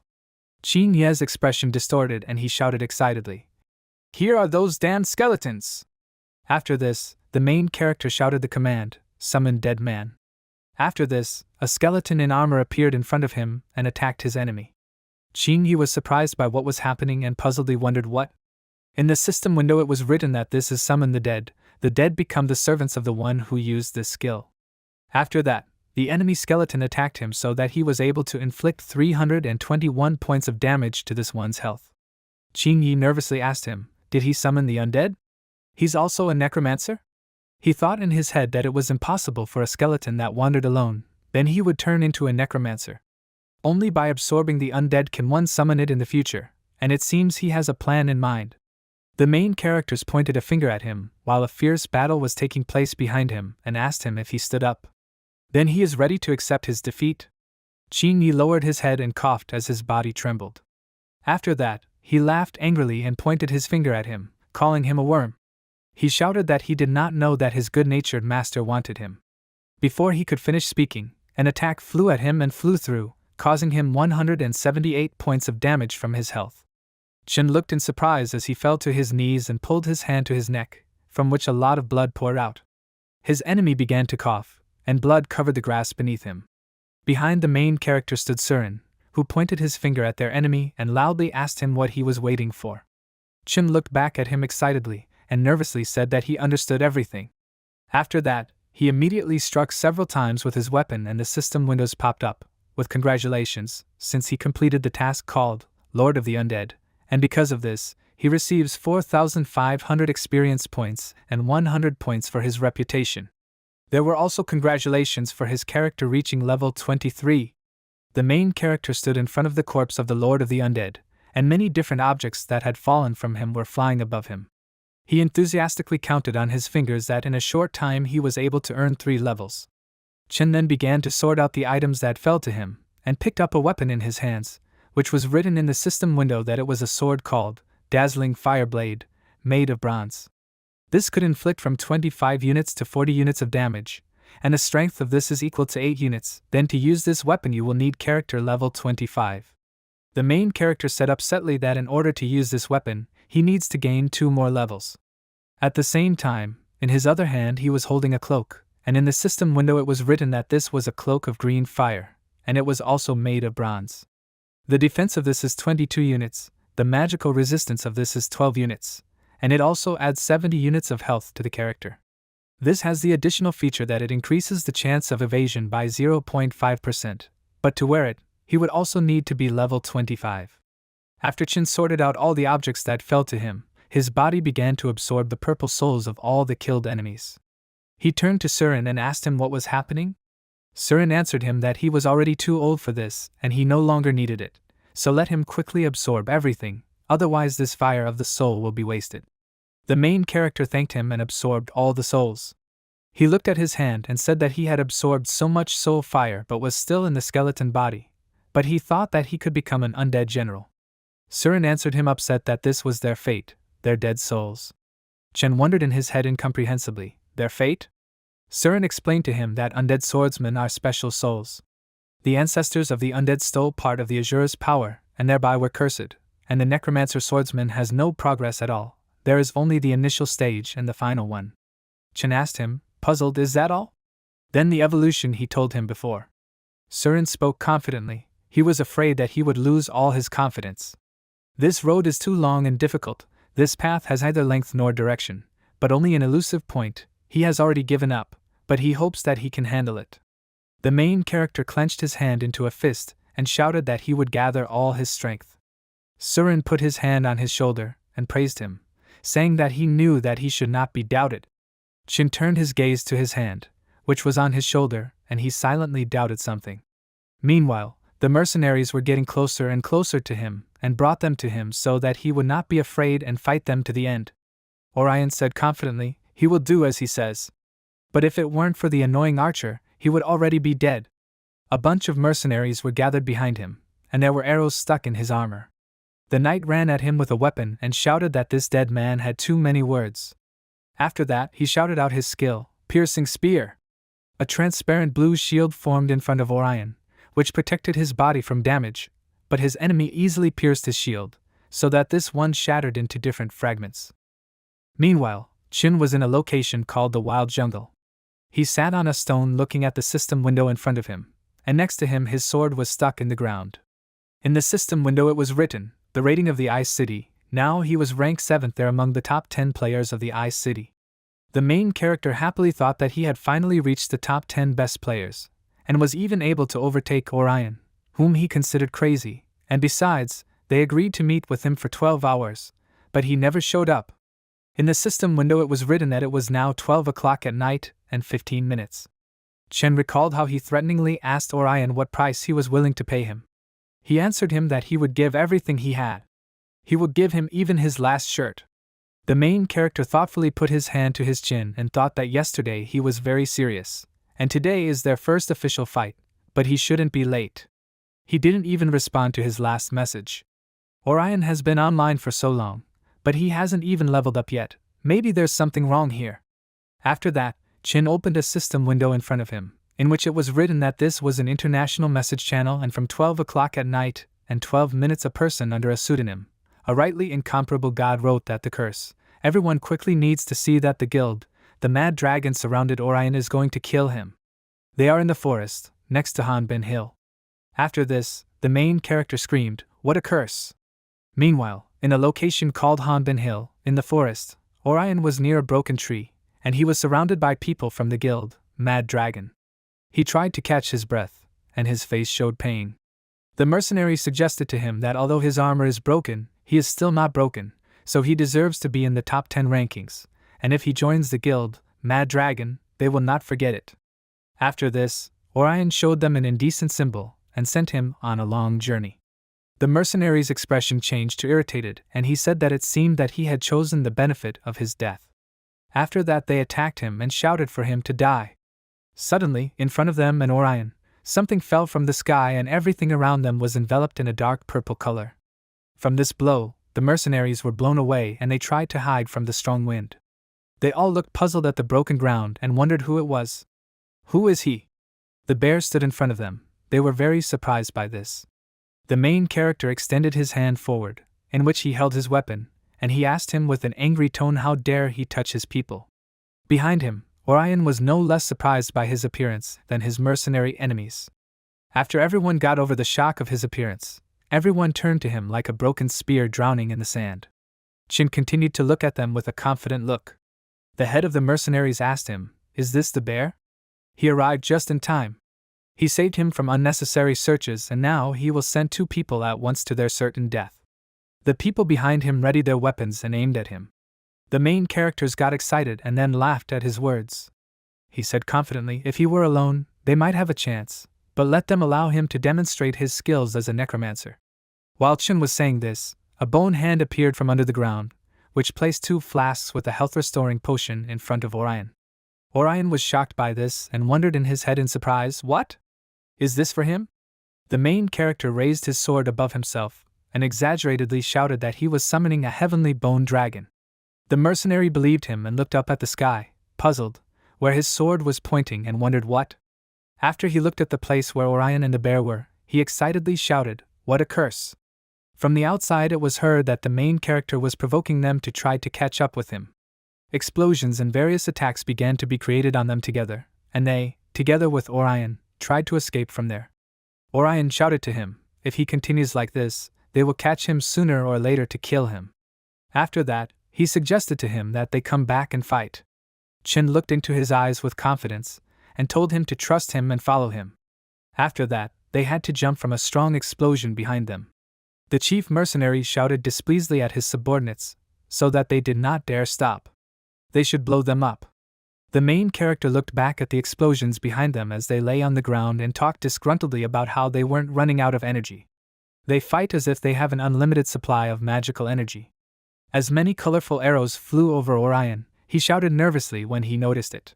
Suddenly, he felt Chin grab his arm, something he didn't expect at all.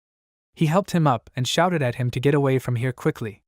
But suddenly an explosion occurred in front of them, and they tried to fence themselves off from sharp stones flying towards them. The people from the guild slowly approached.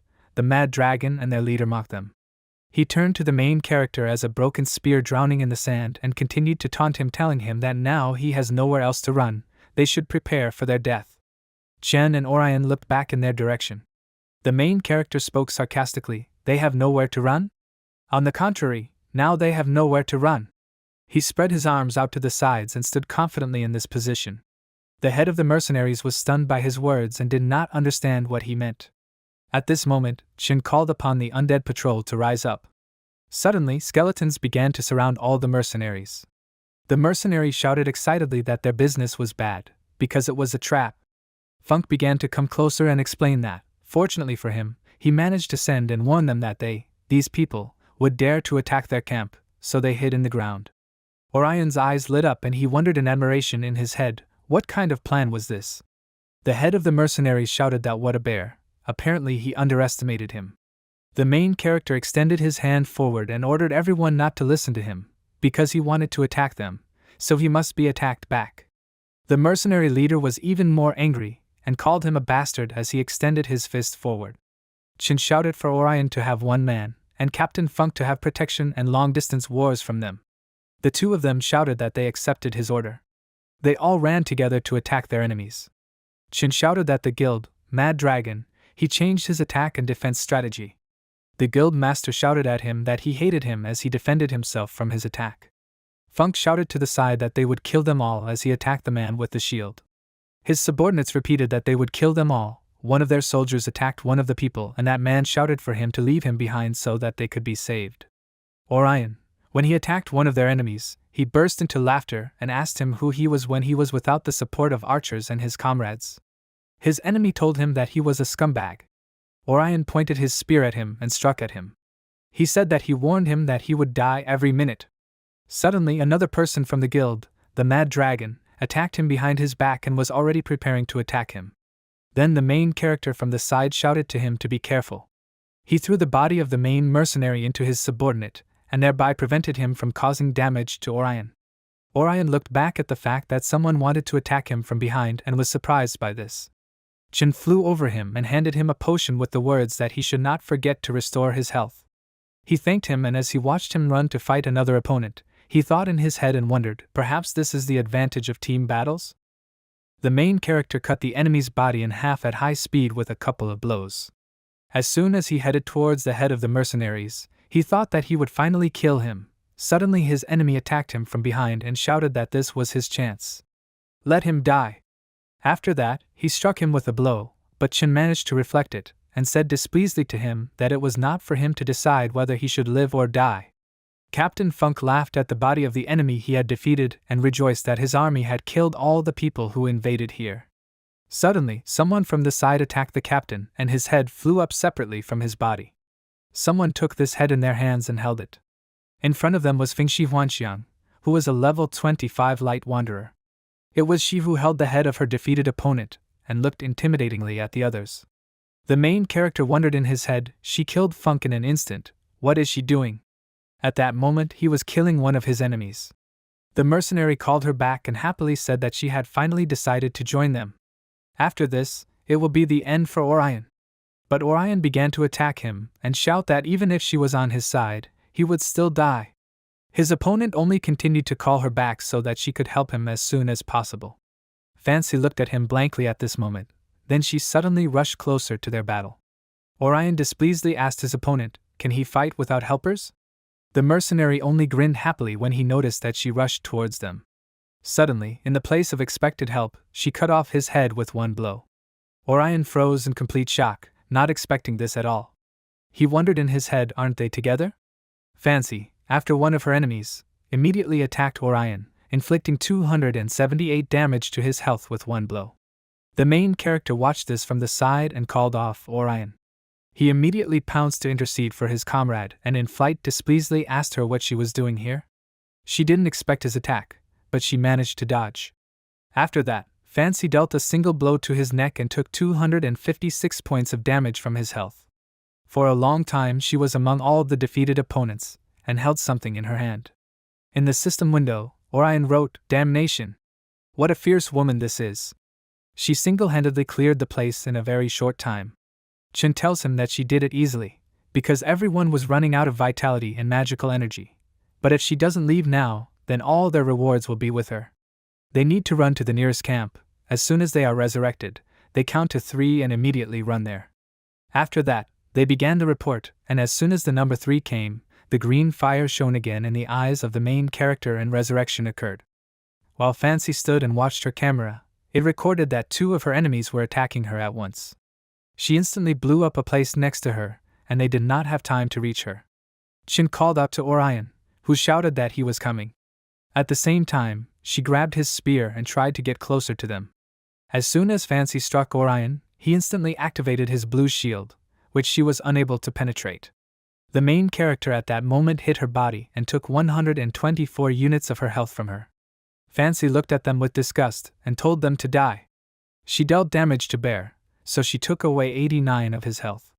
Chun was surprised and looked in horror at her attack. At the same time he thought that it was dangerous. At the same time, Orion attacked Fancy and said that now it was his turn.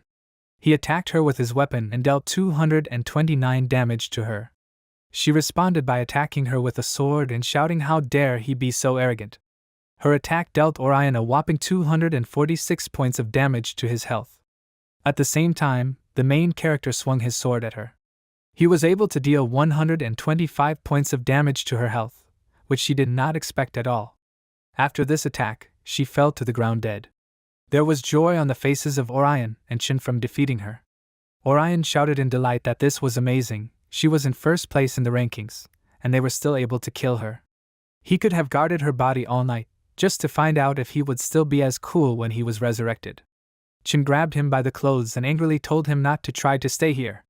They quickly need to escape from here, because now the people from the guild, the Mad Dragon and the rest of the undead will wake up, then a new battle will begin. Orion suddenly looked at him and listened to his speech in surprise.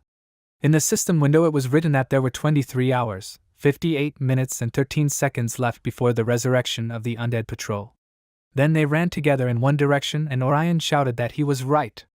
The main character simply had no words, because he chose the wrong time for his plan.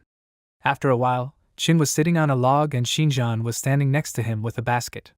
He was in a place called the outskirts of Hanbin, and next to him lay the corpses of wolves. The main character asked her, in his opinion, she looks upset, what happened to her? She excitedly pointed to the side and said that her grandfather was wounded in that place. Shinran asked him if he could help him. Chin looked at her and thought, a wounded elderly man. He told her that he would take care of him for her, so she should not worry. Shinran, with sparkling eyes and delight, said that she knew he was good. The main character joyfully looked up and he burst into laughter. He thought that if there was no system window about the task, then he would look at what was there. As soon as Chin approached, he entered a location called Wild Jungle. A hunter sat in front of him and pretended to shout that he was dying. He cursed Chin and continued to moan. The main character noticed his voice and thought that with such a voice he did not look like a dying person. The main character came out of the forest in a friendly manner and asked him if he was okay. The hunter was surprised and frightened by his appearance. He began to brush him off with his weapon. He loudly shouted that he should not come near him. Chin put his hand on his lower teeth, and he worriedly thought that he forgot to put on his mask. He wondered in his head, if he weren't so forgetful, would he have been able to give him some task? With permission, he thought that no, this task should not escape him. The main character fell to the ground and began to actively hit the ground with his hand, and tears appeared on his face. He humorously asked him what he knew. He was just a little warrior until he was bitten by an eidolon, because he became like that because of him. The hunter was even more surprised by his behavior. Suddenly Chin began to pluck the grass from under his hands and stuff it into his mouth. He said that he has principles. He will rather eat grass than harm another person, even when he is hungry. The hunter said in surprise, "What a pity this is." He came closer to him and put his hand on his shoulder. The hunter said that he is a very good boy and it doesn't matter if he is human or eidolon, he makes you feel like he has a conscience. The main character told him that he was right, because he was very good, and after that he asked him what hurt him. The hunter lowered his head in frustration and sadly said that, unfortunately, he was the only hunter in his village and he came here to hunt, but he didn't think that there were so many wild bears here and they chased him for 3 whole days, because if he had not come to this place, then death would have awaited him. Chin stood up confidently and told him not to worry, because he would help him get out of this forest. The hunter took his hand and said enthusiastically, if he helps him, he will teach him hunting and cooking skills, because he is the best cook and hunter in the next 100 miles. The main character squeezed his hand in response, and he also confidently said that he would not worry and would provide this help to him. In his head, he wondered in surprise that he would gain 2 skills at once. These skills are very necessary and can only be found here. After a while, Chin helped the hunter get out of the forest and raised his new bronze sword over his body. He thought happily that he had now reached level 25. He has a new weapon and also his new raincoat, which is very hot. In the system window to this was written modified information statistics about his character, under the pseudonym, Broken Spear Sinking in the Sand. His level has increased to level 25, and there have been changes to his main attributes. His life has increased to 575 units, his magical energy has increased to 355 units, and his strength is now 35 units. There were also changes to his character's additional attributes. His attack ranged from 61 to 90 damage, his physical defense to 80, his reputation increased to 254, and his magic resistance changed to 49. Suddenly, a system window appeared above the main character, in which it was written that the rewards he received would be increased. The main character looked up in surprise at this system window, and stood stunned in place with his mouth open. Suddenly his attention is distracted by a new system window, in which there was a call from a deer. He enthusiastically said that he had again completed some big task and received 80,000 coins. Chen, stunned, asked him a question, "What? 80,000 coins, he would die for that kind of money." Shur-san said that he could not die on his own, but he could kill him. The main character thoughtfully put his hand to his chin and seriously said that first he should get to his level. Shur-san laughed and said that he needed updates and he needed resources. After that, he asked to lend him some money. Chin froze in place and looked blankly at the system window. After that, he loudly and displeasedly asked him if he hadn't given him 15 silver coins. Where did he spend it? On the other side of the call, Shur-san covered his ears with his hands and closed his eyes excitedly. He began to explain to him that he knew what the prices were in the Hanbin location, because applesauce costs 100 points of his magical energy, which is 4 silver coins, but if he still needs to buy weapons, then there is no money left for that. The main character began to point his finger and displeasedly asked him, "For whole coins? That's worth 4 whole silver coins?" A system window with a culinary recipe appeared in front of him, in which it was written that the first level is applesauce, and the ingredients needed for this are 5 apples and 1 empty bottle, and the effect of this is the restoration of 100 points of magical energy. At the second level there is glutinous rice. The ingredients required are 15 pieces of glutinous rice, 5 pieces of chicken, 5 pieces of salt, and the effect of this is the restoration of 200 points of magical energy. Meanwhile, in the main guild room, the Mad Dragon. Their master hits the table hard and shouts at his subordinates that there were only 2 of them. He asked angrily, "This is the elite guild, Mad Dragon, how could it be defeated by 2 assassins? What kind of shame is this?" One of his subordinates excitedly asked him to calm down, because he had increased the reward for his capture, and even if they couldn't kill him, it would definitely anger him, so they were waiting for good news. The head of the guild agreed with his words, let the bounty hunters not deal with it, but they have other goals, because even he does not have a guild, so it makes no sense to waste precious time on him. Then another of his subordinates asked him excitedly, what should they do with Fancy? This girl went too far, and on his orders he did not put a reward on her, but should they just ignore her? The head said with a malicious smile that although she imagined that she was worth a lot, he had other plans for her. At Hanbin Square, sellers were shouting for people to come and look at the precious stones. Buyers asked how much does it cost? In one place, the main character shouted to the entire shopping area so that they would not miss the promotion. He sells applesauce for only 2 silver coins, and he also has bear skins for sale.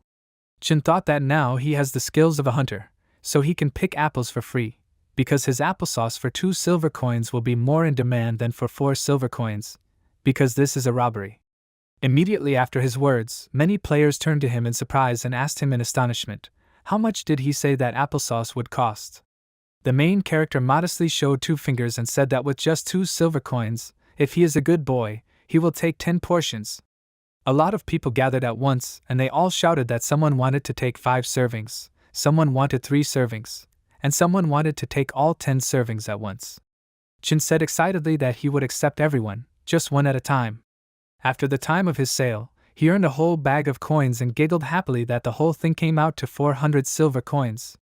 Another person approached him and he asked in surprise how much he would sell it for. The main character looked at him and said that as he sees, this is a bear skin, and also a second-class product. In front of him stood the swordsman ranger, who was a tyrant and had the 25th level. Chin pointed 2 fingers and said enthusiastically that it would also only cost 2 silver coins. He wondered in his head, a ranger who is a tyrant? He must have an influential family and be very rich. The main character explained to him that the skin he took was of higher quality, and 2 or 3 pairs of good leather armor could be made from it. He answered him that this is true, because it is rare to meet a level 28 forest bear. After that, he handed him a bag of money and said that he was taking everything from him. Chin thanked him enthusiastically, and in his head he thought that how stupid people are, they spend money on something that can be collected quite easily. As soon as he put his hand under the bag of money, the knight said that he had a reward of 80,000 coins, so he walked around the market so arrogantly. A sly smile appeared on his face, and he joyfully said that now he was caught. The main character incomprehensibly asked him the question, what does all this mean? The knight laughed at his reaction and asked him not to be nervous, because he was just amazed by his strength and courage. Chin began folding the fabric and saying that his shop was closed today. The knight asked him not to rush, because they had just concluded their first deal. The main character chuckled incomprehensibly and looked at him, puzzled. The knight pointed his finger at him and said that he saw that his applesauce was of excellent quality, although his other products were too. Now he wants to order 1,000 chicken and rice, so let him name his price. Chin asked him a question incomprehensibly, 1,000? Does he want him dead? He thought in his mind, since he can set a price for it, then he can make good money from it, he shouldn't miss such a chance. The main character told him with his finger that he would only make a maximum of 100 and his original price was 10 silver coins, but at the moment everything costs 30 silver coins. The knights enthusiastically said that he agreed to this and in return he would leave him a deposit of 500 gold coins. Chin was surprised by his words and worriedly thought that he had taken too little money from him in the end. After a while, in a location called the Wild Jungle, the sun was shining and illuminated the trees, which were weighed down with green leaves. Between these trees, the main character and Orion fought with each other and laughter could be heard from there that all his blows were simply very small for him. Chin suddenly threw a dagger towards Orion, but he managed to defend himself with his spear. At one point he excitedly thought that this was his chance. After this, Orion made a strong jerk towards his opponent. The main character chuckled at his action, because he had deceived him. Suddenly, a spirit with level 28 jumped out from the side, whose system window was highlighted, in which it was written that it was an undead wild beast. This hit his opponent flying towards him with great force. Chin managed this and explained that all odds in battle are not always correct and sometimes they can even be traps. At this moment he should not panic, but instead he should remain calm and he should choose the most profitable option for him. Orion put his spear under the mouth of the bear spirit and spoke his instructions in order to remember this better, the most profitable option for him. After that, he immediately placed his protective shell around him. The main character told him that his reaction is fast, and he also switches skills very quickly, and he also puts up protection to minimize the damage he receives. The bear tried to gnaw through Orion's shield and he excitedly asked what was wrong with this bear. It's just huge. Chen wiped his sword with a rag and explained to him that the first undead skeleton formed was killed by him in the previous task, but as his level increases, the appearance of the animal he summoned also improves. Orion exclaimed in surprise and said with admiration that he could summon not only skeletons. After that, he wants it too. The main character explained to him that he is just a knight, and he is a necromancer, so he will be stronger than him, so the difference here is obvious to him, because necromancers have more special skills. Orion had already fought off the bear with the help of his spear and asked him in surprise, will he be stronger than him? Why had he never met a powerful one? Shouldn't there be a lot of them? Chen thoughtfully put his hand to his chin and uncertainly wondered that there seemed to be no one besides him and Surin. At this point, Orion was able to push the bear away and win. After that, he shouted that he had a chance. Now he will die. And with lightning speed he pounced on him. The main character will win again, but the team, the big bear, and all the damage from his spear was absorbed by the big spirit of the bear, which attacked him again. Orion said upset that he met this again. He shouted that he hated it. When he once again attacked the bear summoned by the enemy, Orion reasoned that Chen used all his skills to summon. Suddenly the main character attacked him from the side and explained to him not to forget that he has more than one enemy. Orion was surprised by his appearance and puzzled at the same time. After just one blow, which was highlighted in purple, he lay on the ground and thought that again he could not win any of their fights. A bird sat next to him. As soon as he sat down, it took off. Orion was upset about the fact that there was a reward for his death, and the gap to first place in the ranking was too big. Chen deserves to be on this list. He is simply flawless. He can manipulate skills, assess the enemy, calculate carefully. He has taught him so much. At that moment a bird landed on his hand and he looked at it. He admired this, thought that he was worthy. He still loses to him in battle, but he still feels that he has become stronger. Now he needs to find someone who will simply confirm this. After this, Orion immediately stood up and the bird flew next to him. Meanwhile, in a location called the Blackwater Swamp, there was a huge boss called the Armored Turtle. It was level 30 and came out of the ground while many players were attacking it. The warrior called Dominating the Evil Tiger pointed forward and shouted that his brothers were dead, but the boss was already losing ground to this one. Many colorful attacks from magic hit this, and it screamed throughout the entire location. Instantly, Orion attacked this boss and dealt 215 damage to this boss, so he defeated it. All the people were stunned that he killed this boss they were fighting. The head of the group pointed his finger at him and shouted in displeasure that he was a scumbag. One of his subordinates grabbed him by the shoulder and shouted for his captain to hold him in his arms, because this is Orion and he is very popular. He was able to single-handedly destroy dozens of elite teams from other guilds. And Quan Long almost went crazy because of him. Orion watched them from the side and thought in his head that it was a curse he met with these stupid people. The head pointed his finger at him threateningly and shouted at him not to go too far, because the power is on their side. Orion joyfully said that he is the leader of this group. He is so lucky. The expression on the face of the leader in the group changed to a frightened one, and he incomprehensibly asked him a question. What is he talking about? Orion had a smile on his face and explained to him that killing this boss was not an accident at all, because his goal was him. The leader of the group was scared and also puzzled, while his men were angry. After the battle, Orion stood among the corpses of people and said that this was truly an elite team. It was not easy to fight with this team. He clenched his fist tightly and thought in his head that he had indeed become stronger. Meanwhile, in the location, a floating ice city, in a market where there were wooden houses, Chen and Shir-san were at the 30th grocery store. He held a piece of paper and not a pencil in his hands and asked him that he is the store manager. Does he really want to enter his name in this line? The main character cut a vegetable and explained to him that the tax in the ice city for Eidolon newcomers is too high, and if he is a store manager, he can save a lot. Shir-san answered him that he did not expect that he would have two skills of a hunter and a cook at once. He collects raw materials, produces items with the exception of seasonings, because his skill is practically zero, but competitors will no longer be unhappy with this. Chen was dissatisfied and asked him why he was annoying. To them, their coins are just a small part of the many, so what about what he learned? Shir-sang turned his head away with displeasure and said that Gujian Mingong's strength had weakened because he lacked professionals, and his boss was still not online. Meanwhile, the protagonist was silently packing the box, and as soon as he closed it, he patted it, and explained that after the upgrade, the store would remain with him, and if his customers were people from Gujianmengong, then he needed to give them a low price. Shur-san enthusiastically put his hand to his chin and told him not to worry, let him leave the transportation to him, because he had already dealt with this. After that he asked him what about the reward before the update.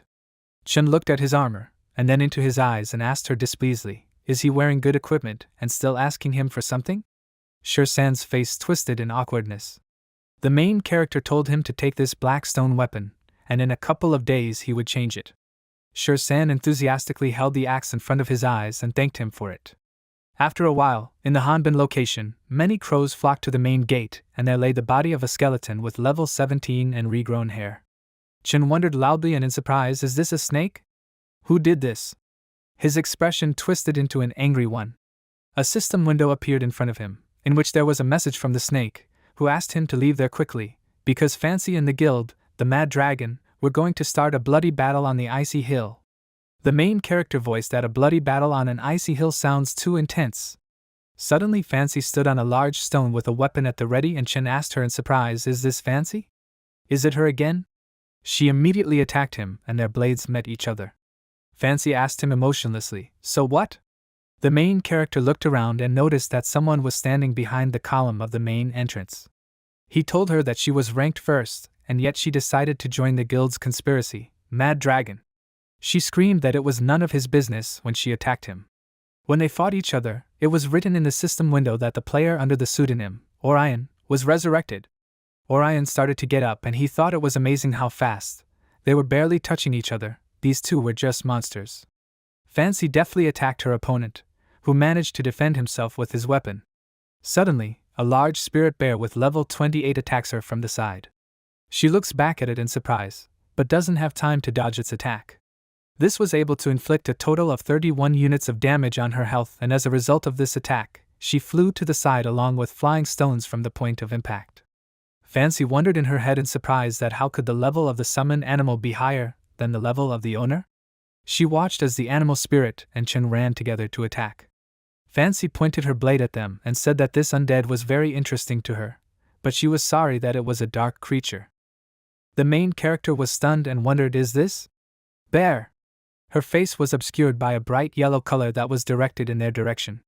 Chen managed to protect himself from this blow with the help of the body of his spirit, which took 421 points of damage to the health of this one. A red system window popped up, warning him that he had been exposed to radiation and that his defenses were now reduced by 20%.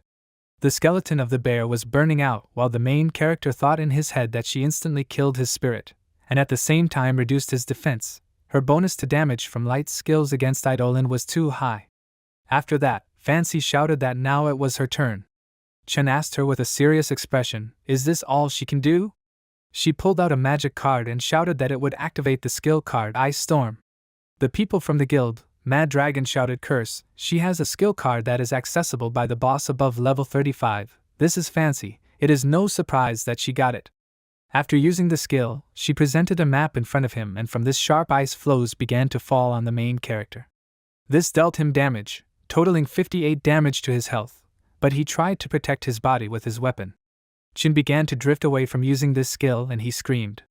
Orion tried to hold on to the stone and thought in his head, curse. He knows that skill cards are very cool, but this is too harsh. Fancy pointed her weapon at him and confidently shouted for him to die. Orion shouted to the main character to be careful. At this point in the game, his body became covered in a bright purple color, so he lowered his head down and said enthusiastically that this was great. Chin was in the mouth of a wolf silhouette that was completely purple and was heading straight towards Fancy. He held the skill card in his teeth and brought out that he also had a skill card. The main character attacked her and everything turned purple, along with sharp shards of ice that flew down.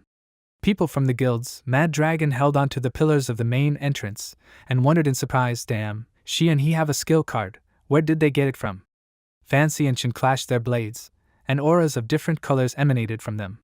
She thought in her head during the fight that with the help of his cards, he was able to block her from the ice storm, due to the fact that it covered everything with strong flames. The main character was still able to deliver a blow that hit the ground and he looked at her enthusiastically as she dodged it. He swung his weapon and ordered her to drop her weapon, because her game was now over. Chin swung his weapon at her and struck, but she managed to block his blow with the weapon. He was surprised that she was still able to block his blow. The main character was thinking in his head that this was amazing mastery of two weapons at once, while she grabbed his weapon. After that, Fancy swung her blade and with great force she tried to damage him. Chin managed to dodge this, thinking in his eyes that this was a curse. So that he is her. If there was no delay, then there would be no need for him to use the fire mantle to increase his speed in worship. She was able to cut through his skull a little, causing him 34 points of damage to his health. Fancy asked in surprise, was he able to dodge? This is impossible. The main character thought that he couldn't draw anything anymore and pulled out his next skill card. He shouted that he was using the skill card, Ravenous Wolf. After that, everything turned purple and in the system window it was written that he was using a skill card called Ravenous Wolf and now his attack speed was increased by 5%.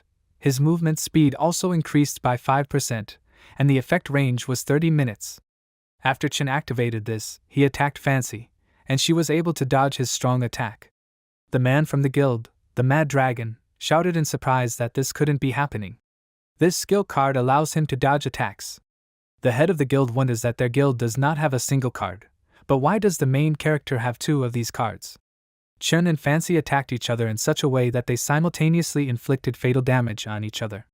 She, with the help of her two blades, was able to inflict 288 points of damage on him, plunging one blade into his jaw and the other blade into his shoulder. It dealt damage in the chest area and took away 175 of her health due to this blow. After that, they pushed each other and each had mortal wounds. The main character thought in his head, damnation. If they continue like this, they will really die at the same time.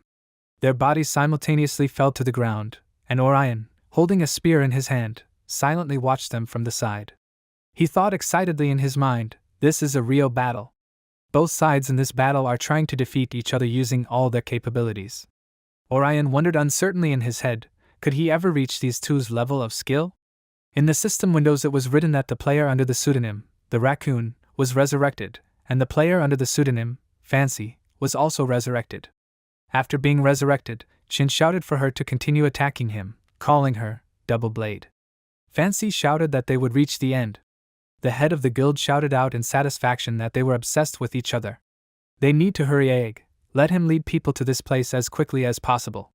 After a long battle, in which many system windows passed, with inscriptions that someone was resurrected or someone used a crushing blow on their enemy. It was also written that the main character's level dropped to level 17, and the player Fancy's level dropped to level 17. The main character was trying to catch his breath and suggested that she stop fighting because lowering their level was not good for anyone. She was also breathing raggedly and agreed to a truce. As soon as they stopped fighting, Orion came over and pointed his finger to the side, saying that they had finally calmed down, but they needed to look that way. Chin turned his head and asked displeasantly, the head of the guild, has the Mad Dragon appeared? He angrily asked him why he was speaking rudely like that. Their battle was simply amazing. He couldn't miss such a sight. Fancy took her camera and turned to the head, saying that they came on time, because Chen's murder was recorded, as they had previously agreed. She warned him not to forget to pay her reward as well as the commission for her service. Suddenly, magic flies into her cell and it explodes in the sky, and Fancy remains in place completely stunned. She looked at the camera falling to the ground and smoke coming out of it. Fancy unhappily wondered what was going on. On this occasion, the main character turned around and Orion was completely surprised by what was happening. The head of the guild spread his hands and playfully explained that his hand twitched a little, and only one camera suffered from this. He asked Fancy, is she not offended by this? Fancy called out to him angrily and looked at him displeased. The head also playfully scratched his head and pretended that he remembered her reward, but just laughed at it. He expressed his pity that not only were they his target, but she was too. The head of the guild clenched his hand into a fist and shouted that she thought she would provoke the guild, and after that she would be free from this. Fancy, Orion and Chin looked at him with caution and the main characters thought that was the end. After a short silence, Fancy raised her sword and pointed it at the head of the guild. She angrily shouted that he was a scumbag, she should have killed him the moment he offered her cooperation, he was just trash. Suddenly a system window pops up, in which it is written that Chin is inviting her to join their team correspondence. Fancy was surprised by this, so she did not hear the words of the head at all that he had called her to their guild so many times, and now she is shifting the blame to others for her choice on the way. She noticed that the protagonist's expression was concentrated and angry. Chin stood in front of them, and the head of the guild was surprised by what was happening. In their team correspondence, Orion irritably asked Fancy. At the same time he called her that she was a crazy girl. Let her look at what she did. She wanted to live at someone else's expense. How did she do it? Is she happy? Fancy asked him displeasedly. Does he want to die again? Did the raccoon put it there so he could have fun with it? Just as Orion wanted to continue, Chin interrupted them and asked them to calm down, that now was not the time for them to quarrel. After that, Fancy and Orion fell silent, but continued to look at each other irritably. The main character pointed his finger at the chapter and asked him if he couldn't get it, then he decided to destroy it. If he does this, isn't he afraid that his guild's reputation will fall once everyone finds out about it? The head of the guild turned to his people and laughed very loudly, pointing his finger at them. He said that Fancy, she constantly kills people and various bosses, and another from this company is a skeleton, who kills his competitors for the sake of rating, and number one from this group is in complete toughness, for which a reward has been announced. He asked his comrades, who would believe the words of these three people. Meanwhile, they discussed in team correspondence that now everyone is below level 20, and only if they unite and combine their efforts, they will be able to get out of this trap.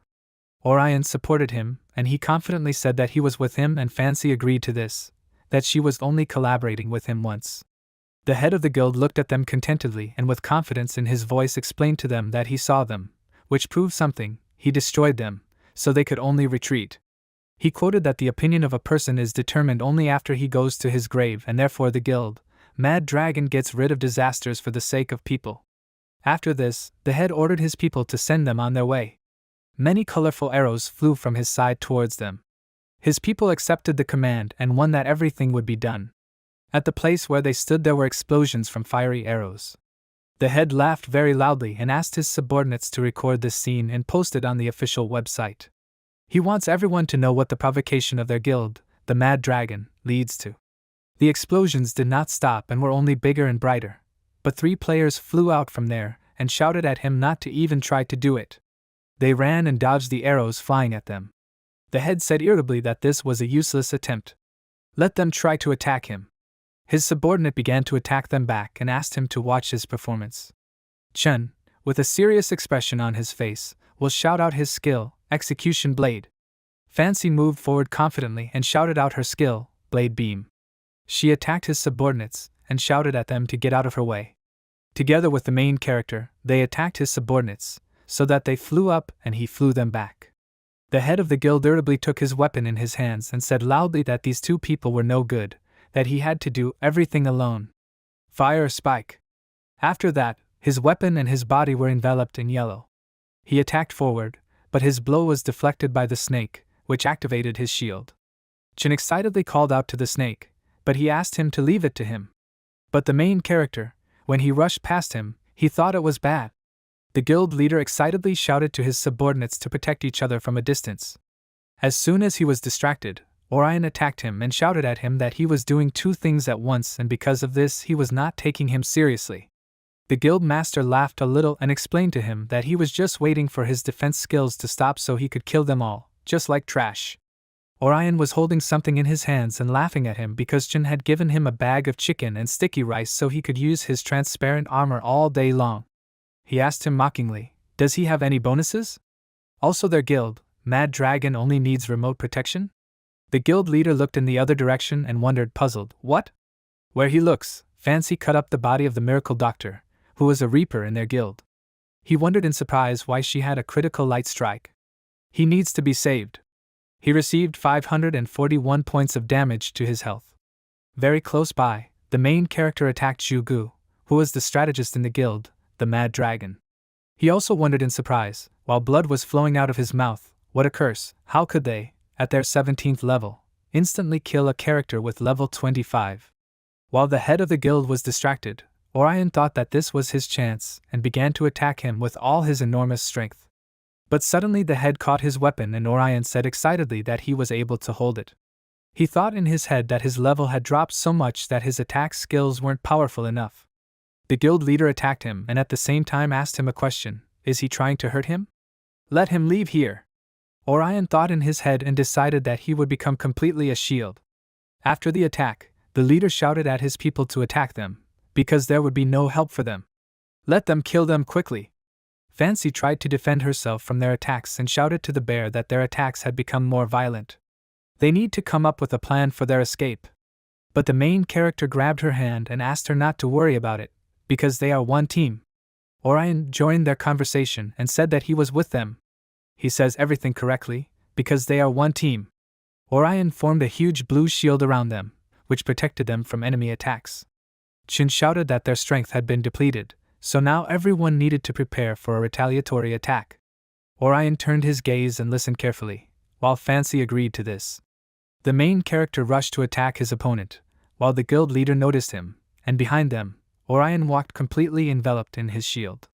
The mad dragon swung his spear and shouted in displeasure that Chin should not try to succeed. But suddenly his spear was attacked by Fancy, who shouted that his opponent was her during her attack. The head turned his gaze to her and, with anger in his words, told her to die. Meanwhile, the main character was surrounded by 3 opponents, and they mockingly asked him, did he decide to climb on them? Then he really has no understanding that he is a fool, so let him accept his death.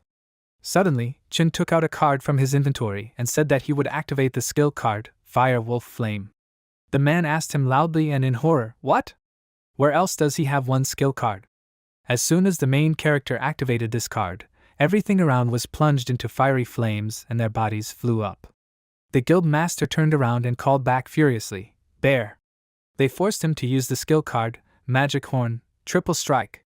He pulled out a card on which a unicorn was drawn and a system window popped up next to it, which notified that he was using a skill card, a Magic Horn. The first hit deals 100% of a critical strike, the second strike deals 200% of a critical strike, the third strike deals 500% of a critical strike. After this, the head of the guild attacked Fancy, who managed to protect herself from this attack, with the help of her weapon. She thought in her mind that it was strong. After this, the head attacked the main character and shouted that now it was his turn. Chin said cheerfully that he had arrived just in time. As soon as the head swung his weapon, the protagonist tried to stop it with the help of his weapon, but the blow of his opponent broke his weapon in half. The guild master swung his spear again and shouted at him to die. The main character silently watched his attack and he could not do anything.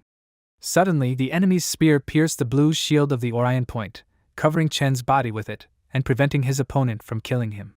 The spear entered exactly in the middle of his skull and dealt 418 points of damage to his health. The main character happily praised him. Orion and the head of the guild simultaneously shouted at each other. The head shouted at him that he was a scumbag, because he was everywhere. Orion answered him that he is completely the shield in their team and therefore none of them will die until he dies, so let him try to attack them again. After that, he stabbed him with his broken spear and the guild leader annoyedly asked him if he was trying to kill him with his broken weapon. He won't succeed. Orion explained to him that there is a team battle going on now, so while the damage to his weapon is small, it is already enough. Suddenly, from behind him, the phoenix swung her weapon and screamed at him to die. He's a scumbag. The head of the guild only managed to understand that his enemy was behind him. With one hit she dealt him 522 points of damage to his health, and at the same time cut his head off from his body. After a long battle, they were in the middle of many corpses and Orion's hand was on Chen's shoulder, and he was laughing that it was very funny. This would be a great team fight. The main character confirmed this, just like Fancy. After a while, Chen and Fancy were in the wild jungle. She was leaning against a tree and she asked him that Orion had already left, but he would not leave the game? The main character sat on a stone and agreed with her that today there was too much damage. His level also dropped. He needs to take up the upgrade as soon as possible. Fancy cleared her throat, thoughtfully put her hand to her chin and asked him, is he from the JS province? Chin confirmed this and said that he was from a city called SC. She happily replied that she also lived there, and invited him to meet in life.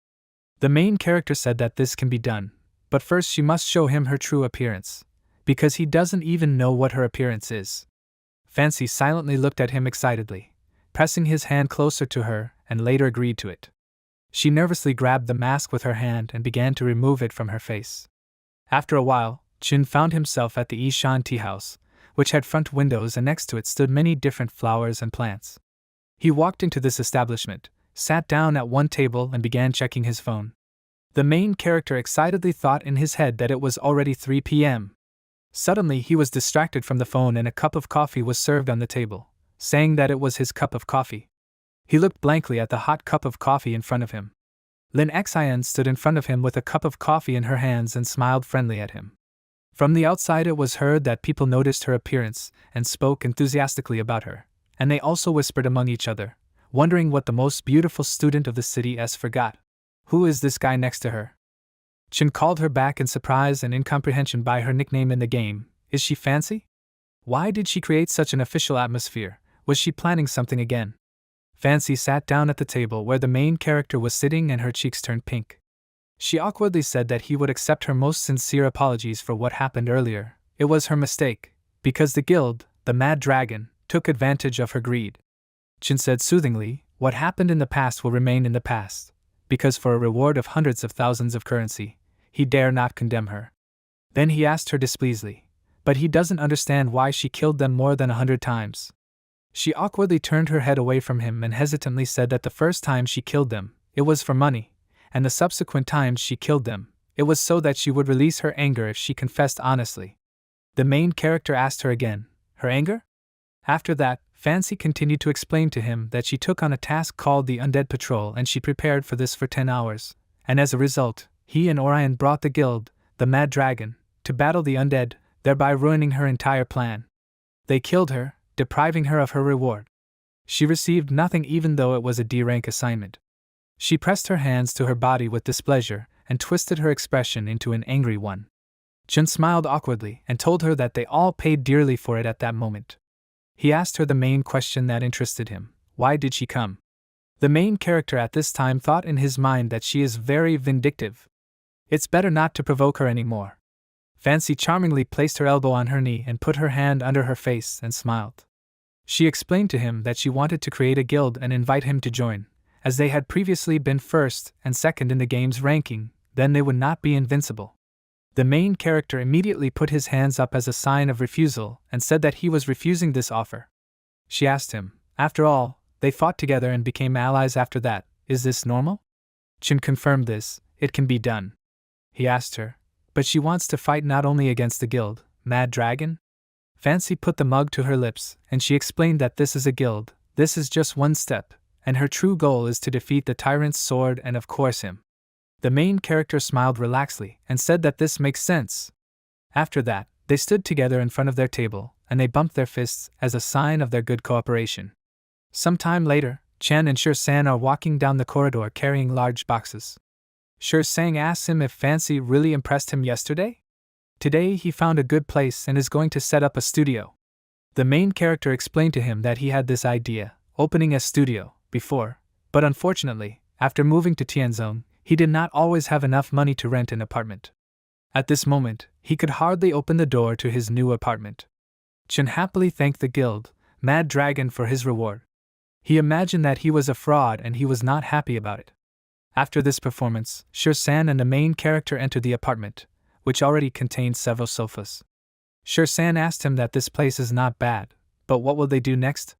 Chin and the deer sat down on the sofa and the main character confidently raised his clenched fist up and said that they would find their first employee for this studio. Shur-san's eyes lit up with stars and he enthusiastically asked him who he plans to bring here? How does he like Fancy? He thinks that this beauty Lin Xian is quite good. Shur-san asked him enthusiastically, why shouldn't he lure her?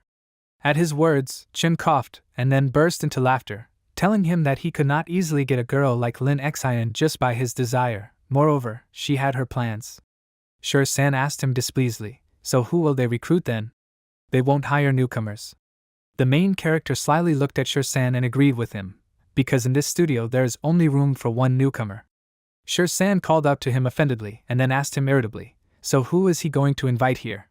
He said that he was going to invite the snake. Shur-san jumped up from the sofa and asked him, is it a snake? This is an assassin who is in the top 10 of Heaven's list, second only to him on the reward list, and he's really going to bring him to their studio. Chin put his hand on his shoulder and asked him to relax, because he was confident. He suggested that they rest, and in the evening they would begin to plan their next actions. Shur-san calmly agreed to this proposal. After some time, the main character found himself back in the game, at the Hanbingen mass grave. As soon as he woke up in his coffin, he wrote a message in the system window to tell Orion to come to Hanbingen if he hadn't forgotten the ice hill. Orion asked him, "What's the matter?" Chen answered him briefly that this is a good thing. Orion agreed to this and said that he would be there soon. The main character represented a pyramid with the name Power, on which he, Fancy, and the snake were located. He reasoned in his head that the snake, he is one of the rare masters, although his strength is a little short of his and the phoenix. But he being a first-class player, he will be able to cope with thousands of elite groups. After a while, Orion approaches him as Chen stands still with his arms crossed over his chest. But he turned to him and asked him, "What is this good thing?" The main character calls him, "Damn it," and then asked him, has he ever wondered which guild he would like to join? Orion did not expect such a question and asked him why he suddenly asked such questions. Chen pointed his finger at him and explained to him that he was setting up a studio and would like to invite him there. It was located in the new area of S City, with convenient transportation, private rooms, room and board, and an unlimited supply of game materials. Orion thoughtfully put his hand under his chin and was puzzled by his proposal. After that, he moved away from him and explained to him that, however, he was the best player on the heavenly list, and in the outside world there were probably many people who were looking for him. Orion asked him with interest, why should he join her? The main character asked him that his reason is simple, he wants to be at the very top, right? Orion said that he wants this. Chen said that if he joins their studio, then under his leadership it will become true. After this, Orion enthusiastically said that he agreed to this proposal. He shouted as he left, but sooner or later, he will do it. After that, he will be able to defeat him very quickly. The main character thought in his head that he and she were all aimed at dealing with him. After a while, they and Shur-san meet at the city train station and Chen happily calls him, "Damn." He and Shur-san happily wave back. Gun-sun displeasedly raised his fist up and shook, while saying that he forbids them to call him, "Damn." After a while, they came to a restaurant called Hogwa and Shur-san put his hand on his shoulder and joyfully said that from now on they are brothers. Gon-sun's face showed disgust and displeasure, and he addressed him as Brother B, saying that he knew everything. The main character was sitting at the other side of their table, and was excitedly thinking in his head that he was the first player to join them and also the super strong one and the one who set up the target to kill him. He doesn't know if this is failure or happiness for him.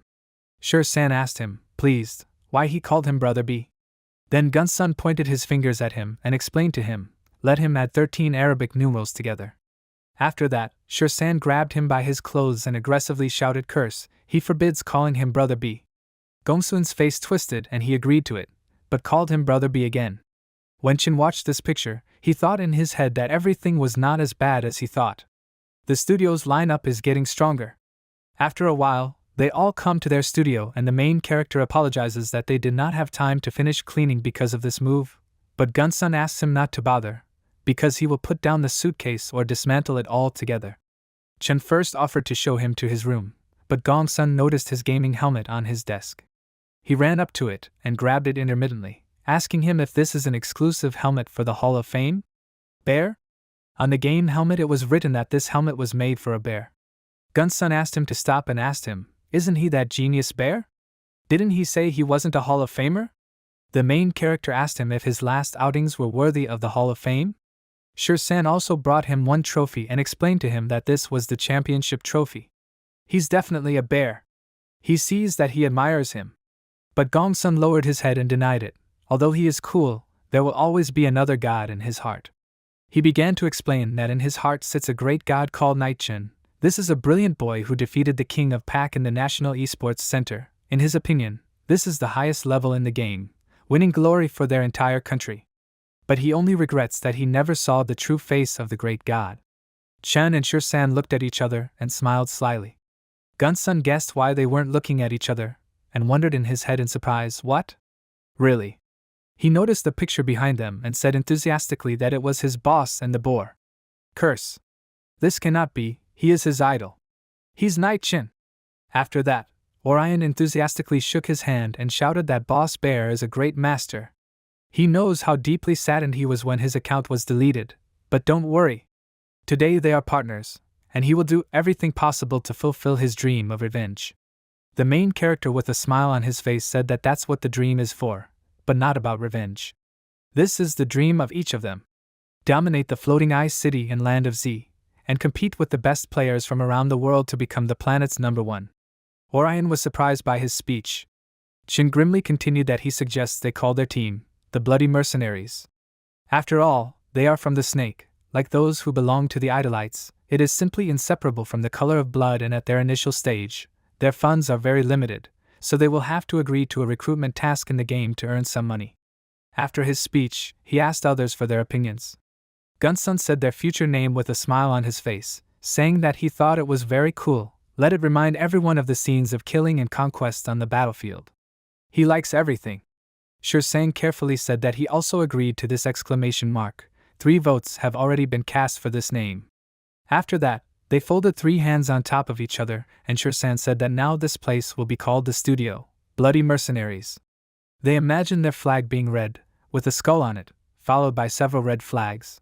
Chin reasoned dissatisfiedly.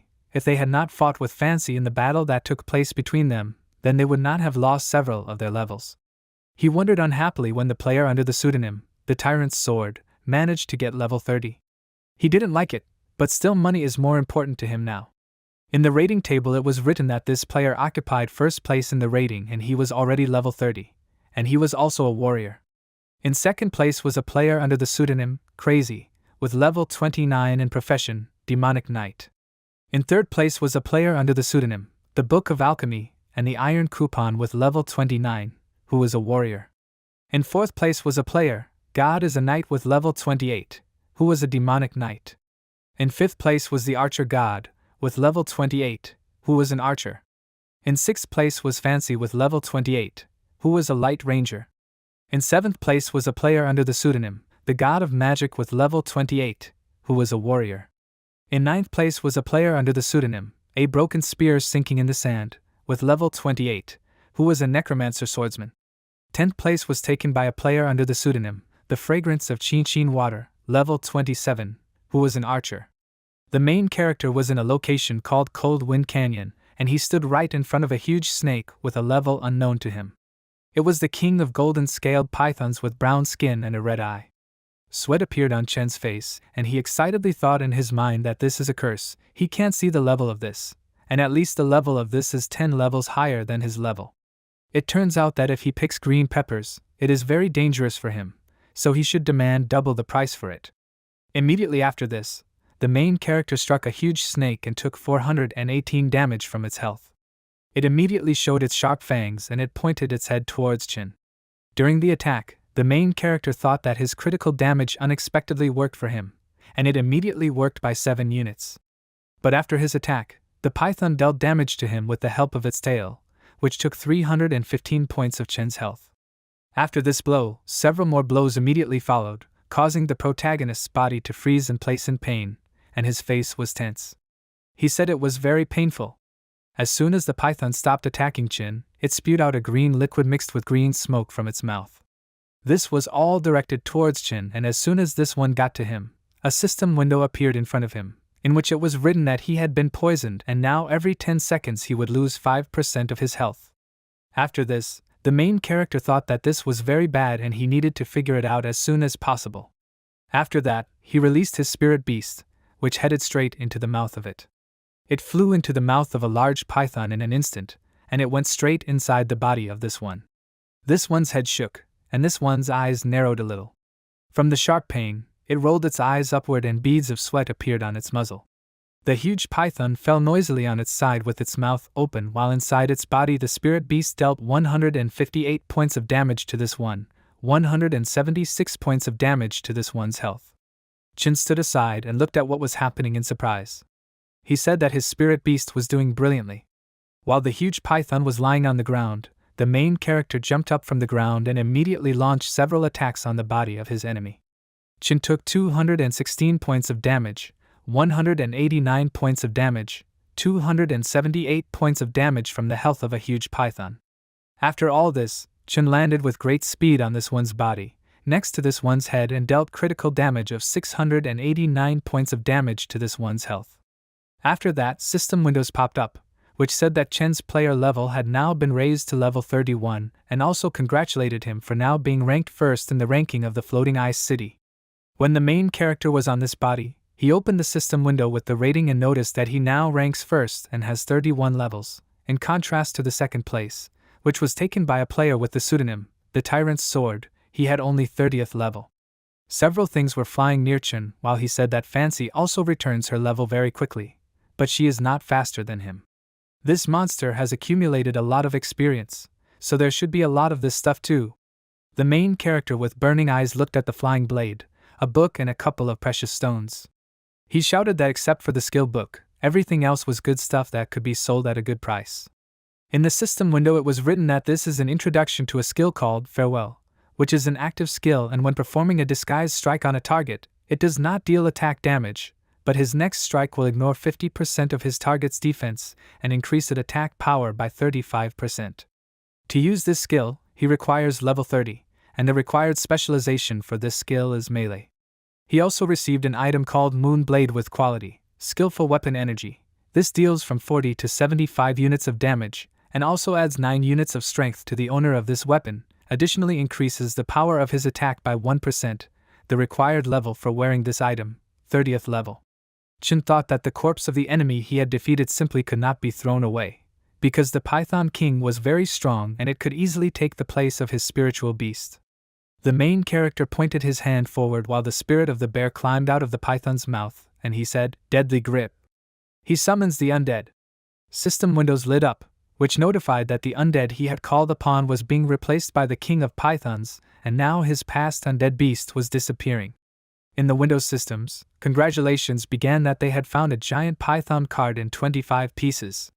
Now a dark and huge snake arose in front of Chin, which emitted violet fire from its mouth. He thought that everything was going well since he had already finished with the 3rd level ingredients, and had also increased his strength. After a while, the main character is on the cross of the ice hill and Surin displeasedly pointed his finger at him, saying that he still could not change his specialization. He asked him displeasedly, how can he not trust him with a big matter? Chin scratched his head with his hand and said in frustration that he was already fast enough. Surin pointed his finger at the book and told him to forget it. He asked him who asked him to become his student. You need to give him 5 gold coins and then he will improve his specialization, and he will also give out 3 skill books. The main character looked at him in surprise, and then asked him irritably, is it that simple? Are there no other requirements? Surin asked him in surprise, what was he thinking? After that, he sent a sword at him, and in his other hand he held a bag of coins. He said that in the name of Queen Sophia, he now officially bestows upon him the honor of a senior necromancer swordsman. In the system window there were congratulations on the fact that Chin had completed the career advancement task and he had received the official title of bronze swordsman. The main character looked forward in surprise and thought in his head that everything had somehow gone too easily for him, and he didn't feel anything. He should forget about it, and shouldn't think about it, because the master would not harm him. After that, 3 books of different sizes were in front of him, his body glowing with a purple aura. In the system window it was written that in front of him there was a book called Awakening. Now his passive skill increases the experience he receives by 5%. Also in front of him was a book called Undead Regeneration, and now his passive skill restores 0.1% of health every second. The 3rd book was called Phantom Armor, and now his active skills summon the power of death to condense into the armor, increasing his current defense by 5%. After all this, Surin told him that now that he had received his new skills, he should go and improve his skills in battle. Chen raised his hand and told him that he would do so. Surin then watched him run away from him. He said to stop quickly, stronger, his glorious student. He really wants to get his soul. After that, he laughed villainously and squeezed his hand, which was in front of him. The main character was in a location called Weeping Canyon. At this location there was a decay knight who held his sword on his shoulder, and who was level 39.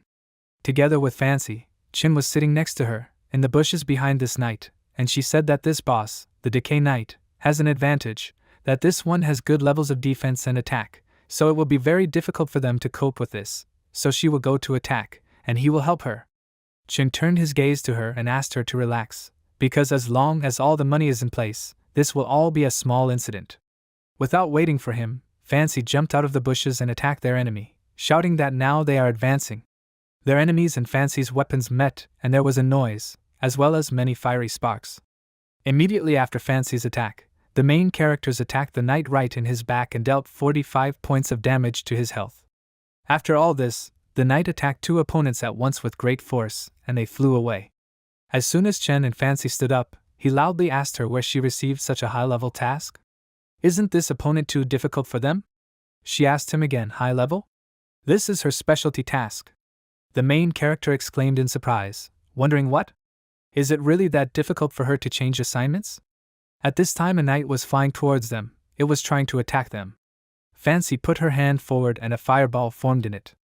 She displeasedly asked him, whose task of changing specialization is not difficult. Changing this in their specialties is much more difficult than other players. After that, she attacked the knight in such a way that she directed a huge pillar of light at him. Chin thought excitedly in his mind that it was difficult to change the assignment by specialization. After that, he wondered in his mind, then why was everything so easy for him? Surin seemed to just want to make him stronger. There is probably something else here that could harm him.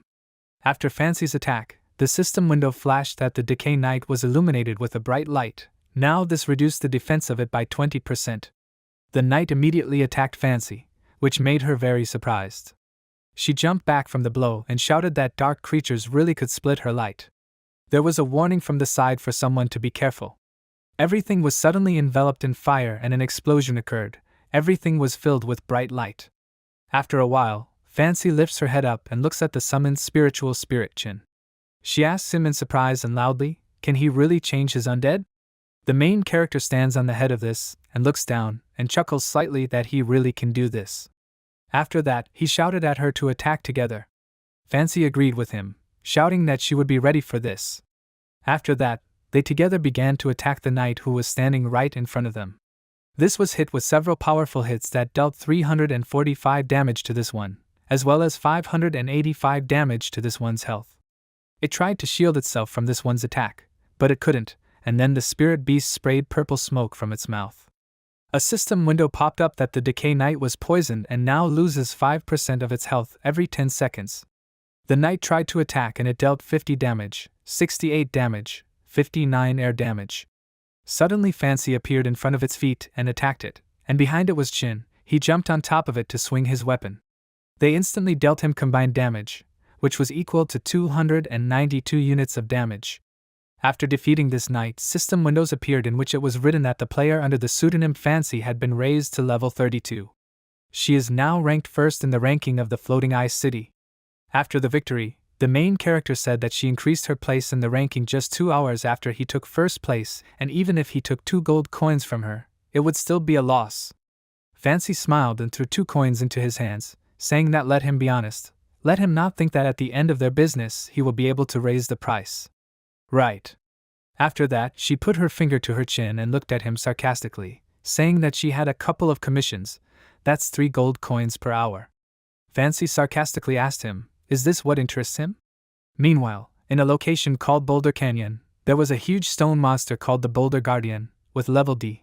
Attacks were applied to it from different sides, which removed 112, 89, 15 points of damage from it to its health. Next to this stood many players with shields, with magical powers that attacked it. Fancy and Chin were hiding in the bushes, while they watched from the side. The main character asked him, are these her 3 coins? They need to steal the D-level boss from the guild, Mad Dragon? Fancy confirmed this, because according to her intelligence, this monster has a top quality card with a 100% chance of catching pets, and this is a rare item that he cannot buy in the store. Chin asked her again, is the card top quality? Then he can fight, but he needs to add more coins. She excitedly said that he would forget about it once he succeeded. If he still failed, then he would say goodbye to his money. After her words, the main character confidently looked forward and asked Fancy not to worry, because he would sort it out. She looked at him seriously and told him not to be so carefree. This time, this guild has a real master. The master fought with a player under the pseudonym Book of Alchemy and Iron Coupons with a level 31, who was a warrior, and with a player under the pseudonym Inverting Cloud and Rain, who had a level 31 and was a demonic knight. They managed to dodge and defend against this attack, while simultaneously inflicting 415 damage. Chin dissatisfiedly asked the nicknames of these players and he said that these 2 joined the guild, Mad Dragon. They quickly found the weak point of this boss, which is the joints in this body. They have earned a place in the heavenly rankings. Fancy revealed that this guild had invested a lot of money in Tianzong, thereby bringing in many high-ranking sponsors. Qin clicked his tongue displeasedly and said how good it is for them to have money. He thought dissatisfied in his mind that if he knew about this, that these two were in the guild, Mad Dragon, then he would kill them with third-level ingredients. A huge stone boss with level 40, who has 3,789 health units left. This dealt such a strong blow that those who opposed it were thrown back. Suddenly, the main character and Fancy were surprised by the sudden change in events, because now the boss ran right after the opponents of this, and they shouted that this boss was angry. Now one of the guys was yelling at his partner to back off first. Fancy shouted to her friend to get ready, because the boss was already approaching them. Qin asked her to wait a little longer, because when the stone boss's health drops to 2,000 units, then they will attack it together. At this time, it launched an attack on the ground, so that people flew up and shouted in dissatisfaction, "Curse!" The boss dealt 215 damage to their health. The guild leader shouted that this was a good chance for them. He pointed forward and ordered everyone to unleash their skills and let them attack with all their strength. Immediately after this, attacks with different numbers of damage units flew at the huge boss, from 153 to 211 damage units. It tried to close this one's body to take less damage to this one's health. At this time, he was attacked by two people who shouted for him to die, and one of them shouted that he would activate his skill, Fire Strike. The boss had 2,637 health left while they attacked him. Qin cried out that now it was their time, and Fancy looked at him in surprise. They simultaneously jumped out of their hiding place and shouted that they were moving forward. During their flight they were attacked, and after that they were attacked several times at once. Fancy excitedly shouted for the main character to be careful, because this is an ambush. Suddenly, players flew out from both sides and attacked the stone monster, which fell to the ground with 1940 health remaining. They were able to hit this one hard for 331 damage, 366 damage to this one's health. A large fiery explosion occurred behind them. The guild leader happily shouted that his subordinates' forecast was quite accurate, because they expected Fancy and the main character to come to this place. He praised his subordinate and gave him the opportunity to deal the final blow to this boss, because he deserved it. His subordinate thanked him with a smile on his face. A cry was heard from the side that Lin Feng wanted to hurt him, but these were his unrealistic plans. Chen and Fancy stood on the head of his spirit beast, which the main character summoned. They watched from the sidelines as the people below were surprised by the appearance of this, and were stunned to wonder what. Chen was watching them from above, and he told them that after so many robberies, someone was able to gain a brain, and he learned how to set up ambushes. The guild subordinate had a frightened look on his face, and loudly asked him why he was still okay. Suddenly Fancy shouted that they were now attacking them. The protagonist readied his weapon, and with confidence in his voice, he shouted for his pet, the Python King, to head forward. This opened its wide mouth and light smoke poured out. Large Orion attacked the guild leader with lightning speed, who tried to defend himself with his weapon. He shouted displeasedly that he was a scumbag. Behind him was his subordinate, who was also trying to defend himself from the attack of the large snake. After the python flew past the guild master, he shouted to his subordinates for his men to stop them. His subordinates immediately rushed to attack the beast attacking them, and they shouted to attack it. People tried to climb on the snake's head to kill Qin, but he threw them aside with one blow, and he shouted at them to get out of here. Meanwhile, Fancy attacked the two people attacking her, and with anger in her voice she screamed for them to die. In an instant, 3 knights appeared in front of them, holding shields of different shapes, and together they formed a large yellow shield. They shouted at him not to think about the past. They would activate the skill, Crime Fortress. Behind them stood a stone monster, and looked at them menacingly. Suddenly, Fancy activated her skill and yellow color poured out of her hands. Chen looked at her in surprise, and then at how she shattered their opponent's shield with just one blow. She angrily shouted that she would destroy them. Their bodies were scattered in different directions, and their shield broke into several pieces. After defeating them, she shouted that now it was this boss's turn. The stone boss squeezed this one's hand and glared at them. Suddenly, fire attacks flew into the large python's body, followed by several explosions. This dealt a total of 386 points of damage to the snake's health. Suddenly, the stone monster attacked the enemy in front of him with great force, and it dissolved into thin air, leaving only purple lights. Fancy and the main character began to fall down after the huge python disappeared. A system window popped up and it said that Chen's pet, called Undead Python, had received a fatal blow. But the main character, together with Fancy, were not at a loss and began to jump onto the hand of the stone boss, and fire attacks still hit him, which inflicted 41, 35, 21 units of health on him. The boss had 1824 of this one's health left after several attacks on this one's body. The guild man excitedly shouted to everyone to be careful, to make sure they don't hit this boss. All their attacks need to be aimed at their opponents. It will be he who will deliver the final blow to the big monster, so they must not give them a chance. The boss's expression was fearful as it tried to catch this one's hand with this one's moving opponents who were running along this one's other arm. Meanwhile, fire attacks continued to hit the monster, without affecting the main character and Fancy at all. She stopped this one's hand with her weapon and shouted to her comrade that she would deal a critical hit, and his goal was to capture this boss. Chen looked back at her while running along this one's hand and told her to watch him. While Fancy was holding back the big stone hand of this boss, the main character jumped up and swung his weapon at this monster. As soon as he threw a strong blow, it didn't hit this stone boss at all. Fancy looked in his direction while she held the hand of this monster, and she nervously asked him if he could do it or not. At this moment, Chen had already swung his weapon at the stone boss, who had 17 health units left, and he confidently asked her how a man could say that he couldn't do it. At this moment, a system window popped up for information about the skill, called Farewell. Performing a stealth strike on a target does not deal any damage, but his next strike will ignore 50% of the target's defense and increase his attack power by 35%. With just one strong swing of his weapon, the protagonist was able to deal 17 points of damage to this one's health.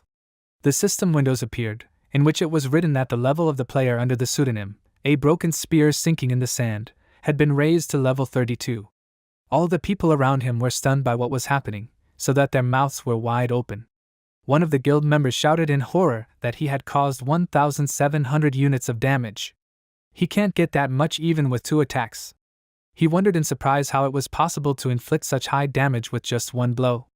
Another participant attacked with his weapon and asked his other comrade that he was frozen in place. He needs to quickly take their prey. His comrade agreed with him, confused. Suddenly, Fancy flew through the gap between the boss's 2 body parts, and she shouted at them not to even try. Their path was blocked by fire, and from the side they shouted for the guild, the mad dragon, to beat him to death. Fancy screamed at Chen to run away from here and quickly.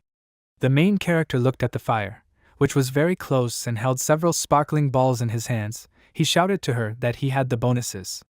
Suddenly they were surrounded by fire that appeared from above, which surprised them, but they began to run away in the opposite direction.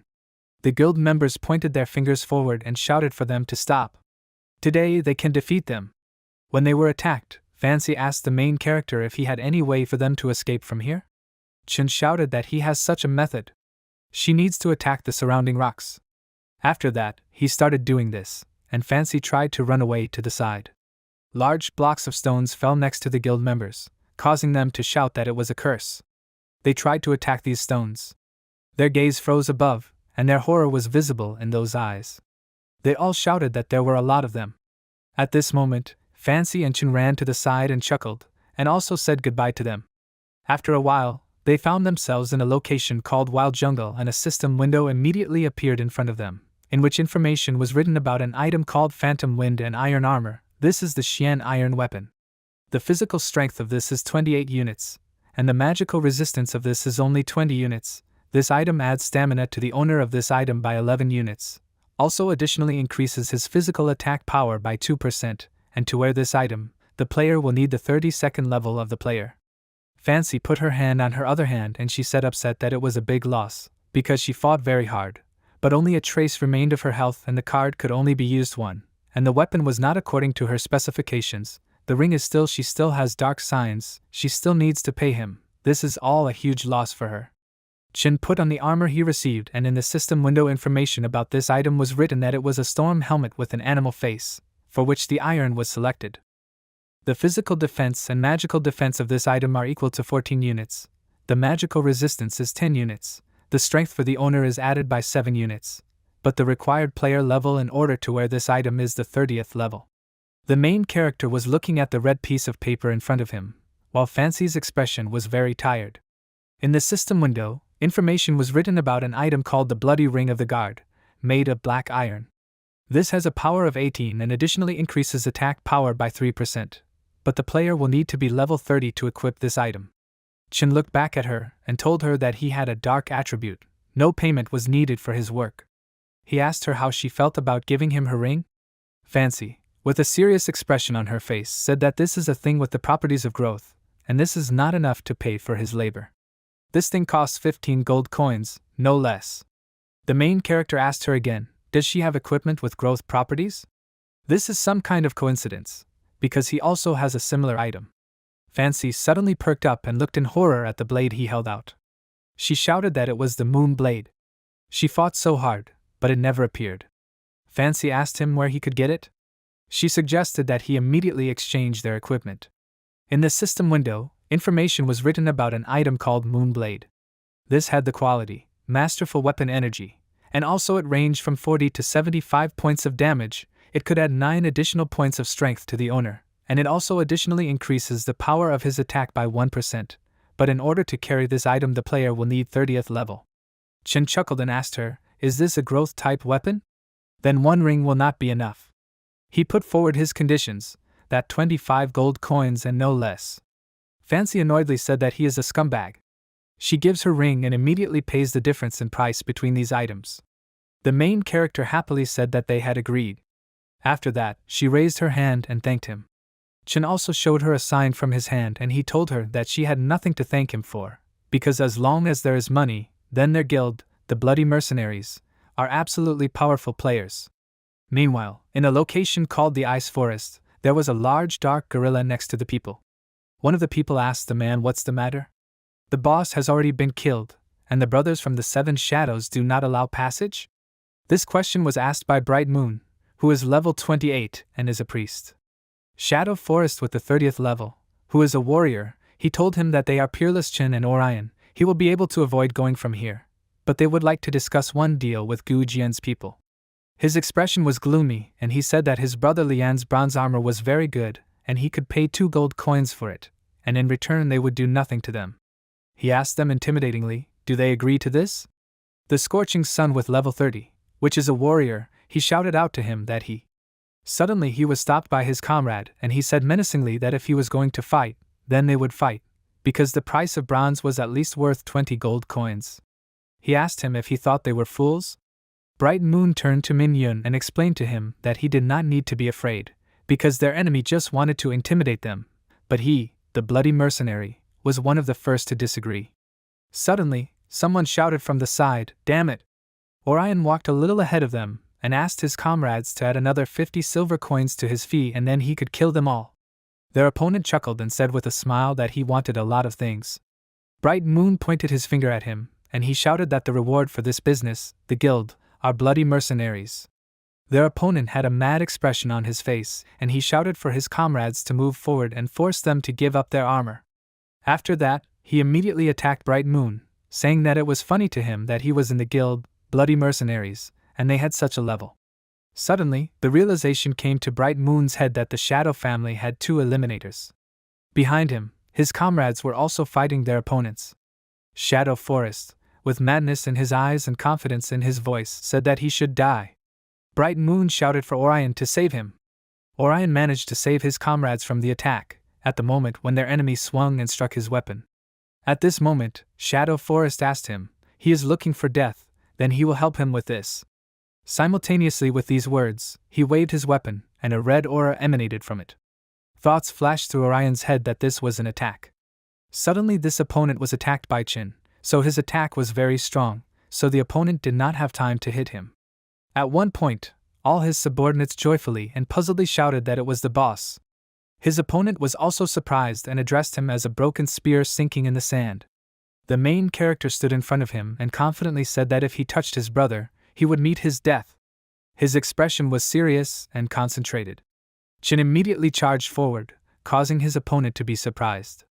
At one point, Min Yun's consciousness comes to her, and she says in her head, puzzled, it's him. She remembers how Chin stood in front of her and said that if his opponent touched his partner, he would meet his death. Her eyes opened wide and she thought that he and Chen were very similar. Their opponent waved his weapon and shouted that he said this very arrogantly. The main character struck, but he missed him, and then his opponent burst out laughing very loudly, and he shouted that this battle was just empty. It's a regular show, but there's no other way he can describe it. Then Chen sharply turned his gaze to him and faintly asked her, "Does he really think so?" Simultaneously with these words, he swung his weapon harder, and violet sparks emanated from this. With just one hit, he was able to cut his opponent's body in half and deal 14-18 damage to him. His opponent looked back at him excitedly and wondered how this was possible. After that, he ordered his comrades to leave here. System windows appeared, in which it was written that the player under the pseudonym Shadow Forest was leaving the game. A pseudonymous player, the Shadow of the Deep Sea, is leaving the game. A pseudonymous player, the Shadow of the Volcano, leaves the game. The main character stood in a stance and turned to his subordinates, telling them that their enemies left the game very quickly. He invited all his other comrades to retreat too, just like their enemies. Orion agreed with him. After some time, in a location called Blue Sky Canyon, there was a player under the pseudonym Purple Marquis with level 31, who was a warrior. He looked at the electronic window with a serious expression on his face, in which it was written that a player under the pseudonym Shadow Forest had written a message to warn everyone to beware of Chen. Purple Marquis watched this message from the sidelines and replied that he already knew about it. He closed his eyes and dissatisfiedly wondered in his head, "What is this? A broken spear sinking in the sand from the top 3 of the heavenly ranking." Meanwhile, Minhyun shouted for the main character to stop in his tracks. Everyone looked at her and Chen asked her if she had anything else to do. She extended her hand to him and thanked him for saving her. Then she asked him, "He is in the top 3 of the heavenly rankings. Perhaps he is interested in joining her guild, the Ancient Swordsman?" The expression on the protagonist's face was wary, and he only managed to say that he. Minhyun interrupted his speech and explained to him that she had a very powerful guild with large finances. Chen thought in his mind that she shouldn't say this now. After these thoughts, he turned away from her and apologized to her, because he already has his guild called Bloody Mercenaries. Minhyun was stunned by his words and he froze in place. Chen continued that if she suddenly needs it, she can hire them. They will always be happy to accept a reward from such a beautiful girl like her. They all started to leave together and Bright Moon said goodbye to her, telling her that they would meet at their next meeting. Minhyun stood silently aside and her body froze.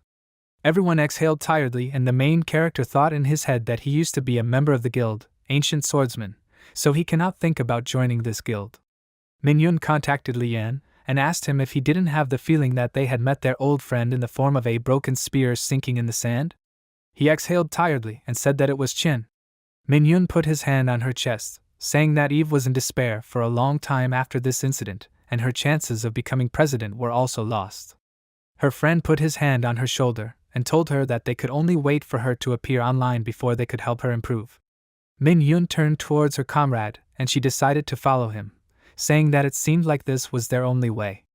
As they were leaving, a small ball of snow fell from the tree next to the roots of it. Some time later, Chen was walking at the ice-floating city trade market and he was looking at one of the cards. He said that this ordinary sealed card costs 20 silver coins. The main character asked displeasedly, "Does this seem like a robbery?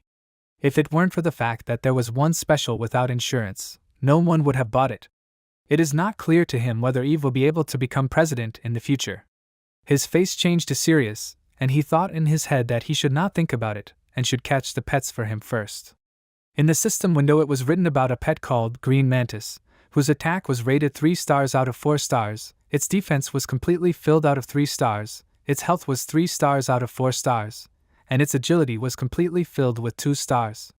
In another system window it was written about a pet called Slime, which had a full attack of 2 stars, the defense of it consisted of a full 3 stars, but the health of it was 4 stars out of 5 stars. The agility of it was also filled with 1 star out of 2 stars. In the system window it was written about a pet called Firewolf, which had an attack of a full 4 stars, and its defense was 2 stars out of 3 stars.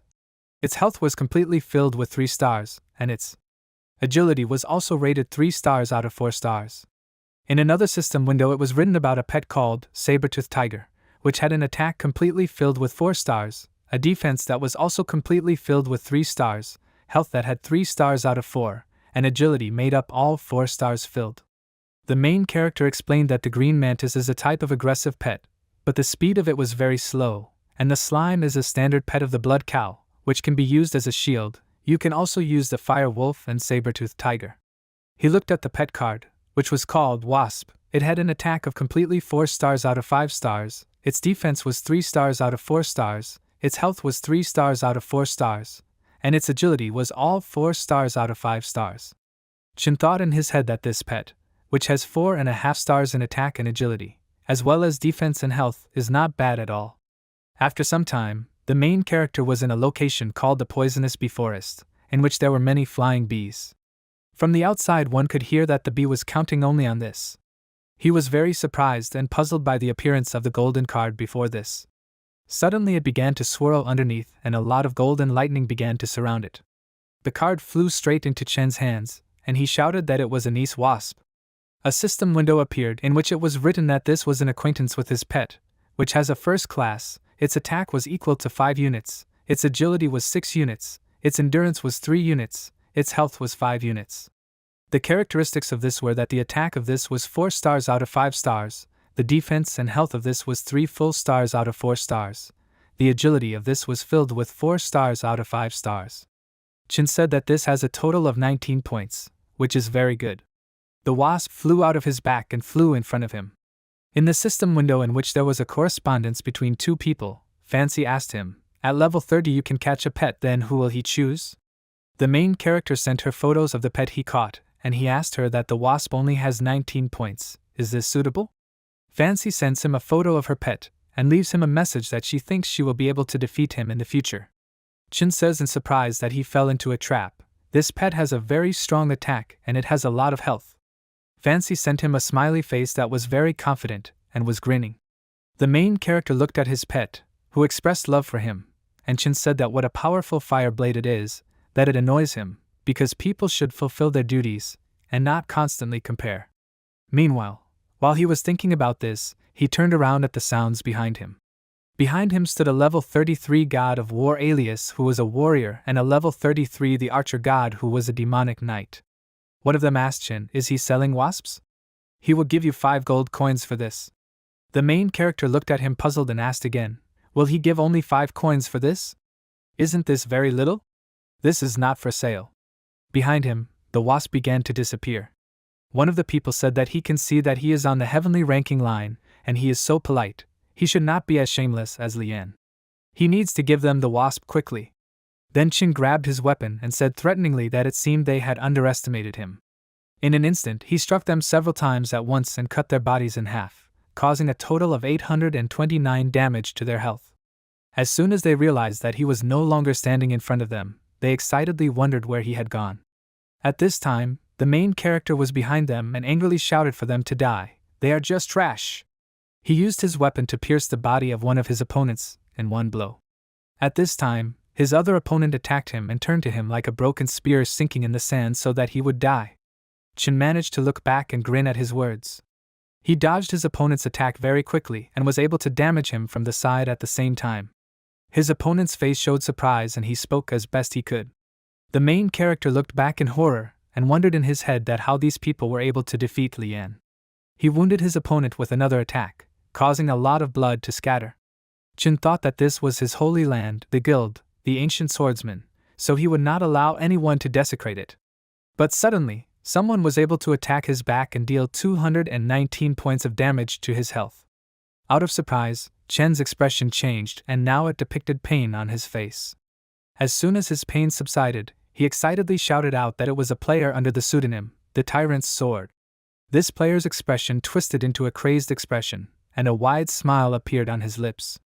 He screamed for them to leave him and after that, he swung his leg. The Tyrant's Sword hit him in the back and the main character then flew to the side.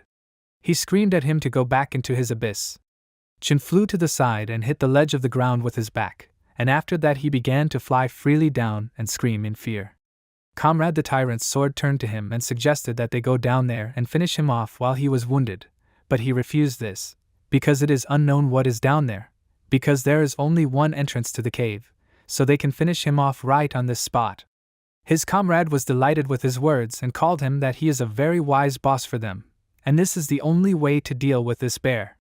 Suddenly, Surin appeared from behind the tyrant's sword and swung his weapon, his eyes sparkling with anger. The tyrant's sword was very surprised, with a look of shock on his face. From the side he heard them move out of his way. After Surin attacked him, a purple explosion occurred and the tyrant's sword flew to the side, directly hanging over the abyss. In front of them stood a previously unknown character, who was a necromancer swordsman, and for them was also a boss with a level unknown to them. The tyrant's sword's comrade asked him what they would do. Couldn't they keep the main character? He ordered him that this boss seemed unusual to him, and they didn't know what else he was capable of. Meanwhile, Chin found himself in the hive and carefully climbed to his feet. He swore that the one who confronted him with obvious potential, because he came at him from his ambush and as soon as he can get out of here, he will take revenge on him. Meanwhile, while he was saying all this, he was surrounded by many bees with completely different levels. In front of him was a killer wasp with a level 38, a tiger wasp with a level 37, and a black wasp, which was a boss and considered level D, but this one was level 1. The main character looked around and thought in his chapter that he was in a hive, and it would be difficult for him to hide here, and this boss was also here. But suddenly he became thoughtful and wondered in his mind, how could this himself be first level? Is this really a legendary pet of the highest quality and boss level? It's amazing what kind of aura the boss has. Chin said that this misfortune helped him, and then he should thank the one who threw him here, that for little money he got such an opportunity. The main character grabbed the gold card and he shouted that he was lucky. When he looked at the boss, his eyes narrowed and Chin shouted that he was a scumbag. He asked this, does it despise him? This one thinks it's cool. Although this is a boss, it has the first level and then he will try to use a regular seal card. After that, the main character threw a golden card forward with great force, and it fell right under the boss. A lot of yellow lightning and a bright yellow color formed around it. Chin watched from afar as the process reached 90% and thought it was very interesting. Suddenly, the boss broke the magic circle with the help of this sting and a system window was displayed, which was written that ordinary first-level wild monsters would automatically be promoted to second level after reaching the upper limit of 5 seals. The card only has a seal effect on level 1 wild monsters. Chin looked at the boss and thought in his head that everything was clear to him, these ordinary cards won't do. A system window appeared in which it was written that his target was not captured, he could try to use the seal cards twice more. After that, he asked again, puzzled twice? Can he use it 5 more times? How difficult it is for him with these boss-level pets. After that, the main character grabbed the red card and happily thought in his head that he has another top-quality seal card for this occasion. The wasp was suddenly surprised when he saw this card in his hands and many flying insects attacked him.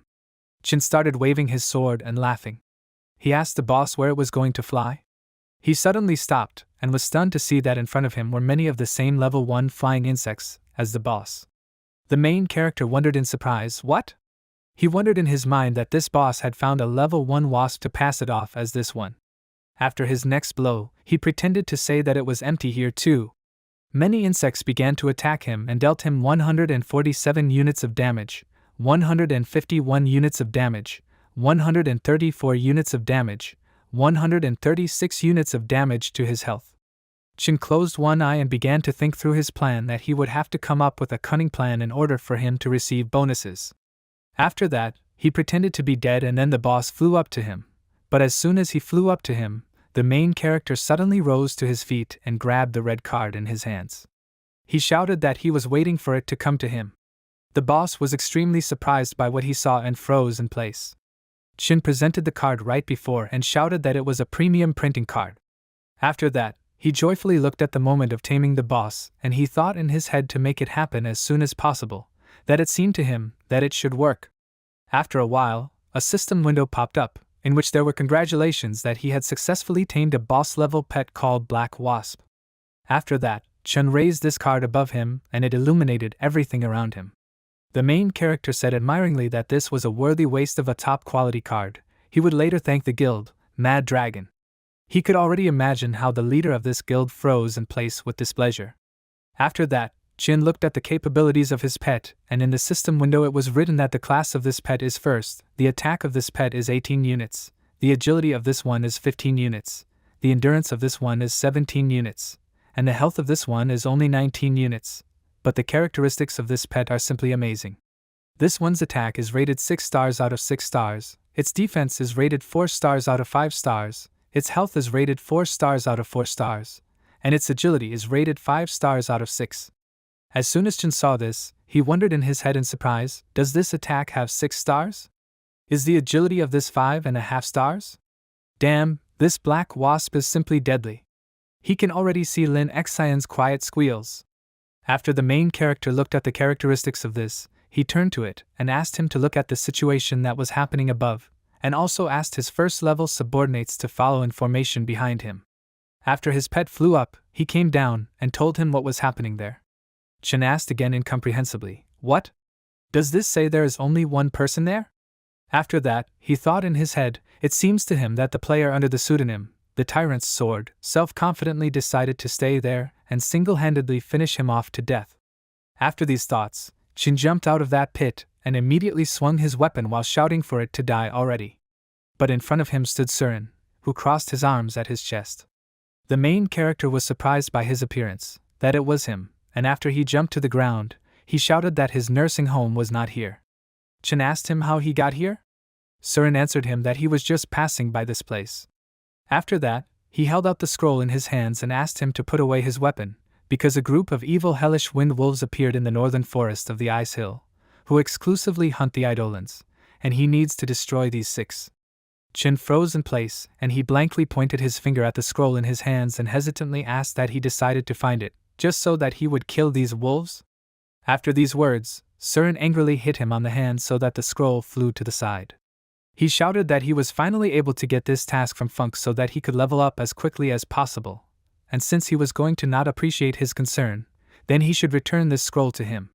The main character, closing his eyes, asked him to relax, because he was already running to complete his task.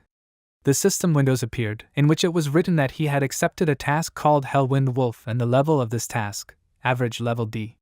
He needs to go to the fairy forest in the north of the Ice Hill and kill 400 Hellwind wolves there, and also bring 100. The teeth of the wolves are given to the necromancer by the swordsman Surin, and for this he will receive a very generous reward. After some time, the main character found himself in a location called Fairytale Forest and a system window hung over him, in which it was written that he had killed 421 pieces of Hellwind wolves out of 403 required, and he also obtained 100 pieces of wolf fangs out of 100 required pieces. His pet was flying next to him, and in his hands he was holding a white skin. In front of him was the corpse of a dead animal. Chen said that this skin is 3rd grade, so this task can bring him a lot of money. In the system window, information was written about an item called Hellwind Wolf Fur with a quality of 81 units. The class of this item is 3rd class hide, and the function of this is that leather armor can be made from it. The main character thoughtfully put his hand under his chin and wondered in his head that this is a task for which it is necessary to find a certain non-player character. How could such a task be so simple? He needs to complete the task and then he will see what other tasks Surin throws at him. After a while, Chun was in a location called Ice Hill Cross and Surin handed him a bag of coins. He praised him for being able to complete this task so quickly, so he should take his reward. A system window appeared, in which there were congratulations for him that he completed the task called Hellwind Wolf, and now his reward for the task is 7,200 experience points, 120 reputation points for him, and the shoes of the Windy Wolf. Surin began to explain to him that this equipment not only has powerful characteristics, but it can also increase his damage against monsters in beast form by as much as 10%, making this armor even better than bronze armor. Chen put it on his leg and admired what Surin told him. In the system window was written information about an item called Fine Iron Hellwolf Leggings. This adds 20 units of physical defense to him, 12 units of magical resistance, and it also adds 7 units of agility. But it also increases damage to beast-shaped monsters by 10%. Well, to wear this item he needs his character level 35. After that, the main character looked at Surin and said that these shoes of the Windy Wolf are very good. However, the fact that he runs after him is not worth everything. He asked him what if someone thinks he is a wild boss. Surin asked him not to worry about him, because he has grown up again, and it's also very good. After that, he laughed joyfully and fire broke out around him, and his eyes glowed red. Surin raised his hand, held it near his face, and shouted that he just needed him to become strong as quickly as possible. He should be as strong as possible, he should become a worthy opponent for him. Chen thought in his head that now everything is clear to him. If he thinks about it, he would scare away the player, the Tyrant's Sword, although his master is nice to him, but the disturbing goosebumps from him are still present on Chen's body. After a while, Shur-san shouted that the main character was able to earn a lot of money, and he also put 2 eggs in their food. Chen said that he was full and ready to work, because he had just accepted Min Yun's task for 10 gold coins. Shur-san asked him excitedly that it was her initiative? He won't be exposed, will he? Chen said that he probably thinks this is just a test. Therefore, he will be on the backup, and Orion will be the main force. Orion said animatedly that there was no problem. After that, he asked him why he didn't directly say that he was also from the guild Ancient Swordsmen. At this moment, the main character was eating and explained to him that because of him they were destroyed. He always wondered what his chances were of being forgiven. Therefore, he can only secretly protect them. Chen wondered in his head who he was, especially now that he was neither a human nor a ghost.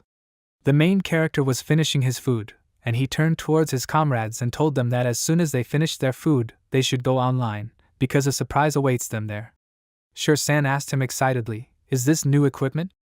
Orion asked him, "Is this a gift?" Chen got up from the table and said that it was just a secret, they should not forget to wash the dishes after them.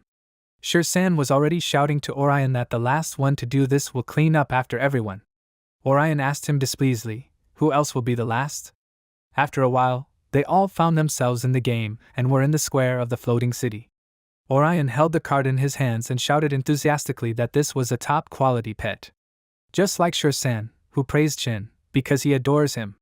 The main character stood next to them and explained to them that this would allow others to see the power of their guild, the Blood Mercenaries. A surprised voice was heard from the side, wondering that the pet system had just opened, but was it already possible to get rare and boss-level pets? 2 top-ranked and owner of 13 shops, 3 high-class pets, and are these bloody mercenaries really that elite? People from the outside who were watching were surprised by what was happening and shouted that neither the player under the pseudonym, the Tyrant's Sword, nor the guild, the Mad Dragon, had such pets. Min Yun stood to the side and, placing her hand on her chest, she said that she thought why there was such a crowd, and it turned out to be him. But they came early. Chen explained to them that they could not keep their customers waiting. He asked her who else would be there. She answered him that there would be no one, there would be only her and Lian. After these words, the expression on the protagonist's face changed to serious, and he said that this is good, it means everyone is here, then they should move out. While they were walking, Shur-san turned to Lian and said that he was already level 30, he was developing very quickly. He answered him that compared to them, this is still not enough, because they already have a pet. Meanwhile, ahead, Min Yun was asking Chen that she heard that he fought the boss in the poisonous bee forest, but it was all because of the pets? The main character answered her that this is not entirely true. She said that previously their people were on duty all night, but suddenly she remembered something and thanked him for being able to help take revenge on them. After these words, Chen looked at her and made a sign with his hands, explaining to her that for this she could throw in another gold coin. Min Yun closed her eyes in a relaxed manner and agreed with him that after completing this task, she should add another gold coin to him. After a while, they reached the icy forest, and in front of them was a large monster with a 35th level called Dried Boss with a level D. In the branches of this lay spears that were aimed at them. One of the people shouted that this boss only has one ability, and that is to throw weapons, so it won't be hard for them to defeat. Orion shouted that his plan was very simple, he would activate the transparent armor, and he would go on the attack, because they would help him. From the side they heard someone expressing that this was a good idea, while behind them a tree root came out. This instantly grabbed Min Yun's hand, who didn't expect this at all and was excited. This immediately lifted her up and she screamed for help. At the same time everyone turned back and were surprised by what was happening. Min Yun was being held by the roots of a tree and she screamed for them to save her. Everyone looked around and wondered, does this boss have such a skill? Nobody knows this. Chen shouted for them to stop talking and start saving her instead. But suddenly, roots from the ground reached out to the hands of the protagonist, and he was very surprised. Chen jumped up and cut the roots of the tree with a single strike of his weapon. He then caught her in his arms and prevented her from hitting the ground. Suddenly, a fire dragon appeared in front of them and the main character shouted in puzzlement for her to be careful. This is the art of a fire dragon. Chen closed it with his body and 145 units of damage to his health passed through him. But Min Yun shouted out that she was using her healing skill and she directed it at him so that his health was healed by 114 units. After a while, people walked behind the monster, and the deer shouted that this was a curse. This is the Shadow Guild and they want to steal their bosses. Their opponents shouted that they had not seen them for a very long time. Meanwhile, Linchi warned everyone not to be careful because the boss was coming at them. The huge tree began to throw even more weapons at its opponents, and a roar came from its mouth. Chen managed to repel the monster's attacks very quickly, so it did not affect Min Yun. Meanwhile, their opponents began to advance on them under the orders of their commander, who shouted for his magic and archers to attack, destroy the boss and them. San turned to the main character and asked him what they should do. There is an enemy in front and a boss in the back. Min Yun continued to use her skill and directed it at Chin. He shouted that he could deal with their opponents. Let them try to deal with the boss. After these words, the main character flew up from the fiery attacks, directly hanging over his enemies. He looked back as there was fire behind him. As soon as Chin landed on the ground, the leader of their opposing team loudly asked him, it seems he decided to fight them alone? He sent out his weapon, which glowed with a red aura. His opponent attacked him, shouting for him to die. But he missed because Chin dodged his blow very quickly. After these words, he swung his weapon and told him not to overestimate his strength anymore. The main character dealt him one blow so that it cut his neck and caused him 814 points of damage to his health. Chin angrily shouts that whoever stands in his way will die. Suddenly, fiery lights flew towards him, something he did not expect at all, but he managed to dodge one blow, but another blow got him and caused him 56 points of damage to his health. As soon as the blow hit the main character, he thought in his head that this was unpleasant, because this was again his delay at 0 for 2 whole seconds. His opponents from the sidelines excitedly shouted that their skills were ineffective. He has dark iron equipment, so all their efforts are in vain. As soon as Chin noticed this, with one blow of his weapon, he also killed them. A girl under the pseudonym, Shadow Overcoat with level 33, who was a magician, and she looked at it with displeasure. Her comrade turned to her and said that their opponent was too strong. Their friends Feng and several other magicians were captured by him. She shouted out with displeasure that she was not blind at all and she saw it all. They need not to panic. They have a large number and this is their advantage, and also the archers are trying to intercept Chen.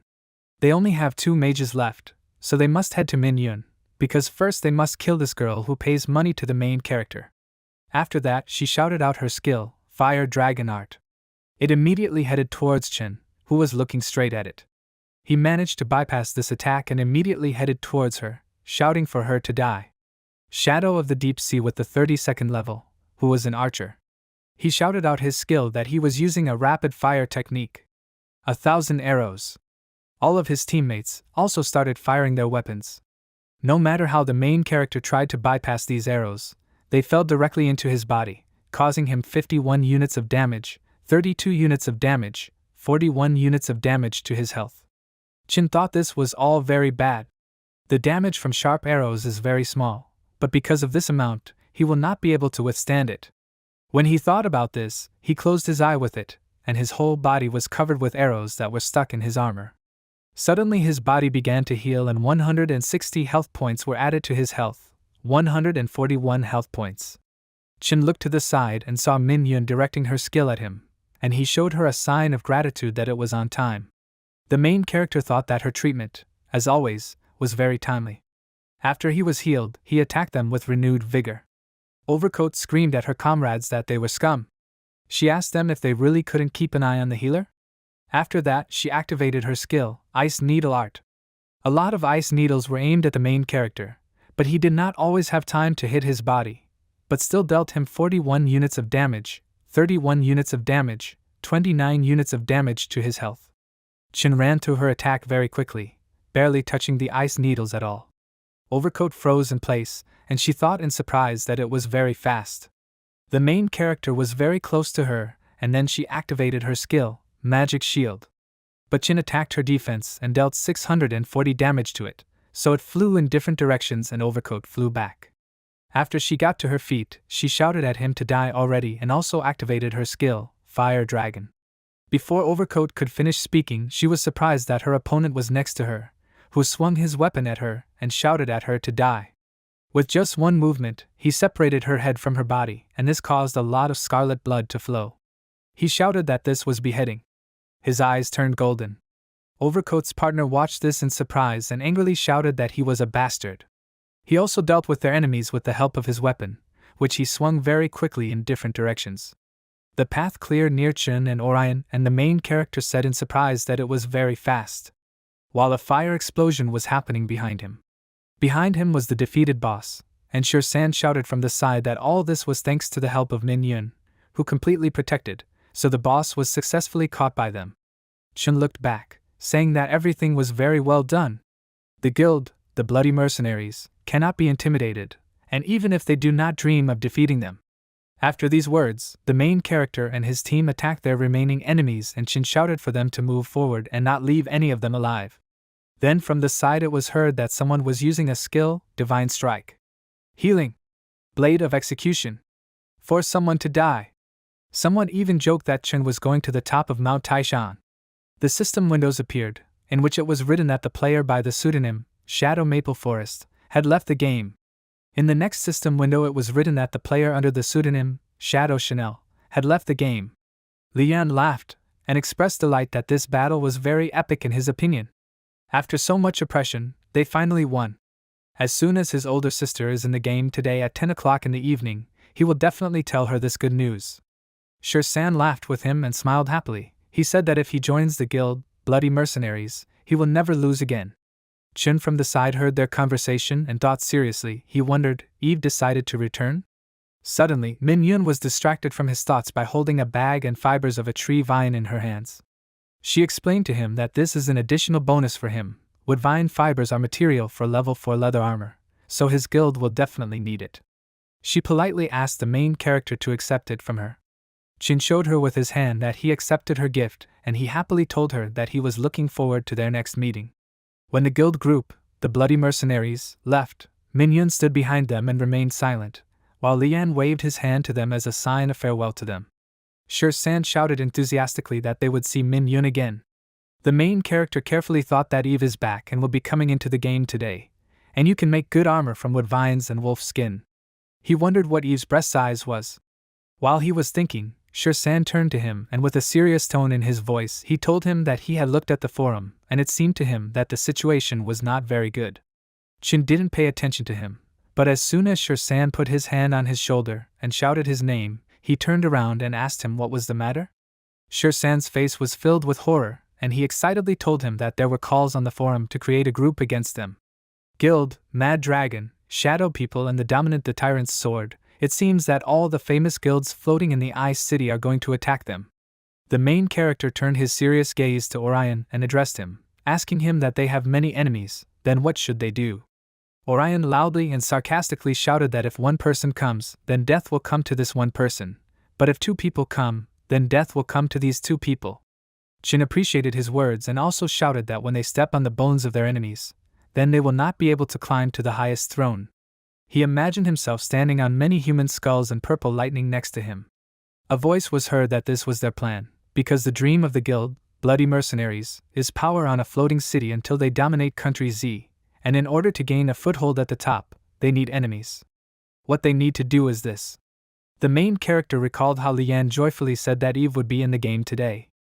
He ran to the side and puzzledly wondered in his mind that he had already been to the 9 beginner villages, so why hadn't he met her yet? Where is she located? The main character ran and looked around, trying to find her. Suddenly he stopped very sharply, so that the ground from under his feet scattered in all directions. The realization came to Chen's head that this was Min Yun. He immediately hid behind a tree and watched her silhouette. The main character tried to guess why she was here, and the realization came to his mind that it really was her. Meanwhile, a girl under the pseudonym, the Water Side with a level 0, who was a knight, appeared in front of Min Yun. She greeted her very joyfully and named her Eve, which means she has finally come here too. Eve shouted out with a big smile that it was Min Yun. Min Yun noticed her weapon and asked her, "Did you still decide to use a sword this time?" Eve was surprised by her words and took her weapon in her hands. She told her that Chun once told her that the sword is the main weapon in the game. It is versatile and has good data for breaking defenses, even though she is a knight by her specialty. But from now on she decided to use this. A flash of sadness flashed across Min Yun's face, and she displeasedly asked her to change her behavior, because Chun was no longer alive. She asked her upset that they still need to continue living probably? Eve raised her head up and confirmed these words, but they should not forget about Chin. There was a wind in the air, and it was blowing leaves over it. Eve managed to catch one of the green leaves and with a smile on her face told her that he once told her that he would stay with her until the end, and she had a feeling that he was nearby and watching her. Min-yoon stood next to her with her mouth open and she was surprised by her words. The main character, who was hiding behind a tree, heard all this and the expression on his face changed. He put his hand on his chest and he thought upset about Eve. Min-yoon didn't wait and abruptly grabbed her hand, suggesting that they go and then she will help her in the update, and Lian has been waiting for her for a very long time. Eve was extremely surprised by her abruptness, but continued to follow her to the side. On a beautiful sunny day, the leaves of the trees covered the ground from the bright sun. Chin was located in the floating ice city, in the trading area. From all sides there were offers to sell the first level wasp, which had an attack level of 4.5 stars, 19 points, and costs only 150 gold coins, because this is the best offer. The green mantis of the first level, since it has 3.5 stars, 18 points, and is sold for only 140 gold coins. People should hurry up and buy it. For the whole day he caught only one. The main character was in thought, and he reasoned in his head that Eve was very weak at the moment, and he should somehow help her quickly raise her levels. Suddenly, someone grabs his hand and he freezes in place, remaining extremely surprised by what is happening. It was Fancy who was mockingly asking him where he was going to go. There was a smile on her face at that moment. Chin tried to push her away from him and asked her to let him go, because it was indecent for him to hug like that when they were in a crowd. Suddenly she grabbed his hand and continued to hold it, not allowing him to push her away from him. The body of the main character and Fancy shook and Chin asked her what she was up to again. She excitedly asked him to help her, because some people are very annoying to her. Besides, he can make money from it. Suddenly, the main character put his hand on her waist, causing Fancy's expression to change to one of extreme surprise and horror. At that moment she made a short and puzzled sound. Chin moved his face closer to her and told her in a relaxed manner that it would be easy for him to do. Fancy's face turned red and she nervously called him away, then turned away from him and embarrassedly called him a little bastard. A red blush remained on her face and her brows were furrowed. This moment was interrupted by a voice coming from the side telling everyone to get out of his way. It was the guild leader who was pointing his finger at them angrily and asking Fancy how she could be with such a person. The main character, and she turned to look at him displeasedly. Chin looked at her blankly, and she was dissatisfied and told him that he pestered her after their battle. After these words, the main character laughed and pointed his finger at her. He told her about his assumption that maybe he just brings him pain, or she's just a very charming girl. Fancy angrily pushed him away with her elbow, and she angrily shouted at him to leave. After these words, she turned dissatisfied to the head of the guild, Mad Dragon, and called him away. Fancy put his hand on her hips and pointed a finger at him, displeasedly asking him why he stopped seeing her. He's annoying her. Then the guild leader pulled out a golden card with a smile on his face and asked her to become more cute. He asked her if she had a pet. How about one? After that, he summoned a pet called Level 1 Greedy Wolf, which had 29 points. The head of the guild explained to her that this was a greedy wolf, and he was able to buy it for 100,000 Chinese currency. This has a lot of points and can help her in increasing her level. All the people around were surprised by his words. Then Fancy angrily asked what 29 points he considered high. It's just trash. He needs to take a good look at this. Then she took her red card and summoned her pet name, Fire Blade. It was a level 20 fire blade that had 34 points. Fancy's expression was threatening and she pointed her finger at her pet, so that the guild leader looked at this fire blade, which had 34 points, so he should remove his wolf and get out of here. Chin grinned at the current situation, as the guild leader said displeasedly, "Curse." As soon as he noticed his laughter, he pointed his finger at him displeasedly and loudly asked him why he was smiling. Can he really boast about his pet? After these words, the main character looked at him with confidence and said since he asked for it so much, he will do it. He asked his pet to come out. A black wasp named after Fancy, who has level 28 and 69 points, appeared before everyone's eyes. This pet was surrounded by a red light and bright little red lightning bolts. Compared to this pet's atmosphere, Fancy's pet and the guild heads were terrified of this pet. The head of the guild was stunned by this pet, and he shouted that this was a boss-level pet, and it also had 69 points. He asked him how is this possible. Fancy asked him displeasedly why his pets have such a nickname. Is he looking for death? Isn't his pet a wasp? The head of the guild angrily asked him where he got this from. He must have broken the rules of the game. The main character stood aside and he joyfully explained to him that this was all thanks to the card from the guild, Mad Dragon. He extended his hand and his pet stood on his finger. The head of the guild was horrified by his words and the question flashed through his mind, what? His facial expression changed to one of extreme surprise.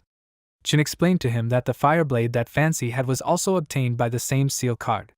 She looked at him with displeasure, while these words were simply murderous for the head of the guild. He grabbed his weapon and attacked Chin, at him that he was looking for death. Then the main character waved his finger, and told him that they were in a floating ice city.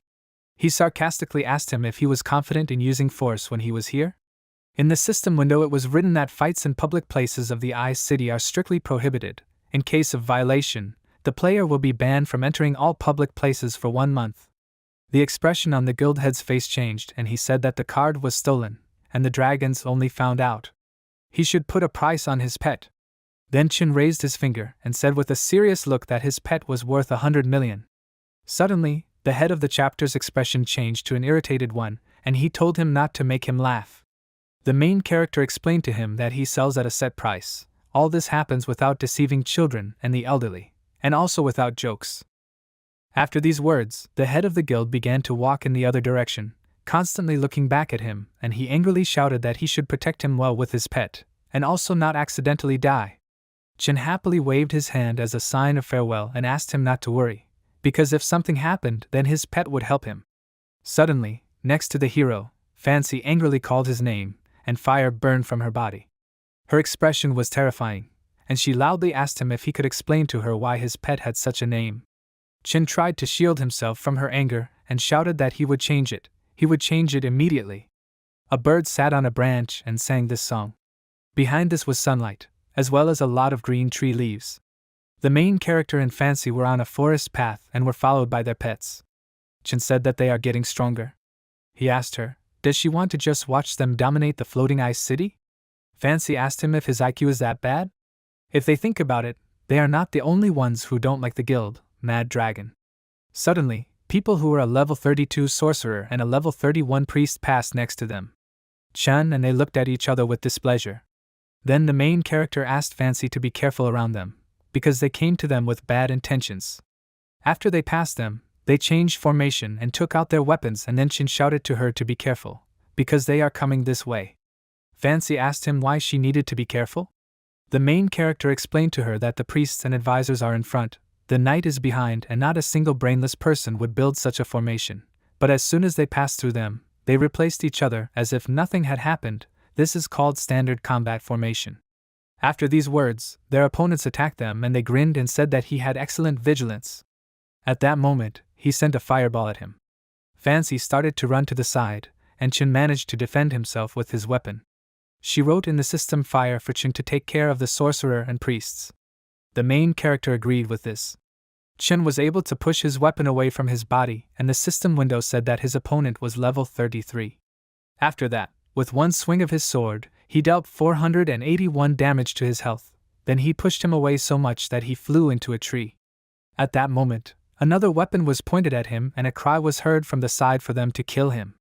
He needs to go to hell. The enemy managed to inflict 321 damage to his health, and the main character expressed surprise at how powerful his attack was. Instantly the magician used fire dragon magic, which he directed at Chin.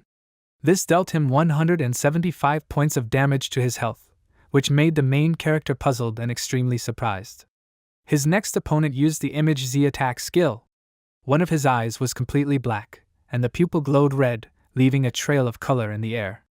Chin thought in his head that maybe it would work on other players, but it definitely wouldn't work on him. He managed to dodge his powerful attack, and when he came behind him, otherwise his enemy was very surprised by this. The main character swung his weapon and looked at him with confidence. After his attack, his opponent flew up and Chin dealt him 154 points of damage to his health. His comrades were surprised by what was happening, as he flew high up, and the main character displeasedly wondered what happened, because it only caused 154 units of damage. Does the Punisher's blade cause so little damage?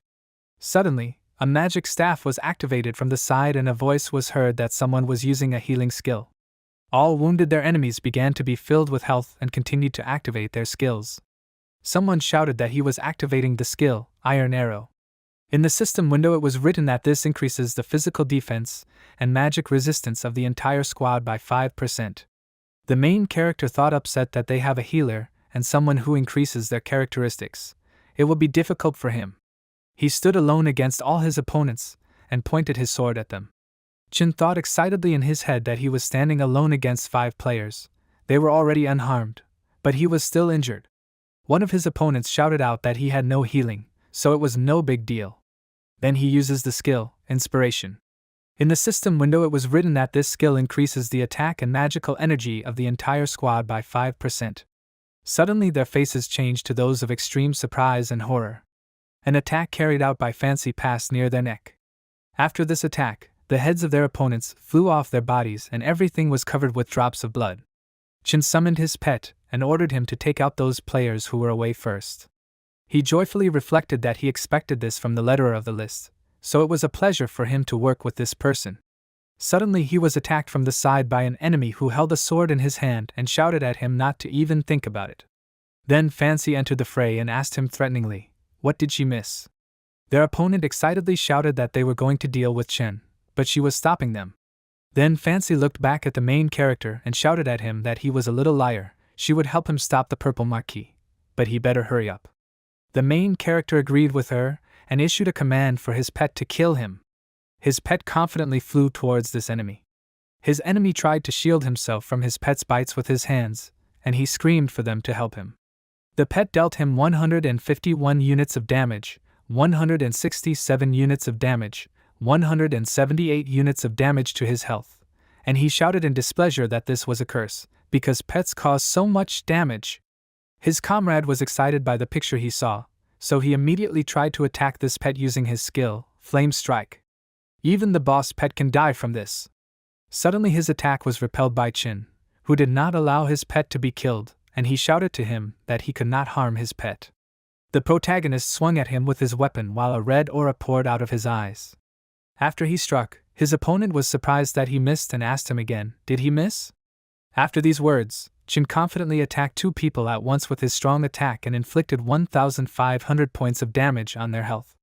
Their opponent's expression changed into a terrifying one, and he thought that he was able to deal 1,500 damage.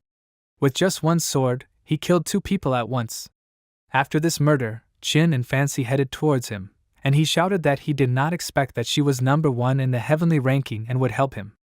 If only he would have taken care of it for Chanel. Fancy expressed that she was touched by this.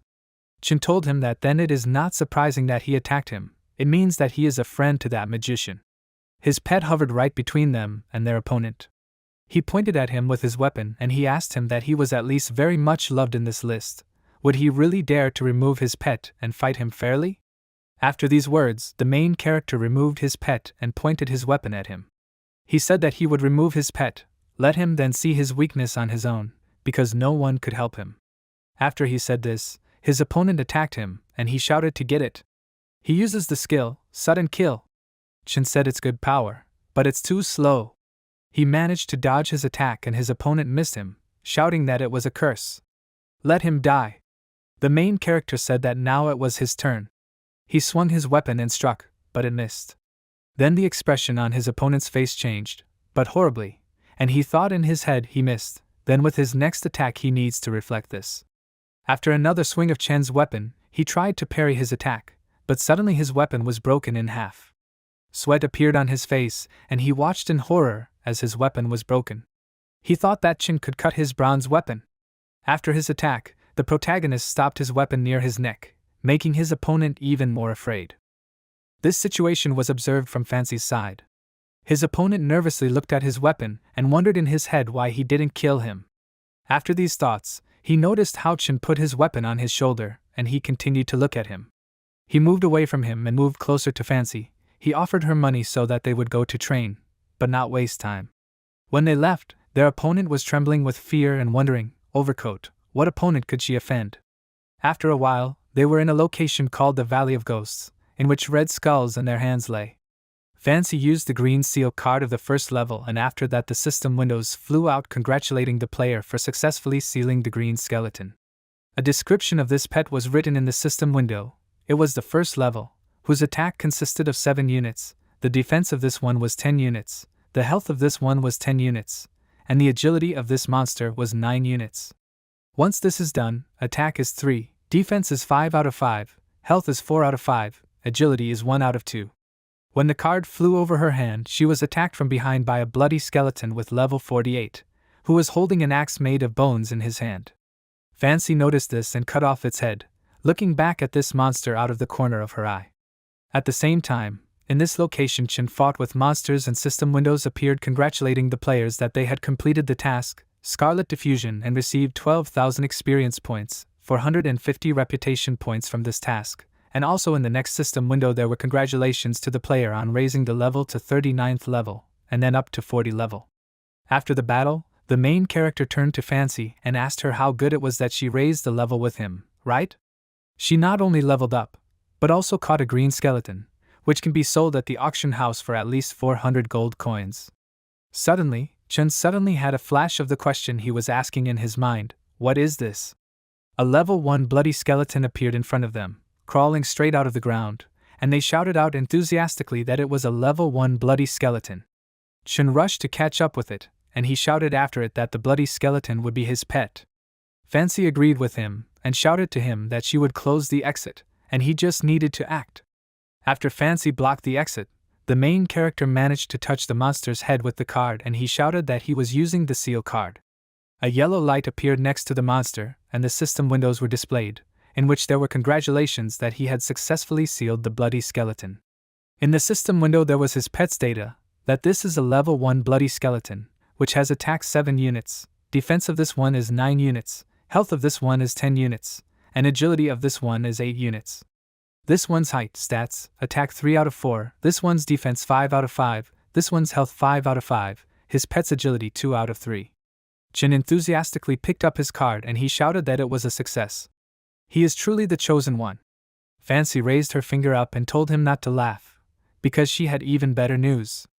The main character looked back and looked at her in confusion. Fancy thoughtfully put her hand to her chin. With a smile on her face, she turned to him and shouted that this was the order of a hero.